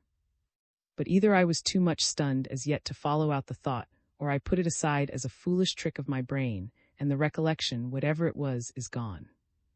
The position of the body and the arrangement of the pillows gave no sign of any struggle having taken place. They looked as if, when he was murdered, he had been sitting up in bed to read. He could hardly have fallen asleep so, for his head would have found but an uncomfortable rest on the iron bedstead. But I repeat, I did not observe this myself, and I cannot be sure that anybody noted it accurately at the time. The surgeon stepped quickly to the body, slightly raised the left arm, drew aside the already open jacket of the sleeping suit, and silently indicated the cause of death. This was a knife, a curious, long, narrow, sharp knife for surgical use, which the murderer had left there, driven home between 2 of his victim's ribs. I say the murderer, for the surgeon's first words were, "Not suicide." I had no suspicion of suicide, but thought that he pronounced this judgment rather hastily, and that the sergeant was right when he asked him to examine the posture of the body more closely. He did so still, as I thought, perfunctorily, and gave certain reasons which did not impress either my judgment or my memory.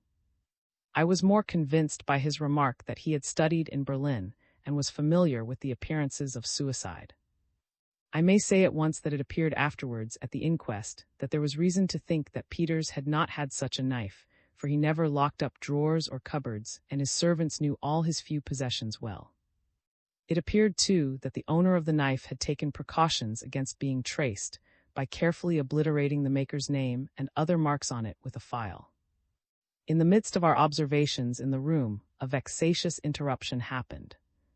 I have forgotten to say that the servants had been sent out of the room by the police sergeant, and that, almost immediately after, the constable who brought the doctor had been sent down to examine the outside of the house.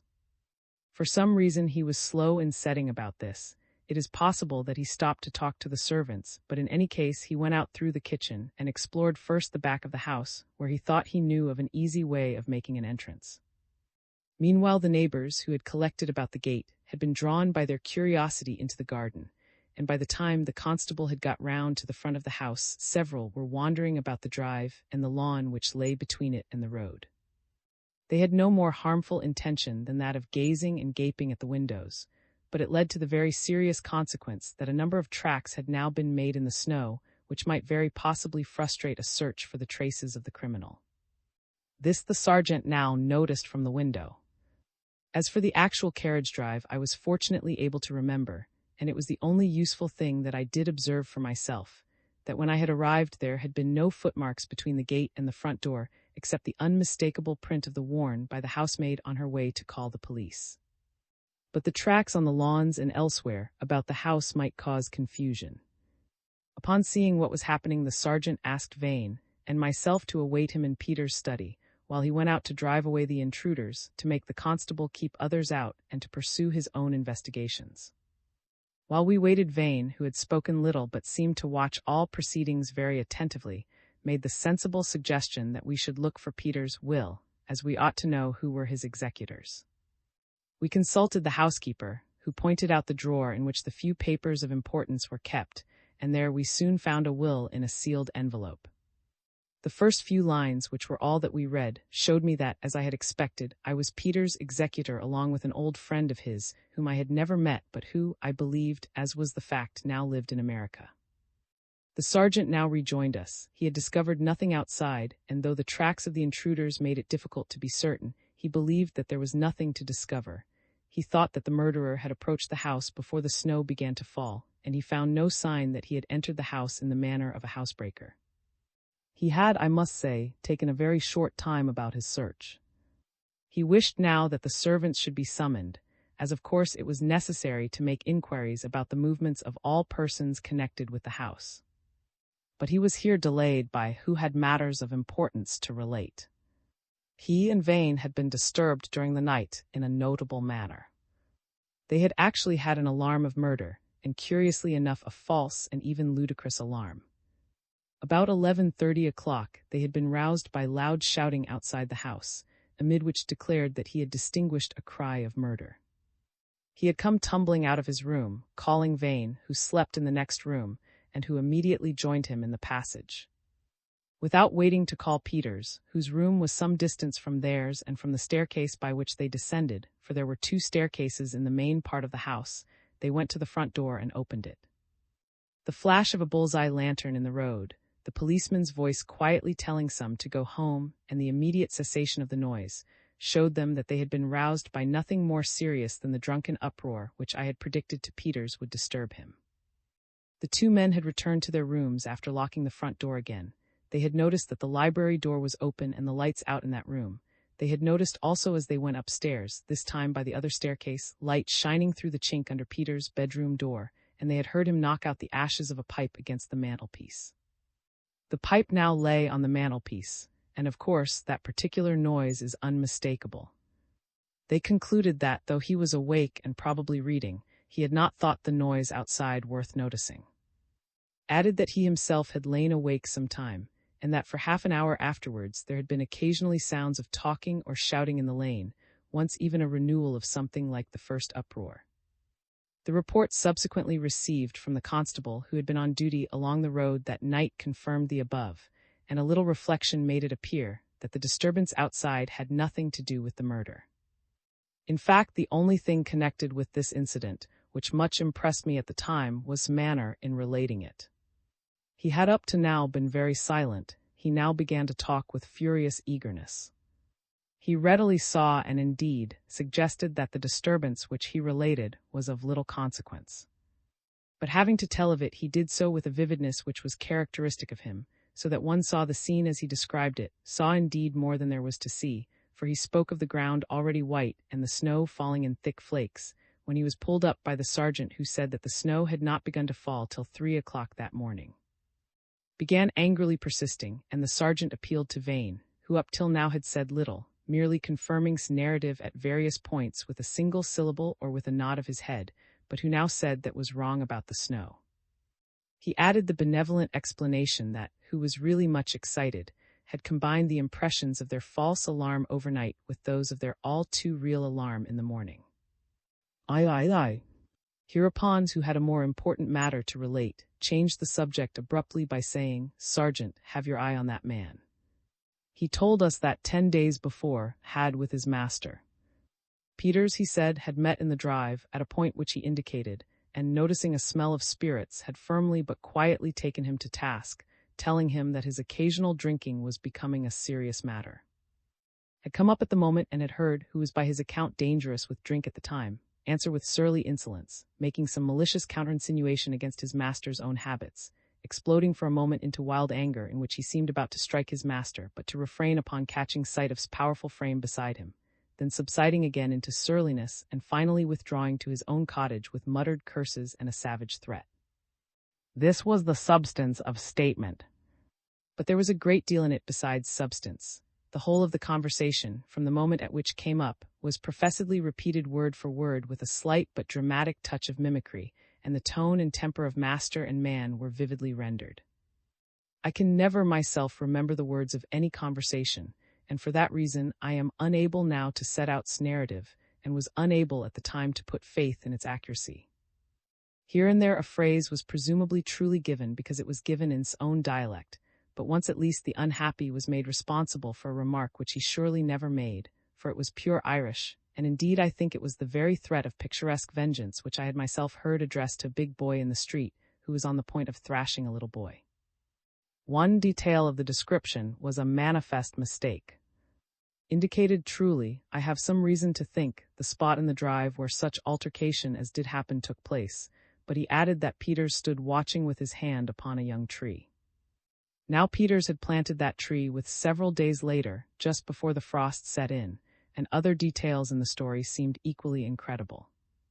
Ever since then, concluded, I have seen murder in that fellow's eye. Mind you, I have had to do with murderers in India. 3 times have I marked that look in a man's eye, and each time the event has proved me right, though in one case it was long after. I tell you this man, but here Vane stopped him. He had already disconcerted a little by pointing out the that adorned the alleged remarks of, and now he quelled him with the just, but as I thought, unseasonably expressed sarcasm, that if he had seen murder portended in his glance, it would have been a kind attention to have given his host warning of the impending doom. He went on to insist warmly on the totally different impression he had himself gathered from to his master. He was not apt to say more than was needed, but this time he ran on, setting forth his own view of, till he in turn was stopped by the sergeant, who said, "Really, sir, I do not think I ought to listen now to what any gentleman thinks of a man's manner of speaking, not if it is nothing more than that." The sergeant then sent for. I had wondered that we had not seen him before. The explanation was that he had been away at night, had returned home very late, and so had come late to the house in the morning, and was still doing the pumping when the sergeant sent for him. However, he seemed at last to have slept off the effect of whatever his nocturnal potion had been, and he gave a clear account of his movements without hesitation and with a curiously impressive gravity. He had suddenly made up his mind at dusk on the previous evening to go to his uncle's house, where there was a gathering of friends and kinsfolk, which he had at first intended to avoid. They had made a night of it. He had started home, as several whom he named could testify, at 4 o'clock in the morning. The church clock near his uncle was then striking, and the violence of the snowstorm was abating. He had come across the moor by a track of which he knew the bearings well. This track struck into the grass lane which passed near the back of the house at the other side of the pasture, and which curved round into the road, joining it close by his cottage. As he came along the lane, a man on horseback leading a second horse had overtaken him and exchanged greetings with him. He had seen the man before, but could not tell his name or dwelling or where he was going. The snow had done falling when he reached his cottage. Once home, he had turned in and slept sound till he was roused soon after 8 by his wife with the news of the murder. He had seen nothing, heard nothing, guessed nothing which could throw light on the dreadful deed of the night. Was dismissed with a request from the sergeant to keep in his house, where he could instantly be found if information was wanted from him. This he did. The 2 servants were now summoned, and the sergeant had a number of questions to ask them. The housekeeper in particular had a good deal to say about her master's ways, the household arrangements, and so forth, and seemed to find satisfaction in saying it at length. So a lot of trivial details came forth, which I, who was by this time becoming exhausted, had little patience to follow. Was the candle which was found burnt out a new candle the evening before, or a candle end, or what? The question was asked of the housekeeper, but the housemaid answered with promptitude that it was a full new candle which she had herself put there last evening, shortly before the master went to bed. We learnt also that Peters was very irregular about going to bed. Sometimes he would take a fit of sitting up, working or reading, night after night, and sometimes he would go to bed early, but always he had a book with him and lay awake for a while, often for hours and hours, as he had confessed to her, reading it after he went to bed. Sometimes it would be a story book, but more often one of those dull books of his, and much more on the same subject would have been forthcoming if the housekeeper had not at last been stopped, without, as I thought, having told us anything of importance. At last I went home, to find the churchwarden irate at my lateness for an appointed interview about the accounts of the Dole charities, and to have a forgotten but much-needed breakfast pressed upon me. I would rather have been alone, but gave me his company as far as my house, and expounded his view about all the way. He left me at my door to go in search of, whom up to that moment we had all forgotten. In about 3/4 of an hour burst in on me. Where he had breakfasted, if at all, I neglected to ascertain, but he had contrived to get shaved at the village barber, and he now looked fresh and seemed keen. He was this time in a state of great indignation against. He had been unable to see him, but had ascertained that he was still at the hotel, and that he had heard the news of Peter's murder, but had seemed little interested in it, and had rejected the landlady's suggestion that he might like to go up to the house to learn the last news of his unhappy friend. It appeared that had shut himself up in his room ever since, but had ordered a fly to drive him to the afternoon train at the station 5 miles off. The landlady and seemed to have agreed that there was something peculiarly heartless in his omission to call at Peter's, or to make any inquiries. Soon left me, returning as I thought to Coombe, while I to settle myself to prepare my sermon for the next day, Sunday, with a mind hardly indeed awake as yet to the horror of the morning or to the loss I had sustained, much less able in any connected way to think over the meaning of our observations, but mechanically asking over and over again whether it was reasonable that my now confirmed aversion from was somehow associated in my mind with the object of our investigations. I say our investigations. As a matter of fact, I had no intention whatever at that time of busying myself with investigation at all.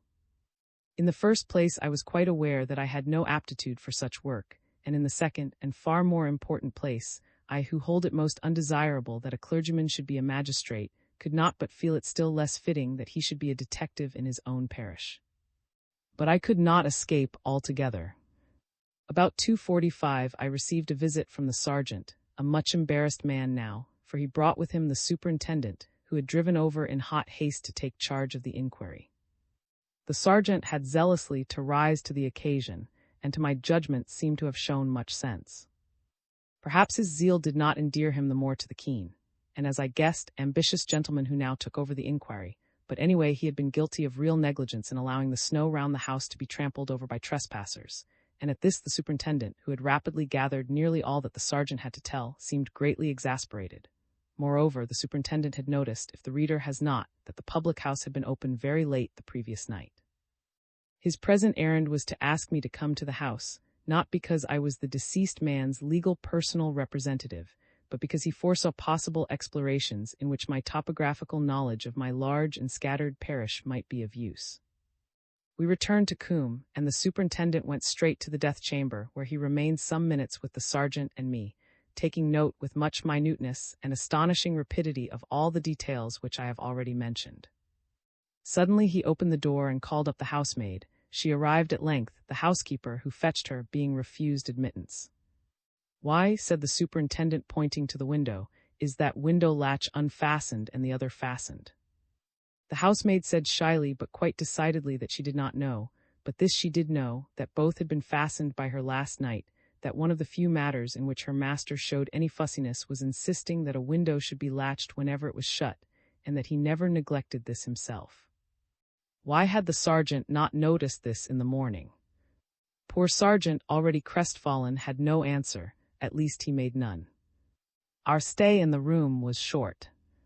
The superintendent, I believe, returned there that evening and spent an hour or two in searching microscopically for traces of the criminal, but now he was in haste to search the garden. "I shall begin," he said, "at the point under that window. It is past 3 already.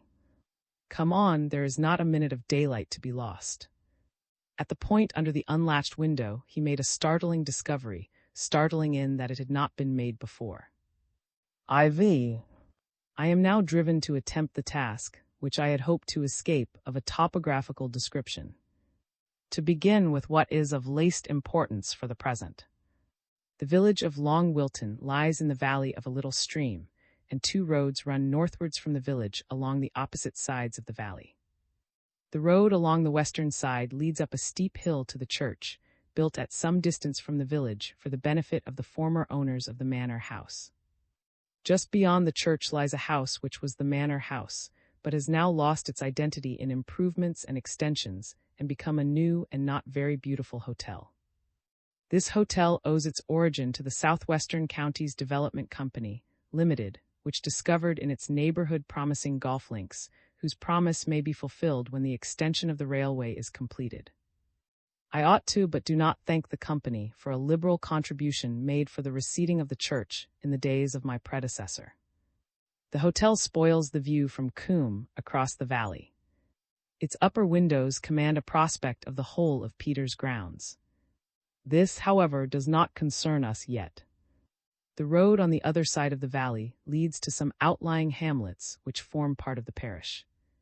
On the right hand of it, as you go northwards, the ground rises steeply towards a wide tract of moorland.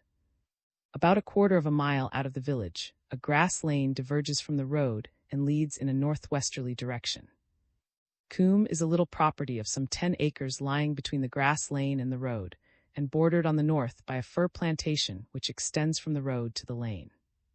The cottage or lodge which was then stands close to the southern corner of the grounds where the grass lane turns off, and the gate of the drive is close by.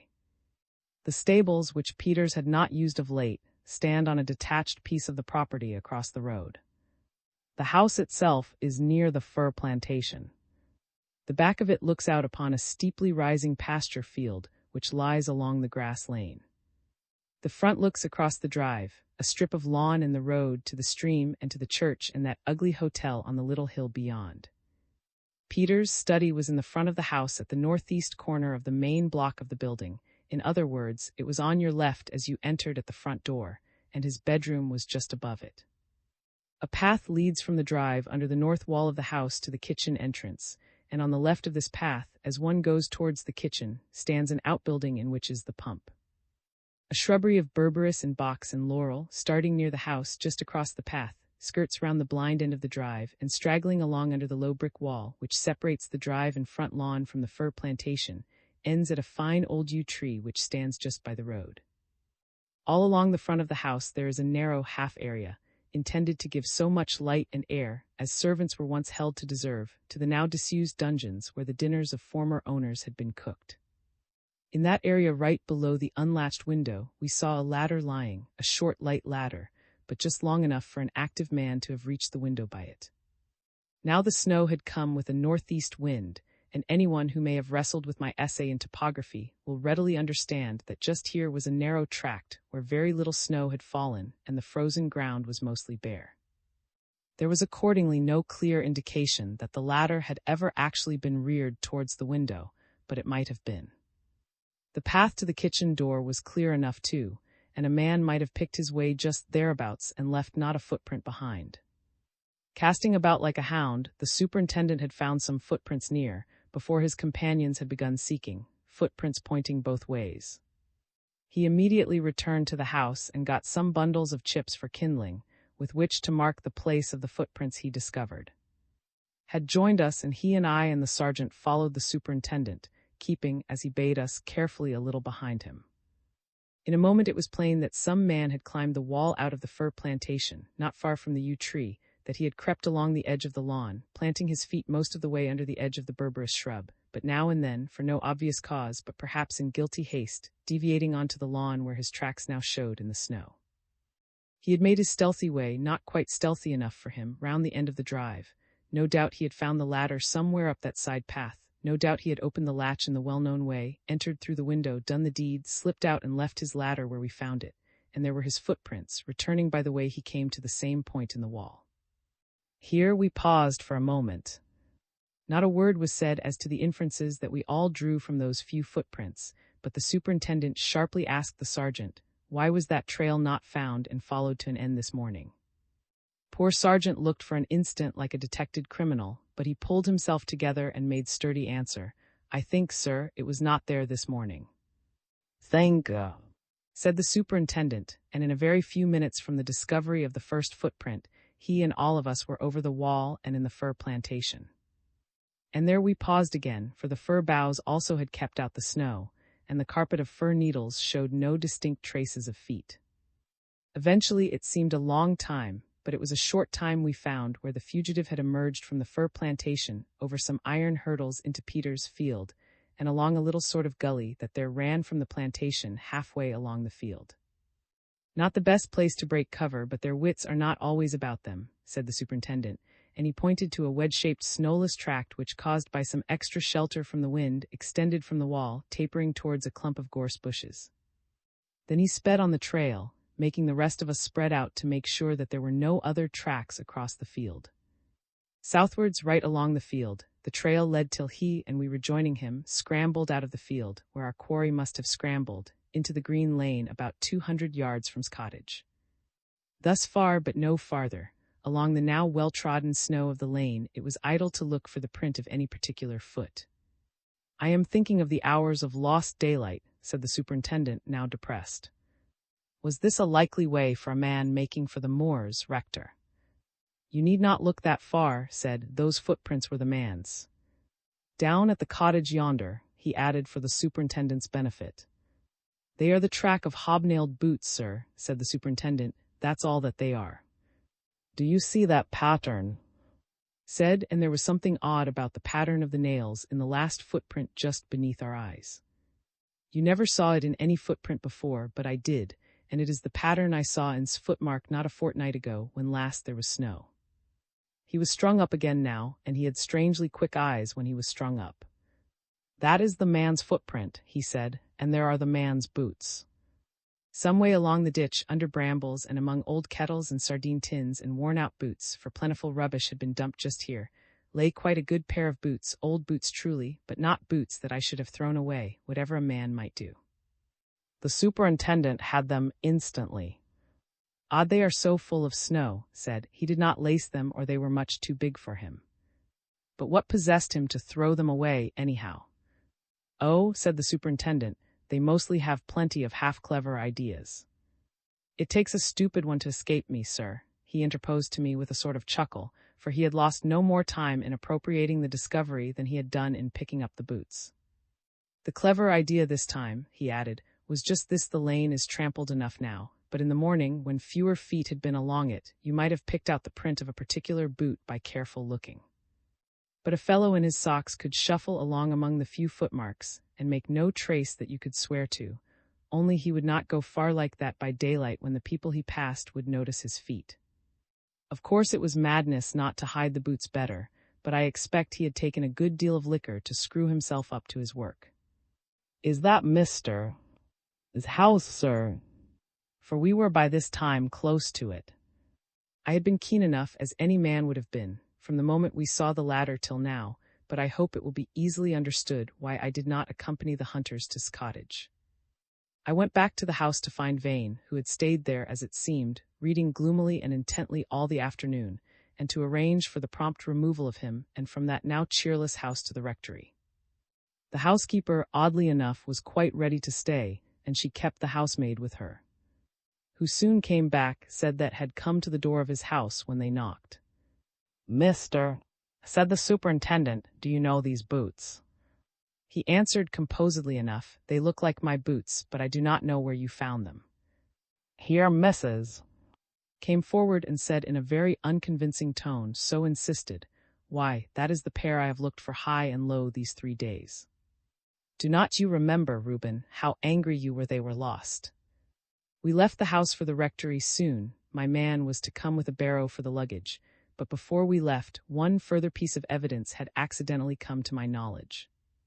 I learnt from something which the housekeeper was saying to the maid that the ladder was one which was always kept in the pump-house, that the pump-house was always kept locked, and that kept the key. On Wednesday, the 2nd of February, Candlemas Day, I read the burial service over my friend's body.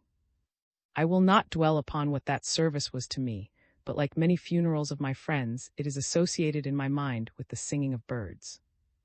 The inquest had taken place on the Monday and Tuesday, and while it clearly established the fact that the death had been caused by murder, not suicide, nothing was laid before the jury which would have justified a verdict against any particular person. I believe that some doubt had arisen as to the identification of the boots. The village shoemaker, whose expert opinion was asked, had said that though he never arranged hobnails in that way himself, he had seen the same arrangement in boots that had been brought to him to be repaired by some man who was not.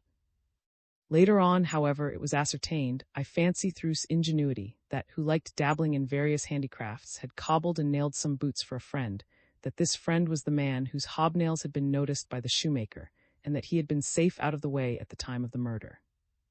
Moreover, perhaps I forgot it, perhaps I assumed that they would find it out for themselves, and preferred that they should anyhow. I had not mentioned to the police that I heard alone had had access to the ladder. They found it out later. And Vane stayed with me for the funeral. A large crowd of merely impertinent people, as I confess I regarded them, collected from the neighborhood and even from far away for the occasion.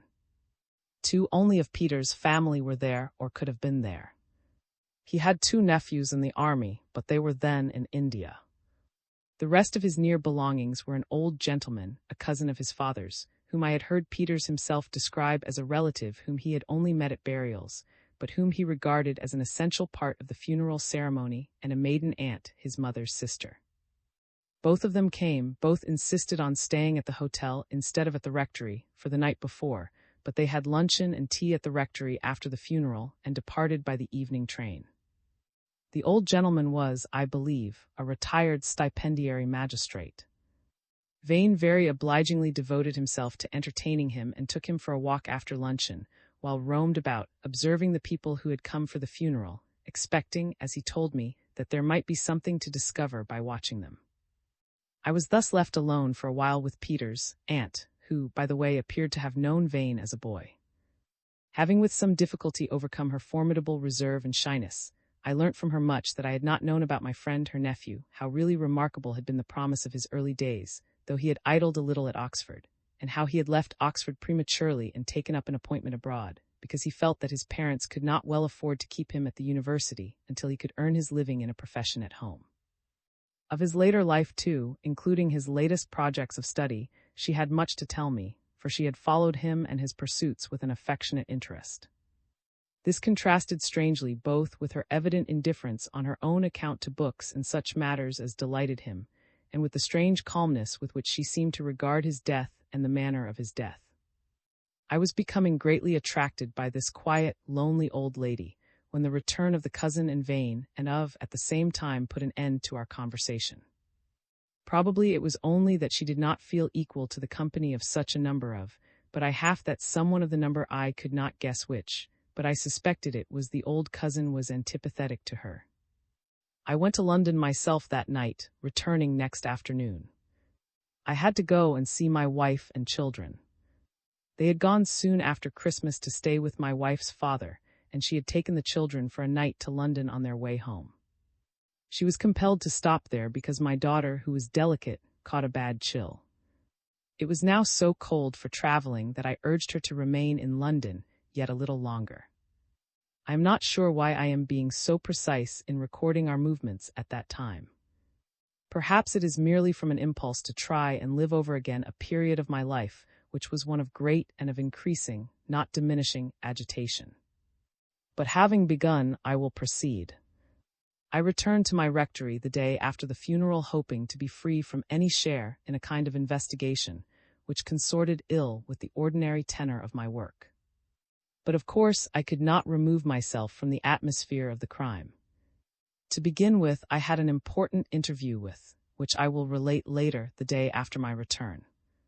But besides of this clue or that which had been discovered, came to me in the common talk of my parish, for every supposed step towards the discovery of the criminal seemed to be matter of general knowledge. So the crime went with me in my parish rounds, and in the privacy of my house I was still less able to escape from it, for was with me, and its mind was on fire with the subject. I discovered very soon that, whom I had asked to stay for the funeral, was bent upon staying in the village as long as he could.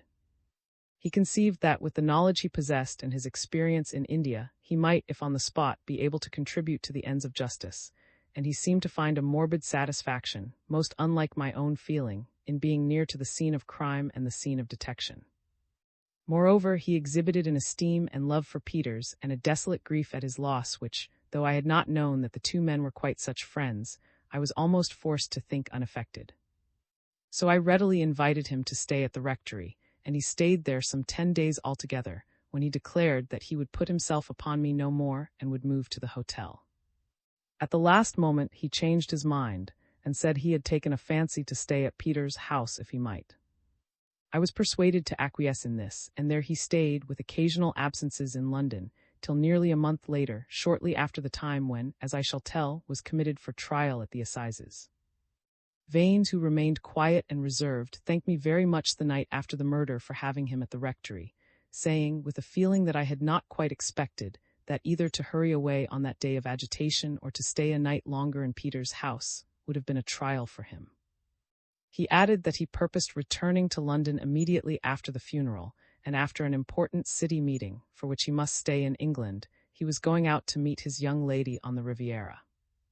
I suppose that without intending I betrayed before the funeral the fact that I was a little worried by my impending duties as executor, duties which strangely enough I had never had to perform before, and in which I was now a little embarrassed by the absence from England of my fellow executor and the principal legatees, and by the prospect of having to carry out a charitable bequest which left me a large discretion and might possibly involve litigation. Vane very unobtrusively put me in the way of doing whatever was immediately incumbent on me. I suppose I appeared as grateful as I felt. Anyhow, it ended with a delicate suggestion from Vane that he would be very glad to stay at the hotel for a day or two, and make himself useful to me in any way that he could. Of course I pressed him to stay at the rectory, and in spite of an apparent preference for staying at the hotel, he after a while agreed. I was expecting that I might soon be leaving home for some time, as it might be necessary to take my little daughter for a month abroad in a warmer climate, and after that I knew I should be very busy with confirmation classes and other matters, so that I was anxious to make immediate progress, if I could, with winding up Peter's estate, and was very glad that Vane would stay, as he did stay, at the rectory. On the Saturday, however, a week after the murder, he received a telegram which compelled him to leave that afternoon. I had by this time begun to like him, which I confess I did not at first. Men of his stamp, who have long relied on themselves alone and been justified in their reliance, often do not show their attractive qualities till the emergency occurs in which we find them useful. Was arrested the day that Vane left. I wondered why he was not arrested earlier, for there did not seem to be any real room for doubt that he had made those footmarks, but I have never ascertained, and can only guess that the police felt sure of securing him if he attempted to escape, and hoped that, if left alone, he might betray himself by such an attempt or otherwise.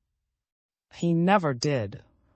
He sat in his cottage, as I gathered, constantly reading the Bible, but once or twice a day pacing thoughtfully and alone up and down the drive.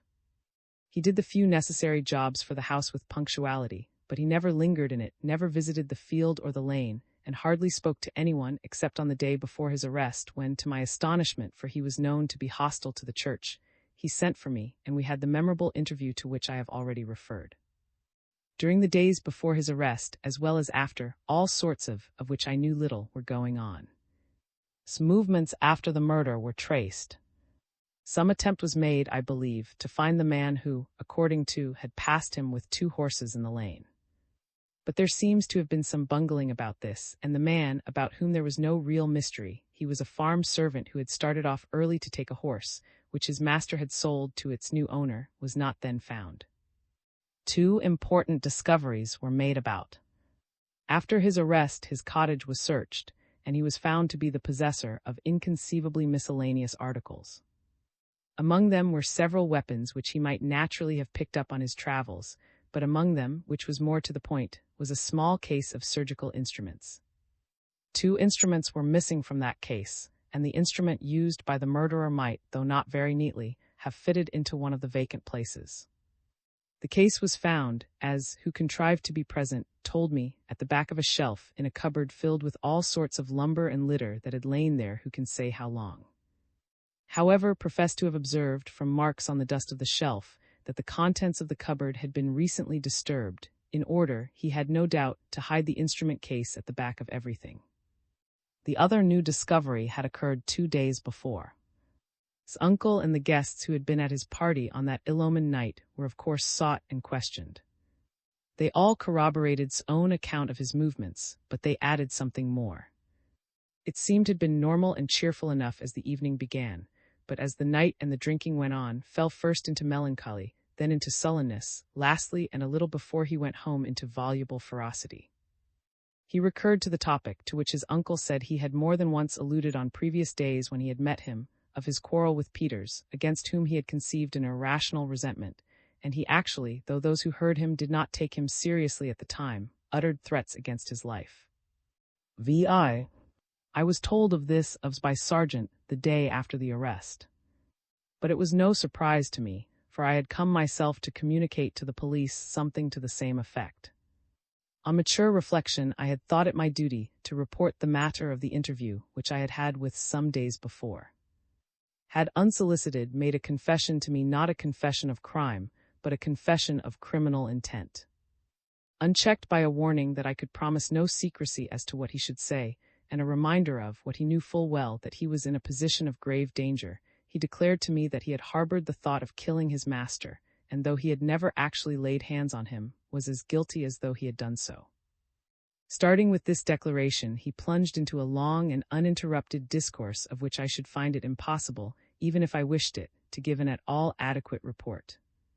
As for the matter of his statement, if one were to accept it as true, it was the tale, common enough 2 centuries ago, but so rarely told now that modern ears find it very hard to take it in. The tale of the ordinary struggle between good and evil in a man taking an acute and violent form, so that the man feels day by day the alternate mastery of a religious exaltation, which he believes to be wholly good, and of base passions, which, when they come upon him, seem to be an evil spirit driving him as the steam drives an engine. From the manner of the statement, it was very hard to gather how much of it was sincere, impossible to gather whether or not something worse lay concealed behind that which was so strangely confessed. Self-abasement and self-righteousness, the genuine stuff of Puritan enthusiasm, the adulterated stuff of morbid religiousness, sheer cant, manly straightforwardness, pleasure in the opportunity of preaching, and that to the parson all these things seemed blended together in talk. On the most view the story came to this. A few years before, after a careless life, had become suddenly impressed by deep religious feelings, no less than by precise and inflexible religious views. His conversion, he trusted, had not left his conduct unaffected, but though for a time he walked, as he said, happy in this new light, it had been the beginning, not the end, of his inward warfare. His natural ill temper, that worst sort of ill temper which is both sulky and passionate, began to come upon him again in prolonged fits of intense wrath, intensified, I suppose, by reaction from the pitch at which he often strove to live. Besides this, he gave way at times to a keen pleasure in alcohol. He was tempted by what he called a carnal pride in the strength of his head for liquor, and I have sometimes observed that drink works its worst havoc upon the very men who may appear to be the least affected by it, bringing about a slow perversion of the deeper motives of action, while for a long time it leaves the judgment unclouded upon those more trivial and obvious matters in which aberration is readily detected. Thus, at the time of that altercation with Peters of which had been a witness, was already brooding perversely over some trumpery or altogether grievance. He was deeply under the influence of drink at that moment, and did not know it, but knew he had had enough to make most men drunk.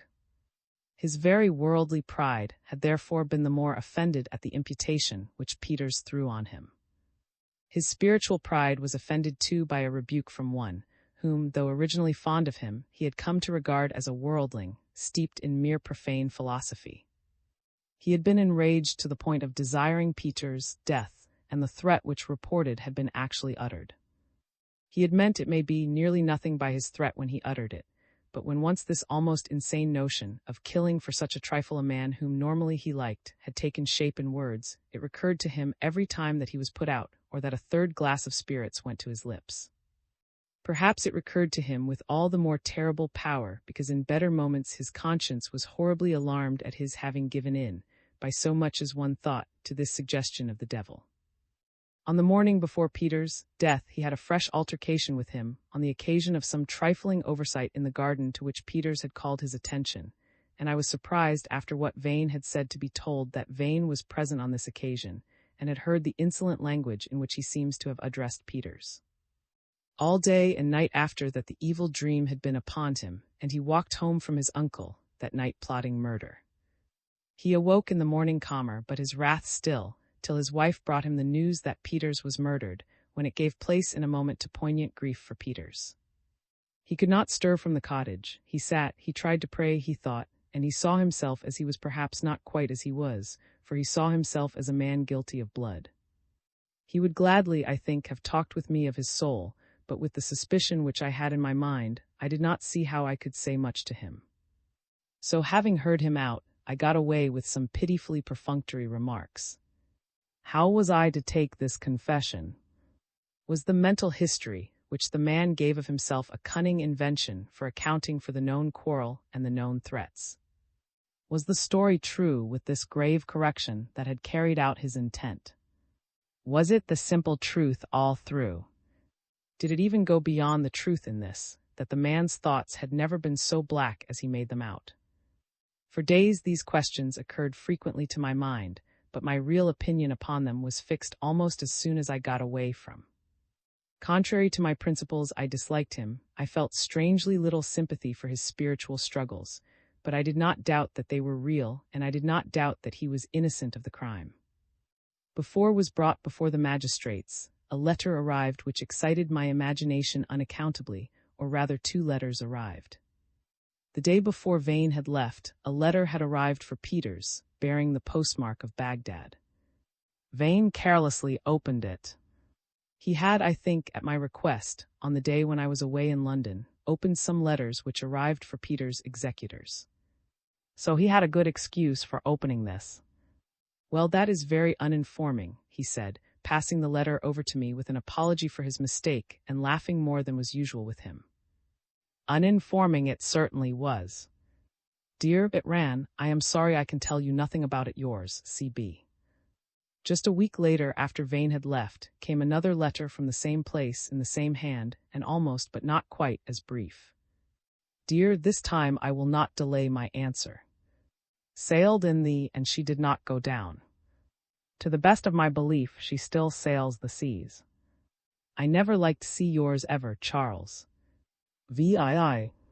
After several remands, the proceedings before the magistrates came to a close about the end of February. There was nothing much to note about these proceedings, which ended, as I suppose they must have ended, in his being committed for trial. The reader knows by this time pretty nearly the whole case against him. That Peters had been murdered was certain. The accused had had several altercations with the murdered man. In one of them he had expressed a wish to kill him, and he had repeated this wish to others upon the fatal night. Footprints had been found which, as the reader knows, seemed at first sight plainly indicative of his guilt. Then there was the ladder. It was undoubtedly kept, before the murder, locked up in a place of which only had the key.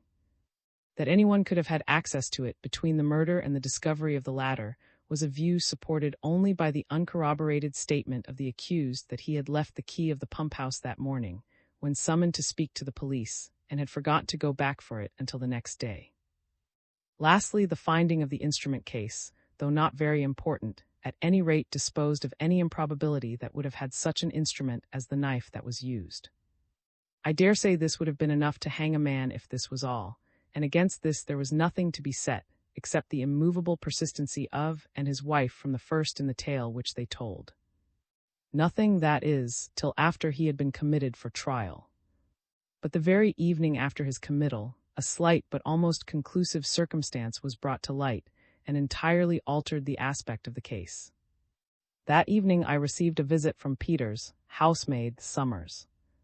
She had, she said, something on her mind.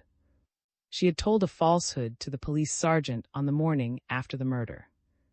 She had interrupted the housekeeper to say that the candle by Peters' bed had been a long candle the night before.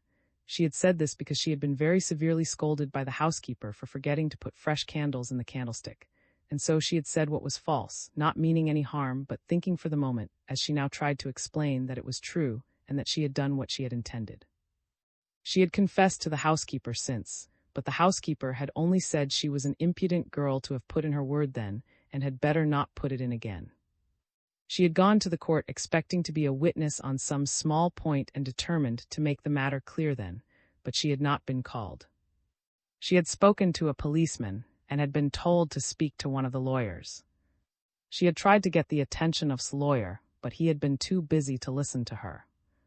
I am ashamed to say that listening to her rather long explanation, I entirely failed to see the significance of what she told me. I said something quite well-intentioned about the evil of saying what was not true, and then told the girl kindly that I did not think there was any harm done. But she had thought about it and was in earnest, and she made me see it in a moment. There were, she explained, other candles in the room, but they were new candles, and they were not lighted that night. From this, and what we already knew, the conclusion was almost inevitable. Peters was murdered before 2 inches of ordinary candle, which was burning at 11:30 p.m. On the 28th of January, burnt down. Stupid as it may seem, I had for some time been convinced of his innocence, and yet had never really drawn the necessary inference from it. Of course, with the 2 premises in my mind, Peters was murdered. Did not murder him, I had been aware, in a sense, of the conclusion, but it had taken no hold of my attention. Now, however, I had evidence of his innocence, which was no longer a private intuition of my own, but was something of which everyone must appreciate the force. Perhaps it was from this, perhaps it was from the sentimental effect of having the time of the crime fixed within such narrow limits. Anyhow, the thought, someone other than murdered Peters, came upon me with a sudden horror which could hardly have been greater if I had only that moment become aware of the original fact of the murder. I instantly went over in my mind the list of those few who were so placed as to lie within the reach of suspicion. Could no longer be suspected. Surely could not. I dismissed the 2 women servants from my mind immediately. There remained 2 men, 3 men, of whom I was one. I knew how easily I could clear myself, for the door had been locked behind me before that candle was lit. But I was the last man known to have seen Peters, and my confused current of thought included me as a man to be suspected. I asked myself of each in turn, is he the guilty man? And in each case I answered no. As I look back now, it seems to me that the answer no did not come to my mind with the same wholehearted conviction in each case. But I did not, in the few moments for which I then reflected, I did not till long after do more than go round in this circle. One of us 3 men murdered Peters. Was it each of us in turn? No. Could it after all be one of the servants? No. Was there not then in the vast region of possibility some way of accounting for Peters' death without the guilt of any of us? The plainest reasons bade me answer yes, and yet again I answered no. And so back round the circle. But the girl was with me, and I could not keep her waiting forever. I arrested my mental circle where it began at the thought. It seems Peters was murdered while 2 inches of ordinary candle, lighted before 11:30 p.m. on the 28th of January, burnt out. I started up to take the girl at once to see the police, but on a sudden idea I desisted. I wrote a note to the housekeeper, asking that the girl should again come to see me at 8 in the evening, and I sent a message to the police sergeant, asking him to come at the same time. Of course, I had often interviewed him on parish matters, and having got him settled into the armchair in my study, in which I could usually put him at his ease, I fired upon him the question, "Sergeant, were those tracks which we found really there when you came to Mr. Peters' house in the morning?" Now, Sergeant was a very honest man, but he was most properly, I am sure, a creature of discipline, and his answer threw, for me, a flood of light on the problem how it is that the very best of the police are so ready to back up one another. He answered immediately and with conviction, "Well, you see, sir, it is not for me to judge." The answer was on the face of it preposterous. He alone had searched the front of the house that morning, and it was for him alone, of all men, to say whether the tracks were there. He obviously did not see this at all, and I was wise enough to let go an opportunity for moralizing to him. I beguiled him with a glass of wine and other devices of the tempter into feeling himself off duty for the while, and talking with me as fellow mortal to fellow mortal. I very soon discovered, first, that Sergeant had searched carefully enough around the house that morning to have seen the tracks if they had been there, and secondly, that the man, as distinct from the Sergeant, knew perfectly well that they were not there. Not till then did I summon the girl from the servants' hall where she was waiting. I made her tell her tale. I saw the sergeant take a due note of it for transmission to those, to me mysterious, headquarters where I supposed all such matters were digested. I got the assurance that Sergeant was really man enough to see that his own evidence, as to the non-existence of the tracks that morning, would be noted and digested too. I dismissed the sergeant and went slowly to bed. Did I suspect this person? No. Did I suspect that person? And no. At last I determined that I would not let my suspicions fasten on any one man, while it might be just as reasonable that his suspicions should fasten on me. But my mind remained full of horror and of the image of a candle end spluttering out, while the man who had lighted it to read by lay dead in those bloody sheets. Very, very glad I was that my wife was at last coming home next day. I suppose it was from the association of two female names that my dreams, when at last I slept, were of nothing more horrible than the ship, which, as the reader remembers, probably still sailed the seas. VIII. With some doubt as to whether it was what I ought to do, but with no doubt that it was what I wanted to do, I sought out next morning for a final talk with him before he left, for he was at last to tear himself away from the scene which he haunted. I tried on him, I do not know why, the effects of disclosure without telling him what I now knew about the tracks. I could see that he accepted the truth of the girl's statement, and had grasped much more quickly than I had what it imported. It was therefore wearisome to me, and in my then state of mind most jarring, that for some time he persisted in playing with the idea that might still be guilty. He supported it as he went on with more and more far-fetched arguments, so that my patience was nearly at an end, when to my amazement I found my friend off at full speed again upon a fresh track, that of. I listened, and this time seriously, to several things which he told me about, which were new to me and threw an unpleasant light upon him. Then I interposed. Had left the house with me, and it had been made all but certain that he went straight to his hotel and never left it until many hours after the murder had been discovered. In any case, it was not he who had made those tracks, for he had certainly kept in his hotel from early morning on the 29th till he left. And I then told my reason for believing that those tracks were made in the middle of the day on the 29th. My dear friend, he exclaimed, this time with all the appearance of earnestness, I no more really believe than you do that actually did the deed. He is not man enough. But I have a method, I am used to these things. I am off to town now, I shall be there some time, you know my address. I mean, he added grandiloquently, to work through all the outside circumstances and possibilities of the case, and narrow down gradually to the real heart of the problem. It is my method. Well, there may have been some method in his madness, for there was certainly some madness in his method. I took leave of him after he had called, that afternoon, to renew acquaintance with my wife, little foreseeing what his two next steps would be. He stopped on his way to London at the county town, where he went to the county police office to communicate some information or theory about. He went on to London, as he had said he would, but instead of remaining there as he had said, he suddenly departed next day for the Continent, leaving no address behind. We have now arrived at the first week in March. The several events, if I may include under the name of events the slow emergence of certain thoughts in my own mind, which prepared the way for the eventual solution of our mystery, occurred at intervals, and in an order of which my memory is not quite distinct, during that and the remaining 9 months of the year. The resolution at which I had arrived, not to occupy my mind with suspicions, or to regard the detection of crime as part of my business, was not a tenable resolution, and it was entirely dissipated by my wife in a talk which we had on the first evening after her arrival. I was aware that she would not be able to share with me in the determination not to harbor suspicions of any particular person, but I had thought she would be averse to my taking positive steps towards the detection of the crime. She, however, was indignant at the idea that I could let things be. Several innocent men will be under a cloud all their lives, she said, unless the guilty man is found. There is, I suppose they will let him out some day, but who is going to employ him? Not that uncle of his, and we cannot. Who do you suppose is going to see this through if you do not? She was powerfully seconded in this by a neighbor of ours, now an old man who had had much experience as a justice. Mr. Driver, he said, you may think this is the business of the police, but remember who the police are. They do their ordinary work excellently, but their ordinary work is to deal with ordinary crime.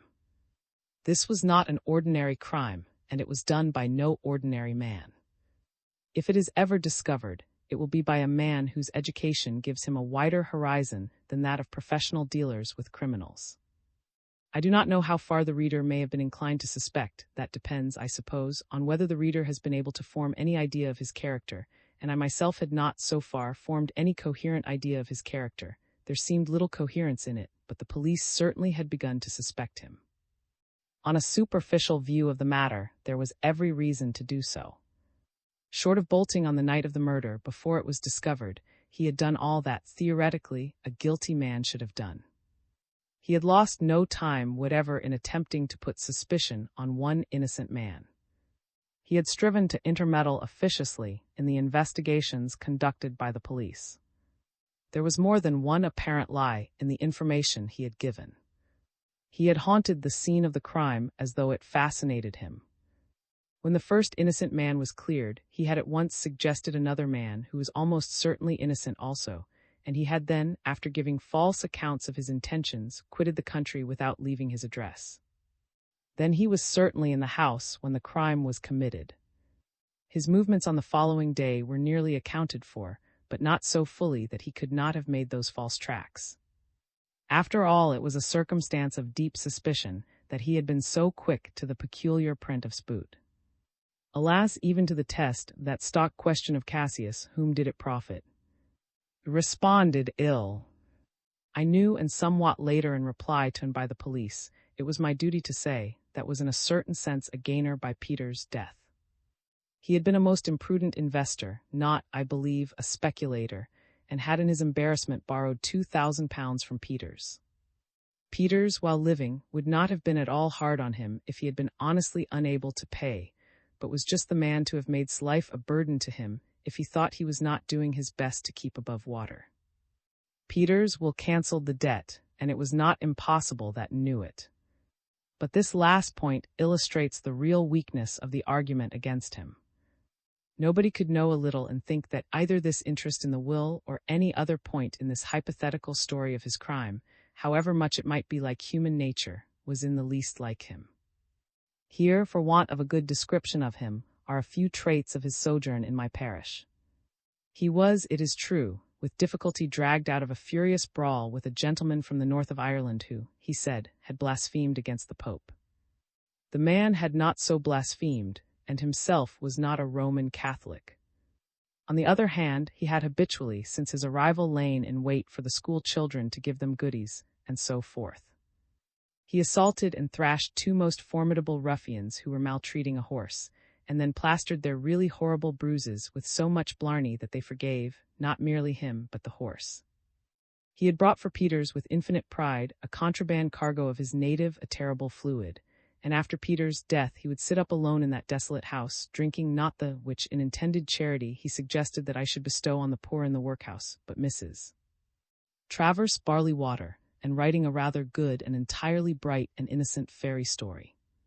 This is emphatically not evidence, but it made me sure of his innocence. Looking at what I suppose was evidence, I had wondered whether I was not soft in this, and I brought the matter to the test of my wife's judgment. I knew that, at least at her earlier meetings with, she had disliked him, and out of the facts which she knew already, I made what I flattered myself was a very telling case against him. It did not disconcert me that the lady, who, when told of his flight, had trusted he would remain out of England till she went abroad, said without much interest, "What stuff," and then suddenly kindling, exclaimed, "What, Robert, are you turning against that poor man?" When I asked for the reasons why she scouted the idea of his guilt, she seemed to consider the request quite frivolous, but at last I extracted from her a sentence which expressed what I think was at the root of my own thought. "Mr. she said, is violent enough to commit a murder and cunning enough to conceal anything, but I cannot imagine his violence and his cunning ever working together." Of course we both thought of him as sane, though he was just one of those people to whose doings one constantly applies the epithet mad. The upon which I had now stirred myself to enter could not be an easy one, but it should have seemed for the present to be narrowed down to a question about a single man. Perhaps it was from repugnance against consciously going about to hang a man who had sheltered under my roof, that I did not even then definitely put to myself the question of that man's guilt. By some half-conscious sequence of thought, I was led to begin my search far afield. It started with the two letters which had come for Peters from Mr. Charles, or rather first with the later letter. I had some time before written briefly and formally to Mr. to acquaint him with the fact of Peter's murder, but had for a while since thought no more of him. Now I began to do what one very seldom does, steadily and methodically think. I mooned up and down with a pipe in my garden or in the lanes. I sat with those letters in my hand, alone before the fire. I sat at my writing table with paper before me and made incoherent jottings with a pencil. I should be afraid to say how often and how long I did all these seemingly idle things. Till at last, in the time between tea and dinner, with the children playing in the room, I arrived at actually spelling the matter out. This time I will not delay my answer. This time, than at other times, he did delay his answer. That might have some significance when I turned to the earlier letter. This time I will not delay my answer. It was an answer to a question in a letter just received from Peters, an answer probably by return of post. Why not delay it this time as usual? Why, of course, because the question was one which both to Peters and to seemed important, perhaps momentous. Simple enough so far. Did sail in the, and she did not go down. It was clear enough that someone had thought that had sailed in a ship that did go down. Peters had thought otherwise, and Peters was right. What of that? There is nothing momentous in that. Stop, though. It is not necessarily that. Someone need not have thought it, he may have said it to Peters, and Peters may have thought it was a lie. And what did it matter, and why did someone say it? Well, of course, would be dead if the ship had gone down, and was not really dead, and someone was interested in saying that he was. Perhaps was the next heir to some property, and search ought to have been made for him, and my mind wandered over all the stories I had ever read of lost heirs, in fact or in fiction. Or perhaps who said, and his ship went down. C said it, whoever C might be. Then I took up the earlier letter. I knew from the other letter that this had been sent late. There was nothing further to be gained from the words of it, but a flood of suspicion broke upon me as I held it in my hand. Had C another initial to his surname, a double name? Did I know this C? Had I not seen this very letter in the hands of C? Had I not thought it rather odd that he, a man so decidedly all there, had opened and read it before it was given to me? Had I not rather wondered at the pains he had kindly taken to help me with several letters before? Did he not laugh rather strangely as he read it, though I never heard him laugh at anything amusing? Did he not go away just after the letter came, though he had not been intending to go so soon? Was it conceivable that he knew that Peters had asked that question and thought the first letter very uninforming, as he called it, was the answer to that question, and an answer which made him safe? After that one laugh, I thought he became suddenly downcast. Had he really read in that letter that he need not have feared Peters, and that he had, yes, murdered him for nothing? Had the accident that Peters had written, perhaps long before, some unimportant question too, and the accident that had delayed his answer betrayed this man into leaving me alone with my letters a week too soon, and would this trifling mistake lead him to the gallows? And I remembered with a start the grim end which I was preparing. Yes, all this was conceivable. There is an old maxim that you should beware of going back upon your first instinctive impressions of liking or dislike when you happen to have them. There are qualifications to it. The repulsions that start from ugliness or strangeness or difference of opinion may not be safe guides. But broadly the maxim is true. It was true in this instance. No, I too had never liked C. It is strange that I should have received Mr. S answer the very next morning, a long, full, warm-hearted letter on the death of the friend to whose letters in life, and what letters Peters wrote, he made such scrappy replies. In a P.S. at the end, as if the writer had hesitated whether to write it, were the words, "It is curious and may be news to you that Mr. Peters, at the time he was murdered, was unraveling the mystery of another murder, committed, as he suspected, many years ago. So then, as I had half guessed, was dead. It was not that he was alive and pretended he was dead, and had a motive for falsely pretending he was drowned.